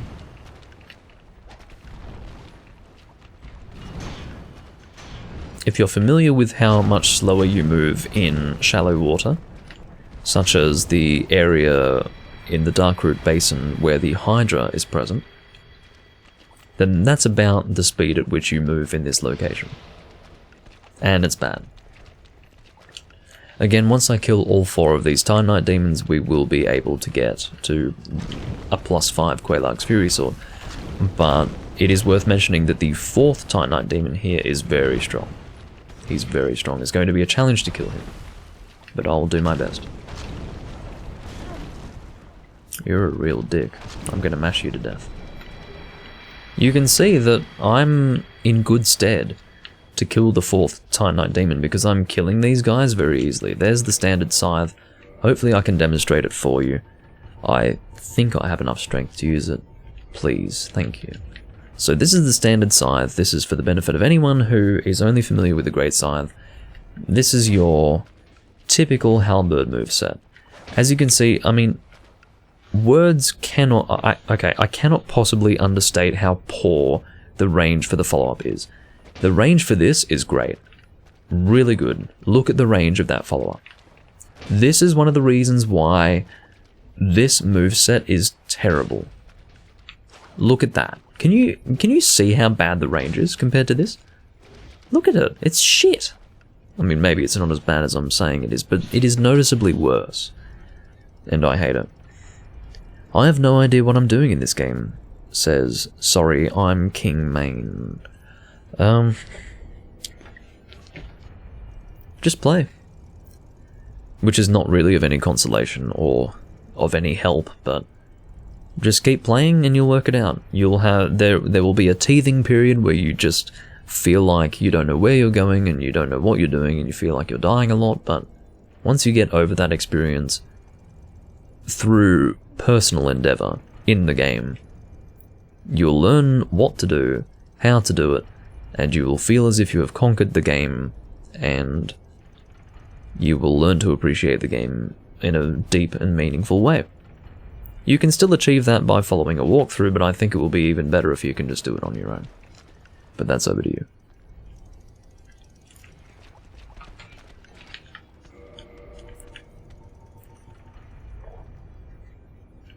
They call it a scythe because that's what it is. It's a farming tool.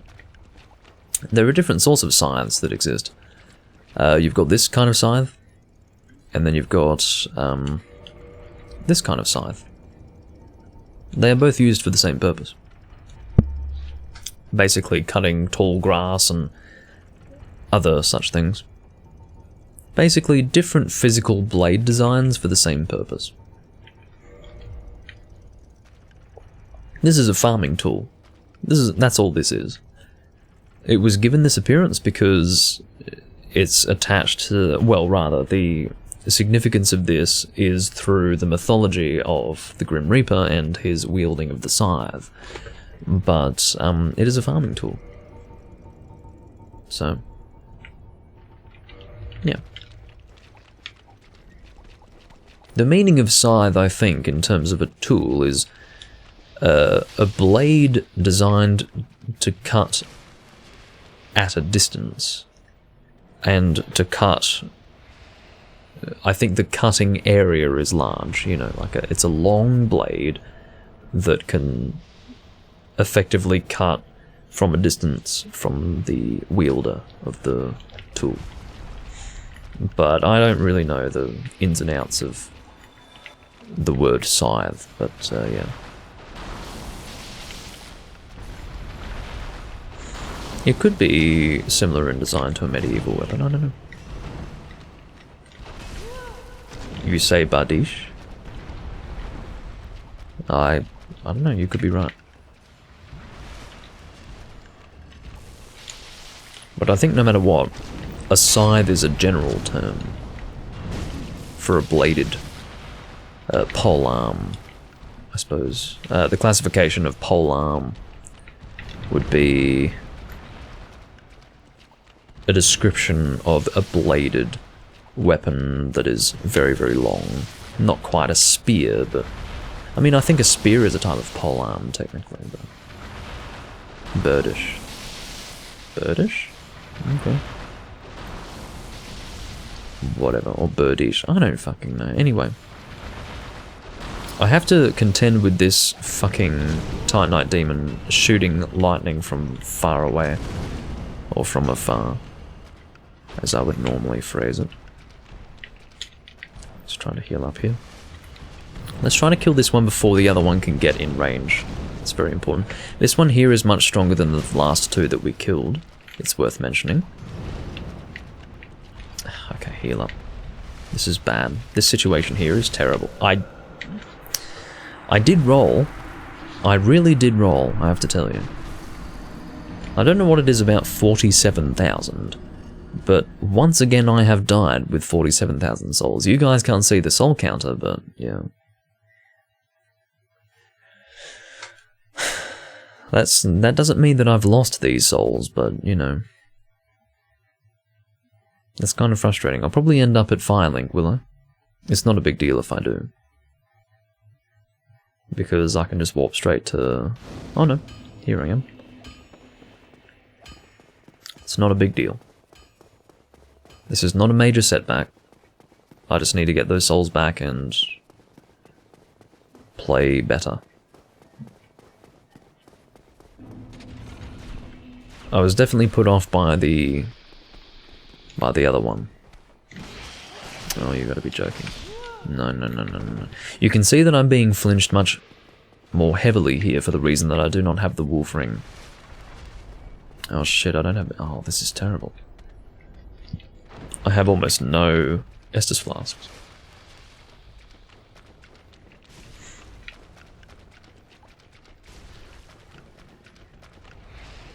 This is bloody shit, mate.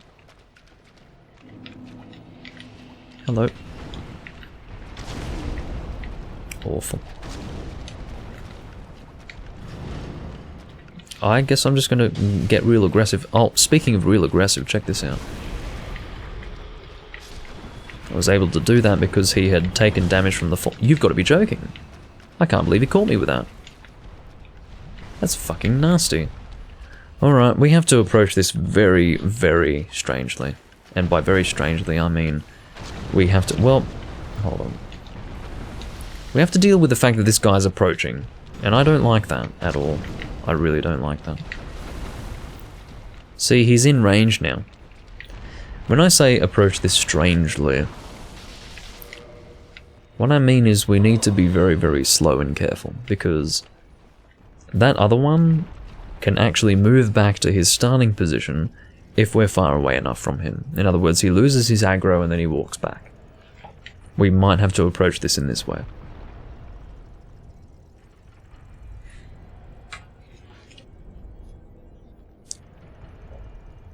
Thank you for the follow, Ran and Nuisance.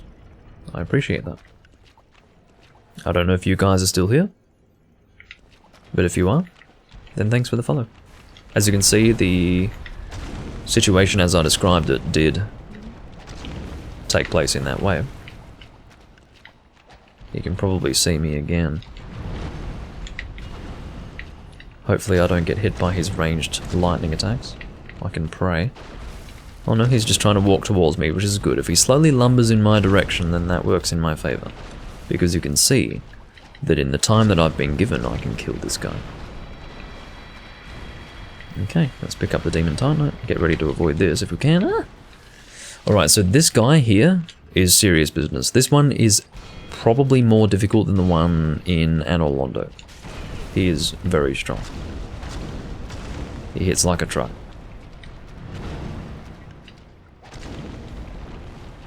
But we are dealing enough damage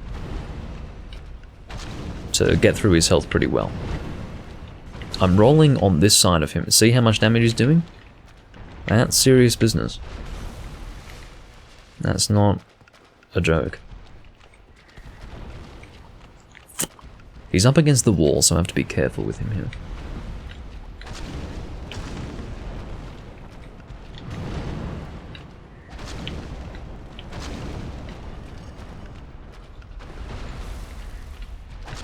I think my friend wants to watch anime with me. Well, he's probably wondering why I haven't spoken to him. He's been corresponding with me and I haven't responded to him recently. Like in the last few hours, so... I'll probably have to update him on my current situation, as far as my availability. But outside of that, that is a dead Titanite Demon. We now have what I believe to be 4... No, more than... Hold on. I think we've got more than that. 5. So the relevance of that is that we now have enough to upgrade with our current level, which requires 2 Titanite Demon, 2 Demon Titanite, and then the next requirement will be 3. So we can achieve both of those upgrades. And we're at 3, so obviously by that point we will be at the max upgrade. So that's how that works. I will update my friend as to what the hell I'm doing.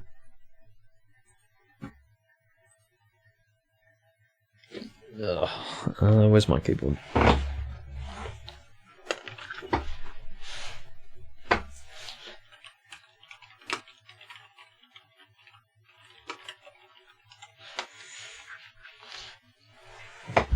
Alrighty. So, with this... terrible habit.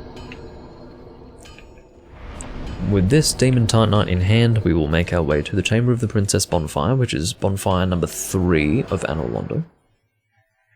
Only 2 bonfires in Anor Londo can be warped to, that is Bonfire 1 and Bonfire 3. Bonfire 2 is the one where Solaire appears. It is the one that we reach after getting past the Great Bow Silver Knights, and that one cannot be warped to.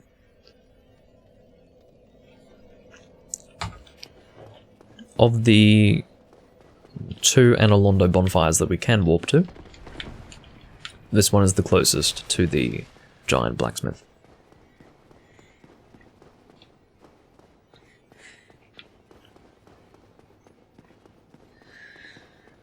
Okay. Indiana Jones Castle. That's one way to refer to Sen's Fortress, yes. You know what, I'm gonna kill you because I have this incredible compulsion that I cannot control to end your life. I don't know what it is, as soon as I looked at you and I saw you drawing your bow, I was like, oh god, this guy has to die. I don't know what that is, I don't really understand what that is, but there was little I could do to control myself in that moment. I had to carry out my desires, and that involved the killing of that armored man with the big bow. Okay. Let us now reinforce Quaylag's Fury Sword. Watch this.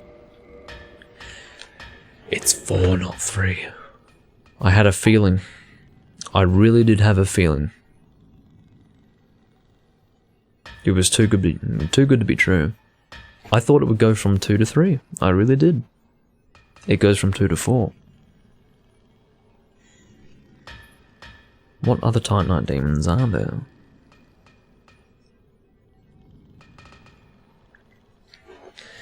So we've got the one in the Catacombs, the one in the Undead Parish.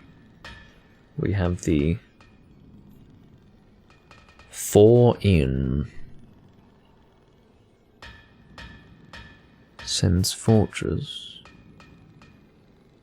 Shit.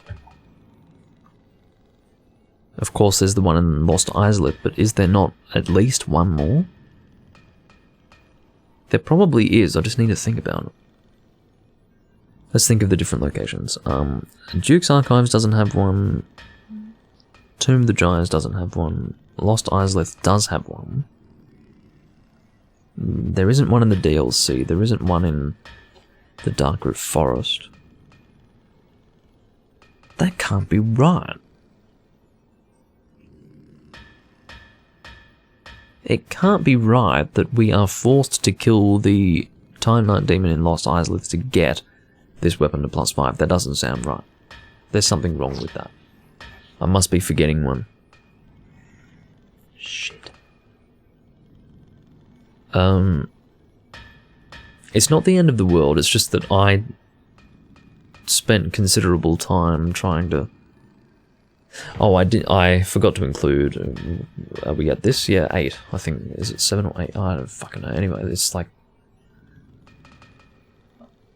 I was trying to keep count of the amount of Demon Titanite I had gone through, and I'm not keeping track of that whatsoever.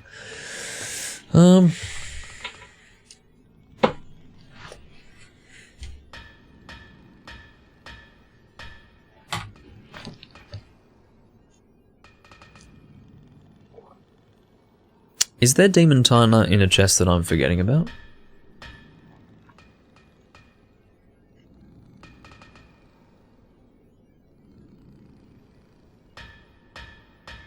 The only guaranteed pickup I can think of is the one here in Andorlondo from that chest that we opened.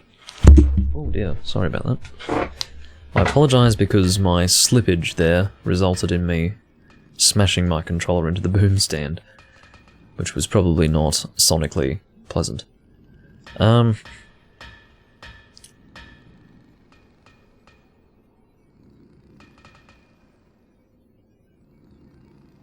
Whatever. I feel like I wasted my time a little bit. I could have just as easily acquired one Demon Titanite and have been done with it. But no. Next port of call. I will make my way to the female undead merchant. Undead merchant. Excuse the nose, I'm a bit stuffed up. We will make our way to the female undead merchant. We will purchase some homeward bones from her. And then we will take on Sif. And then we will take on the Four Kings. At which point I think I will conclude the live stream. Which will probably be, I would say, a little bit less than an hour left. I would say maybe 30 to 40 minutes left. Or 30 to 40 minutes more of work. So, that would be my guess. Unless we want to kill the Gaping Dragon for fun. No, I don't want to do that right now. I'll do that next recording. If I really want to do it, I'll do it next recording. I don't want to do it right now. Now, the for humanity in our counter... Excuse me, what the fuck am I doing to myself? I'm not following the direction that I have just outlined for myself. So, what I was going to say was that the for humanity in my counter... Stop this business! The for humanity in my counter is currently scaling with our sword. Or what I should say is that our sword is scaling of the for humanity in our counter. So, it is absolutely...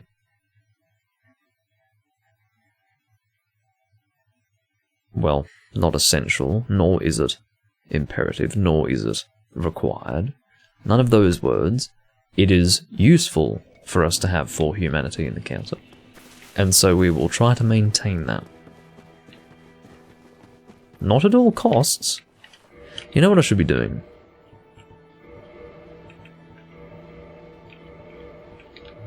This is what I should be doing. I can't believe I picked this up so long ago, and yet I've only now equipped it. Yeah, fuck off. I understand very, very well what's going on with you. Again, making my way to the female undead merchant.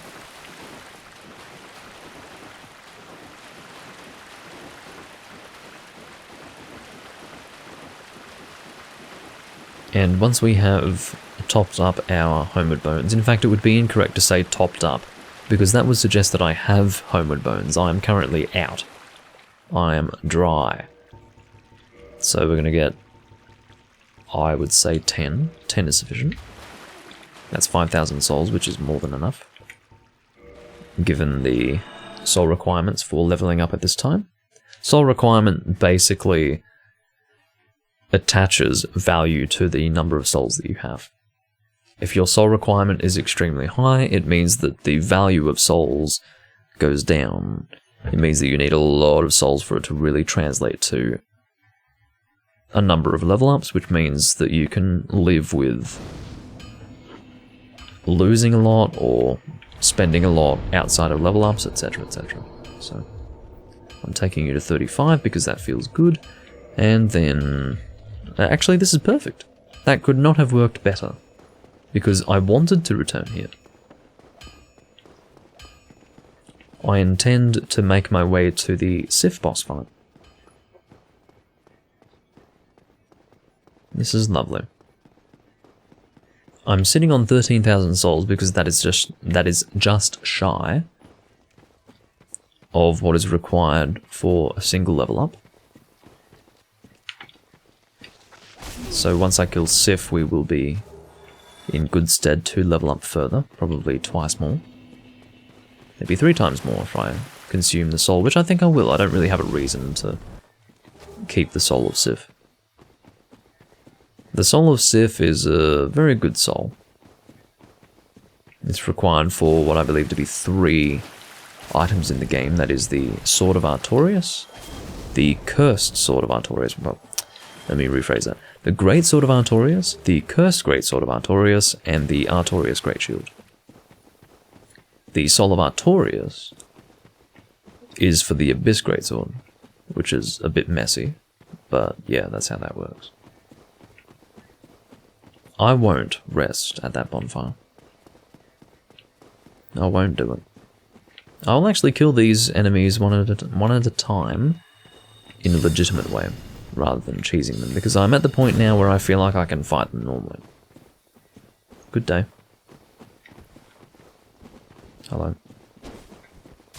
Oh, he almost gave me an opportunity. He did give me an opportunity, I just failed to carry it out.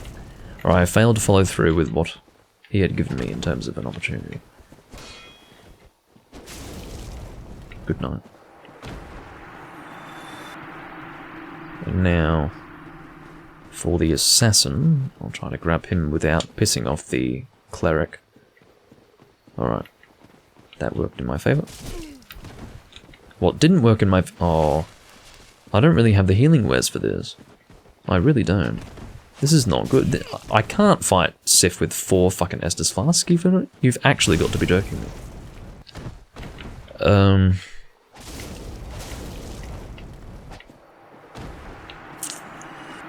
Maybe it's enough. You never know, it could be enough. Oh, I fucked up that. Now, if you're not fast enough with killing this guy... okay, I wasn't expecting him to heal already. If you're not fast enough with killing this guy, he will focus on healing. His shield is incredibly effective when it comes to blocking your attacks. It's ridiculous how good his shield is. It's not that good for a player, I can tell you that much. But versus that shield, when he's an NPC, you better fucking believe that that thing is gonna block basically everything that you swing at it, without being without losing its guard or anything like that. It's bloody awful. You've got to be joking. You've got some balls, man with hood, and shield that is red and with a spider symbol on it. I understand that you're walking around to confuse me, which is fine, but it's pissing me off. I can't fight Sif with... Okay, let's do it. Let's equip some humanity and use that, because at the end of the day, we're getting more damage in doing that. We've got a lot of humanity right now, so let's just add it to the counter.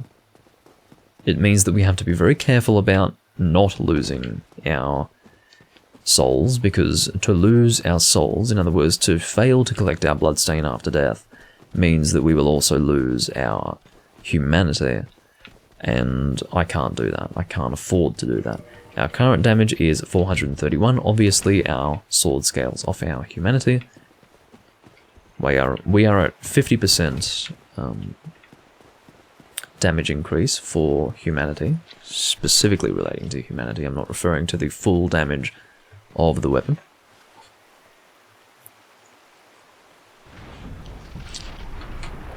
I should say that we are at 50% scaling. That would be the appropriate way to refer to that.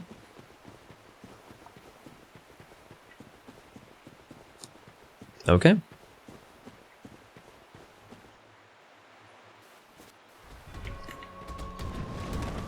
Excuse the frame rate, by the way. I will be struggling with this frame rate, but I apologize when it comes to the viewing experience.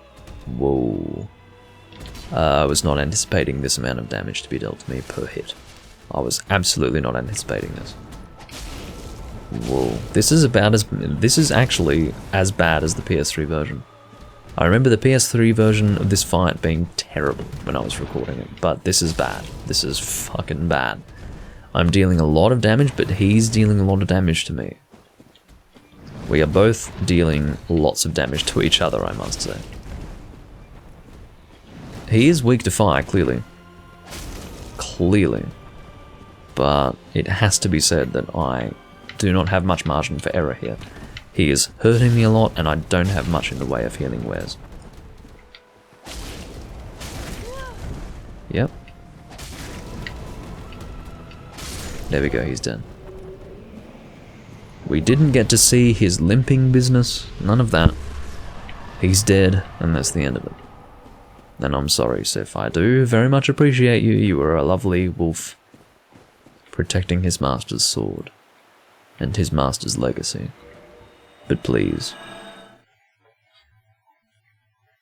I can't possibly watch you limp around and continue to fight despite suffering great wounds and great pain. It hurts me.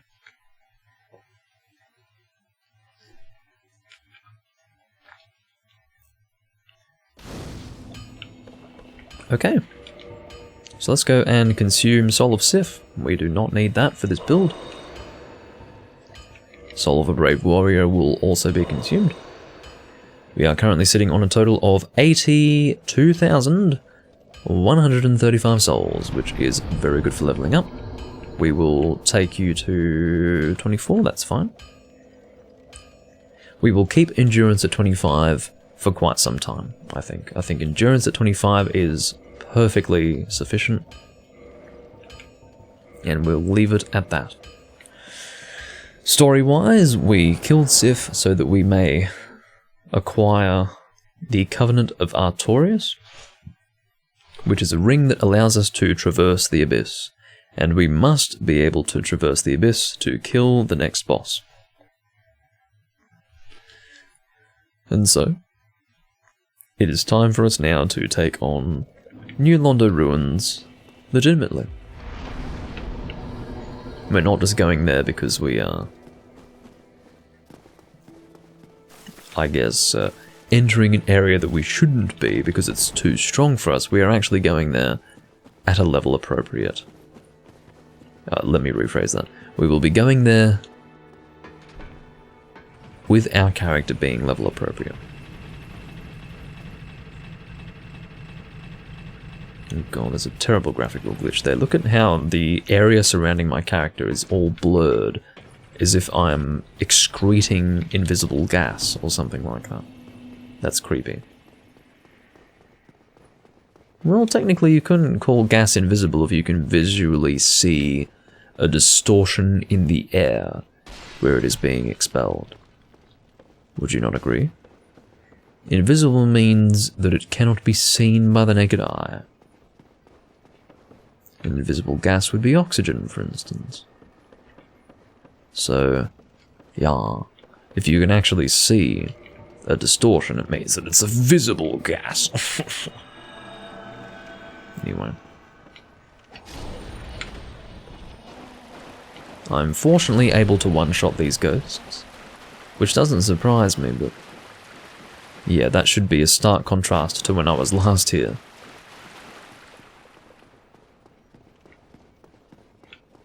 Why does New Londo perform so poorly? And now that I'm up here, it's much better. Well, it was better until I got to the top. Alright.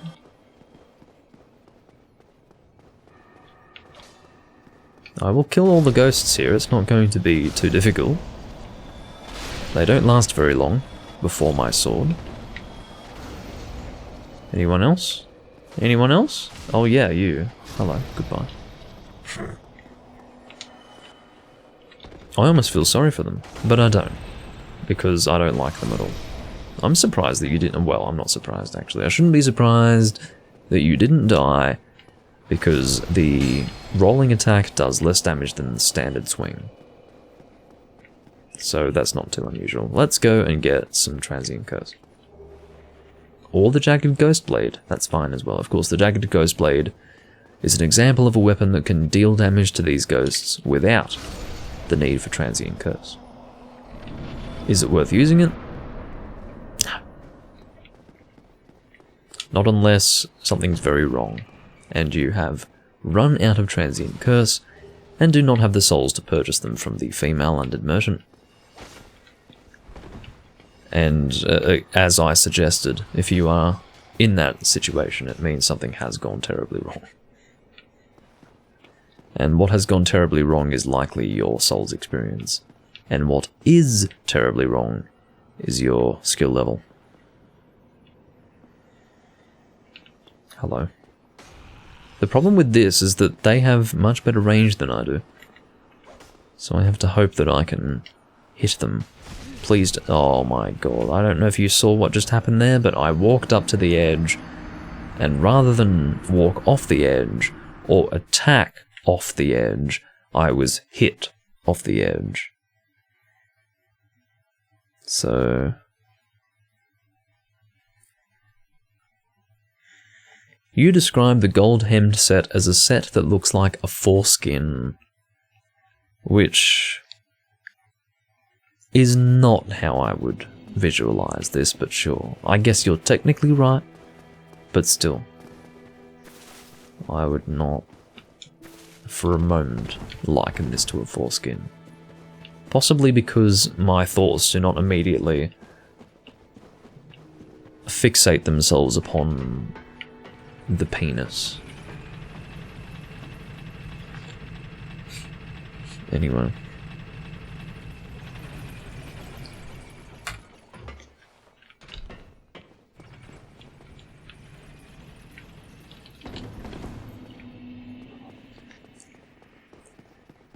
I don't like the fact that I'm having to do this again, but whatever is needed. Get this off. Get out. Alright. We've only got one more transient curse, but it's not a big deal. Like, we're not going to need more than this. Unless something really goes wrong. Yes, you can get transient curses from ghosts. You're quite right.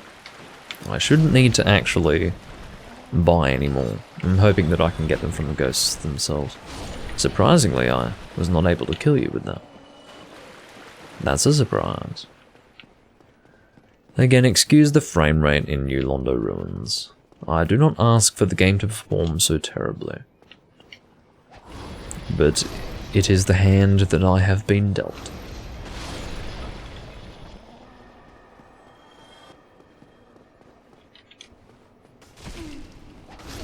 What the fuck is going on?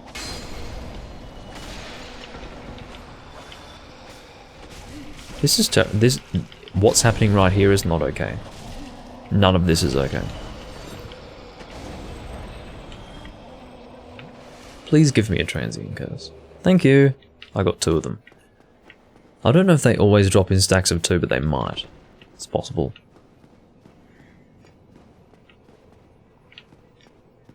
Yeah, if you see bad frame rate, it's not you. It's the fucking game. This is the Xbox 360 version. It's bad. It's very bad.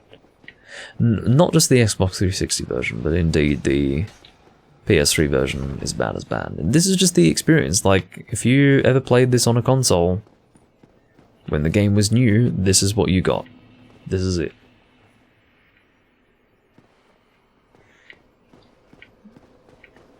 I'm just going to try to deal with these enemies in the most aggressive way possible. Which might not be smart, but look at them all. They're all dying. I'm concerned by the damage that they deal to me, but not so much that I don't think that I can handle myself. Look at this. Please die. I think it's about time that you died. Alright. That was much better than the last attempt. Isn't it ironic that in behaving with prudence, I instead got myself killed? So, I was just trying to be sensible with what I was doing, but instead, that turned out to be a bad decision. Please don't knock me off. I'm very close to being knocked off. I can't believe that I wasn't knocked off. That shocks me. Alright. So this guy's going to give me a key to the seal. Because I have the Lord Vessel. And he might be the guy who heals you from whatever it's called. Curse. But I've never healed myself from curse from him, so I couldn't say that for sure. Couldn't say that for sure. Oh god.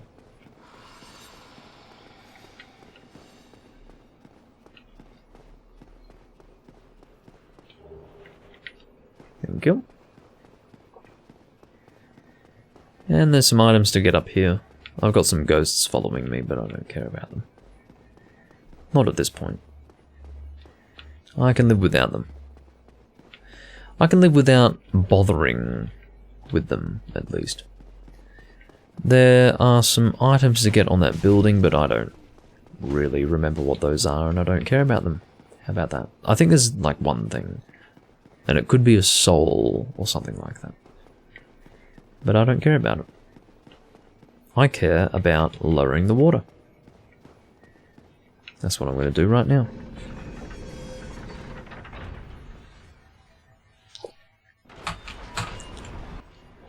Yes, given that my armor is light, it will not absorb much damage, you are correct. I'm just going to see where I would like to go from here.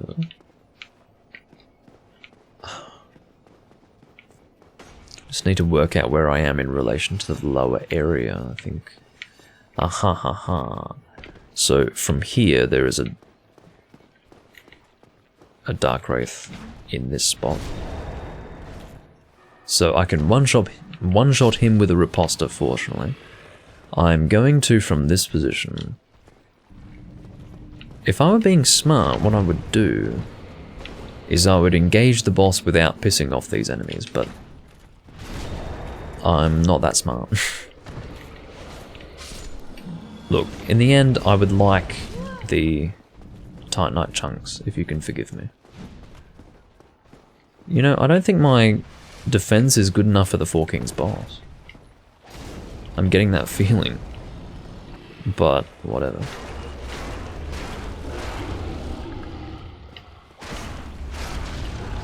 I think my damage is good enough, though. That I'm pretty confident in. Oh dear. Yes, come on. I'm trying to coax this skull into exploding. Alrighty. Are these chunks? Yes. Well, one. There is one chunk from that chest. Okay. Let's give the boss a try. 6 Estus Flasks is a pathetic number for this boss, but... Oh, I've been using the Rusted Iron Ring this whole time. I've been putting myself at a disadvantage needlessly. The sensible thing to do would be to use the Wolf Ring, but whatever. Let's just drop down. Okay. Let's see how we fare. We've lowered the water, so... I do not know how this is going to eventuate. Let's do our best. This is not a good start. This is a terrible start to the fight. It's a waste of time, it's a great loss of health, and I hate it. It's just stupid. The whole thing is dumb. I hate the fact that he even has that attack, to be completely honest. I can get out of the way of that. Like so.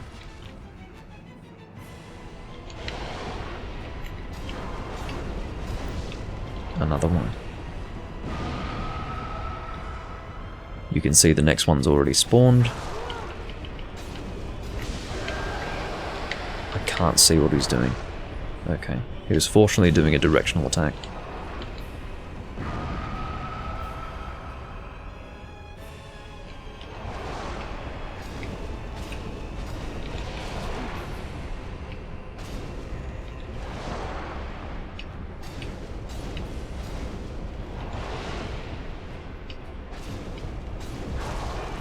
You can see that I am very much appropriately leveled for this fight. Very much so. This weapon is beautiful for this. It attacks fast, it deals good damage for them. This weapon is king for the Four Kings, which is an appropriate way to refer to the sword. And given the name of the enemies that I'm fighting, would you not agree? No. 666 damage, look out, baby. You can continue to deal damage to the full boss by attacking the dying king, by the way. Okay. And now for the last one. Agree only if it is tickety boo. I can't believe you're still saying that. Oh my god, tickety boo. Never forget tickety boo. I forgot that you were there to watch that live stream. That was in 2019. That was a while ago. Tickety boo. So the Four Kings' health is going to deplete before this one can even die. So there you go. I do hope all is tickety boo. Oh, that's good. That's good. I want to do another Dragon Quest Swords livestream playthrough, honestly. I think I will. I don't dislike the first one that I did, but I'd like to do an updated one. I just can't drag myself away from that game. I feel like I need to play it. So, hold on. Let's put on the wolf ring before I forget. Yes, talk to me, Darkstalker. Talk to me. This is the way it should be. Don't split up the conversation into several I don't even know how to describe it, but basically, you know how in Dark Souls 2, you have to talk to the fucking character over and over and over again to exhaust their dialogue? I hate that crap. I think that's stupid. Yep, segments. Good word. Alright. I apologise that I'm skipping through all the cutscenes, but you'll have to forgive me, I've seen them enough already. I'm trying to save time. As best I can. Okay, so I think what I'm going to do is level up with these souls and then finish up. I think I've made good progress. I think the next recording that I do... Well, actually, let me amend that thought. I was going to say that the next recording that I do could very well be the last recording for this build, but I'm going to say no to that because I have a lot to work on from here. I have an armor set to work on. I would like to get many, many weapons for this build. This is a dexterity build. There are lots of viable and enjoyable weapons to use with a dexterity build, and I would like to make as many of those as I can. So, I'm going to work on that. The next recording will be mostly building the build, not so much progressing through the game, so I think that's what we're going to do. I'm fine with 25 vitality for now. And we'll keep endurance at 25. I must have had... I see. So when the Four Kings draws you into its influence, humanity is stolen. I'd forgotten about that. Well, anyway, that's it for this recording, I think. I'll stop with the hard drive business. I know all about it. As if I would want to save this to cloud storage. You've got to be joking. Well, maybe that would be more reliable, but still. How reliable would it be if we were to, for example, take the issues that I was having with my previous profile into consideration? Okay, so 5 hours and 50 minutes in, basically. And I do thank you all for watching this live stream. I will see you all next time. I don't know when I will next record. Likely tomorrow. I don't know if it'll be Dark Souls, though. Maybe tomorrow I'll do Mario Kart. We'll see how I feel. But yes, I will see you all next time. And I bid you all farewell. And I thank you all for tuning in. Bye-bye.